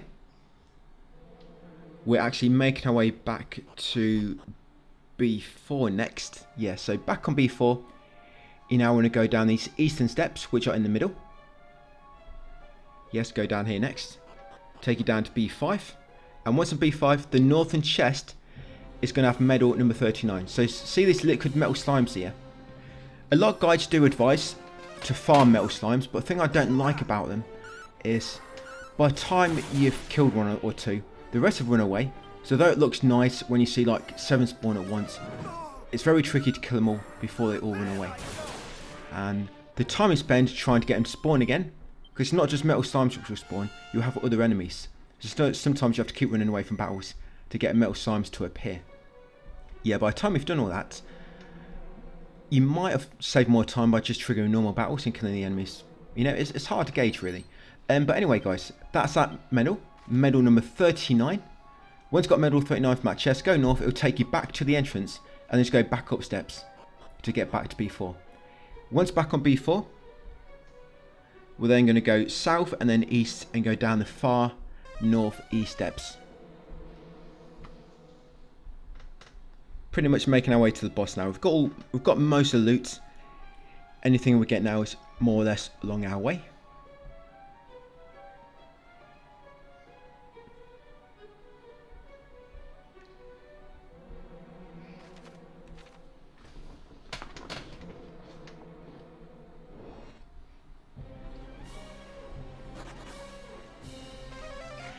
Another battle I'm going to run away from.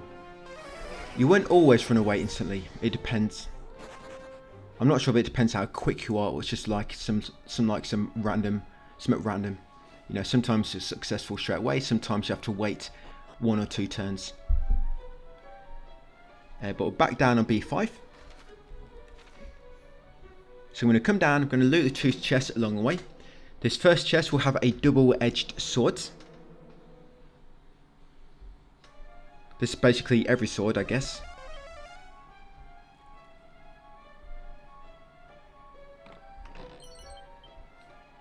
So once you loot that chest, there's one more. This next one is going to have a mimic inside it, which I'll show you. So to continue around the path, the northwest chest is one with the mimic. Of course, I keep using Holy Protection and Padfoot. I always use them both. And this one has got a mimic inside it, so I am going to have to fight him.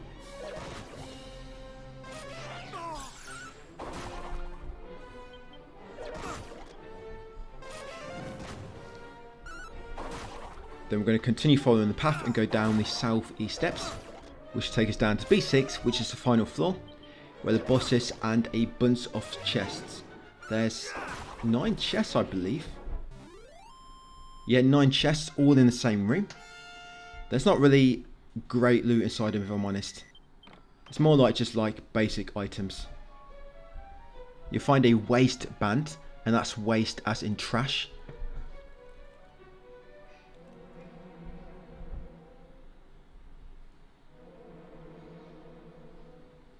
Here they are, the southeast steps, the final floor.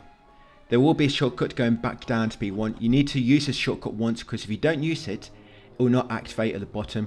So if you actually leave the area and then come back, expecting to use a portal, it will not be there, because you have to use it at least once. So make sure you do not forget to do that. I'll point you to it anyway when we get there. So yes, in the middle there guys are 9 chests. One of these will have a mimic inside it. I'm just going to show you every single one. So inside these, like I say, you get a waistband, a seed of magic, medicinal herb, gold coins, prayer ring. There'll be a mimic in one of them. You got a diamond, gold coins, and a chimera wing. This is the mimic, and that's all the loot.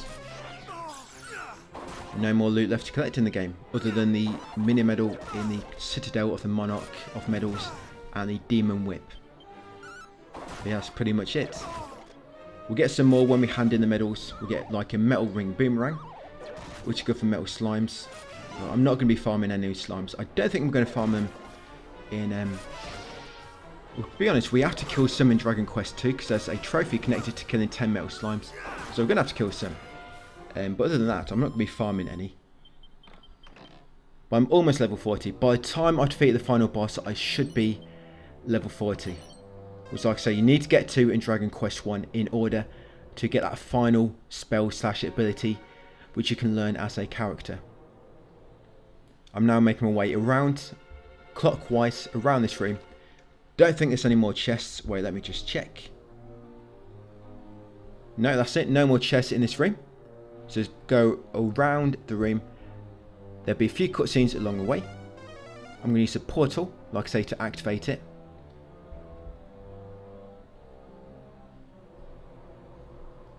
Bit of a longer video compared to some of the rest, but I just wanted to get one all finished.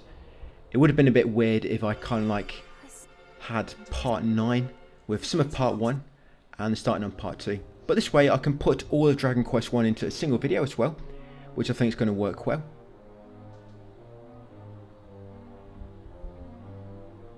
So that's the first cutscene just triggered. Carry on a bit more and you should trigger another one shortly after. Another fight I'm going to flee from.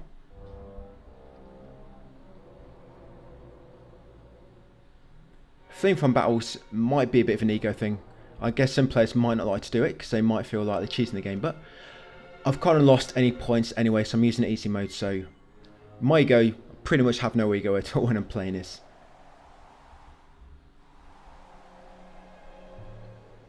I've got no reputation to lose at all because I'm already on easy. So make sure you use that portal. Like I say, you have to use it once to activate it at the bottom. Once you've used it once and activated it, we're then going to warp to the Citadel of the Monarch of Medals. I don't know why it's not just called Citadel of Medals. But yes, once near, come to the Northwest Ultimate Chest.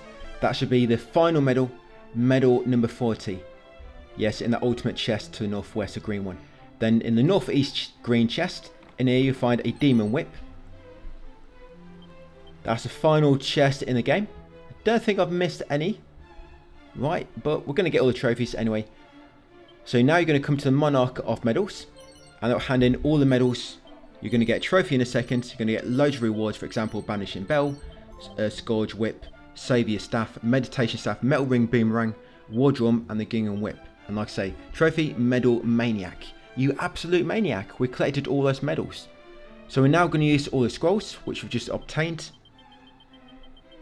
I'm going to use all my seeds as well. So I've got a meditation scroll there. I think I've still got to learn one a bit. I'm not quite level 40 yet. That's why I've not popped the trophy. But I actually go up to level 40 from killing the final boss.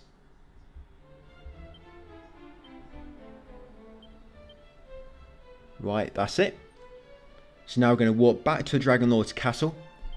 I've used all my seeds. I've used all my scrolls. I've handed in all my medals. And I need 28,000 to go up to the next level. And I know that the boss gives you 29,000, so I know I'm okay. I've actually got a bit of a text guide in, well, of course, I've got a text guide, but I've put a bit in the guide about farming. If you're not quite level 40, you can farm this final dungeon, and you can make metal slimes appear. And if they don't appear, just keep running away from the battle. But when they do appear, use a charged lightning slash ability on them, which will kill a slime instantly, because it'll be a critical. Criticals will kill metal slimes instantly, but if not, it's going to be like a 1 damage if you don't miss. And it can normally take 3 or 4 attacks, but most of them run away. That's why the lightning slash works well. But it has to be a charged up lightning slash, because then it'll be a instant critical, which would be you'll instantly kill a liquid slime. But anyway, it should be okay. Like I say, just farm in this final area, liquid metal slimes. Text guide is all explained there. But if you're near where I am, you need 29,000 points just under to reach level 40. You'll be okay because the boss gives you 29,000 anyway. It's almost 30. But when you talk to the boss, you're going to choose to join him and you'll get that trophy. That's for a bad ending. So when he asks if you want to rule beside him, make sure you choose yes. Choose yes and then choose yes again. You'll get a trophy dealing with the devil. There's no need to reload. When you do respawn at the inn, just walk back to the Dragon Lord's castle, go into the portal and go back down to B6, and then go over to the boss again, but now you're going to choose no. We do not want to rule beside him. And then that'll trigger the boss fight. You could actually keep redoing this fight if you wanted to farm that way. But it's got quite long steps afterwards. You'd have to get through all the cutscenes, so it might be quicker to just farm fights. Yeah, I mean, with this, at least you know you're always going to be getting 30,000 experience. So he's going to ask if I want to rule beside him. I'm going to choose no and give him the finger. I'm going to choose no again, give him both fingers, and he's going to get really upset, guys, and trigger a fight. So I'm just going to kill him quickly by using Wild Side along with a charged Kazap, which will do massive damage. So yeah, Wild Side and a charged Kazap. will do big damage to him. Of course, he's not charged at the moment because my health is full. But once he knocks me down a peg or two, I should be able to charge it up a bit more. You have to fight him twice, there'll be 2 stages. His true form, you only get experience for his first form, by the way. Yeah, this form here. This form, you'll get 29,000 experience. And the true form, you don't get any. You just get the events which will lead up to the final ending, I guess. So I see, it goes down really quick. I don't think it actually damaged me then. But yeah, a man of many talents, awarded for learning every spell and ability. That's because I just hit level 40 and I learned the final ability which you can learn as a character, and that was Giga Slash. If that did not pop the trophy, then you've missed a scroll somewhere. If you go through the text guide and go and scroll, just type in find them in place and then type in scroll. It will show you where they all are, and you can just go through there and at the same time check with your menu and see what spells you have or don't have, and then you can kind of work out which you've missed, and that also show you where they are. But yeah, when it comes to medals, all you can do is really check every location. I mean, hopefully you think of one which you might have missed, but I mean, hopefully you did get all them trophies connected to the medals. So this is his true form. So again, I'm using the same attack, wild sides and a charged gazap for massive damage.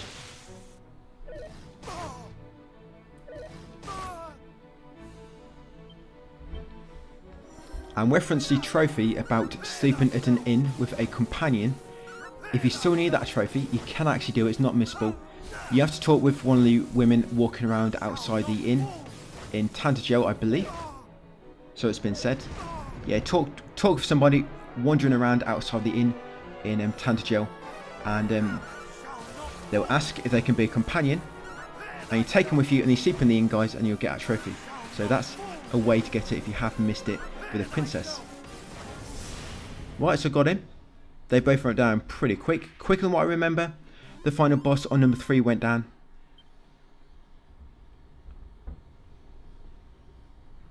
So once he's dead, got some cutscenes to go through. We're going to use zoom and warp to Tantegel.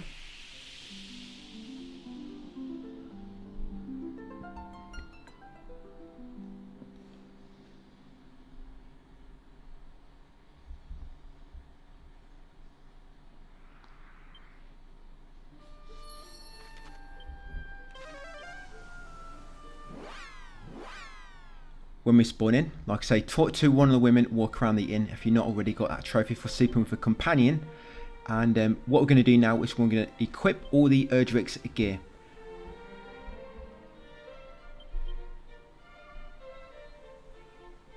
I think I've gone into the wrong menu here. Yeah, so I'm in the equipment bag, it's not what I meant to be in. So you need to go into equipment on the front menu, and you want to pick Erdrick's sword, Erdrick's shield, Erdrick's helmet, and Erdrick's armor, and that'll pop another trophy, Erdrick's legacy. Yeah, awarded for equipping all of his gear. Yeah, the mark of Erdrick don't matter, as you can see, but that's what it is if you want to see. Right, so one more thing to do, and that's to complete the game, guys. Get a final trophy for Dragon Quest 1. So yes, part 9 tomorrow. Make a start at number 2. You do get means of transport, like I say, you get a ship on number 2. But you don't get any flying vehicles, unfortunately. Not what I've seen so far. But fast travel is really good in this game. In number 2, when you do warp around, the ship kind of transports with you. So it's not like it's always going to stay where you left it. I think that's really good. You warp around and the ship kind of spawns at the coast nearby. So it makes it so you can get around a bit quicker. You don't always have to sail around the whole map. So come in the castle, trigger a bunch of cutscenes. And after the cutscenes, you'll get the trophy Lightbringer, awarded for triumphing over a draconic evil. That should be the final ending in number 1. And that should, once that pops, be all the trophies done, guys, in Dragon Quest 1. You can just check, I mean, it's quite easy, because every trophy connected to this one will say DQ1. But that should be all of them covered. If you missed any, then that's on you, unfortunately. And you have to kind of look back through the guide and chase them down. But should have them all.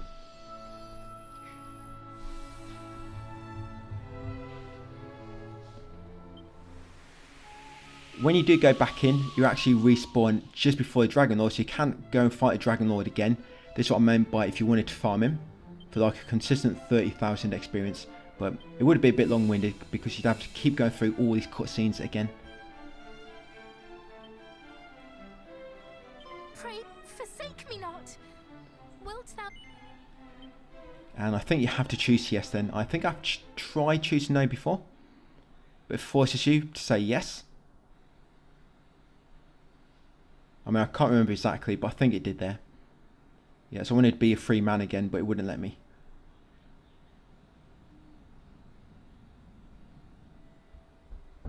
Right, that should be it. So Lightbringer, there we go. Yeah, so make a cleared save at the end of it.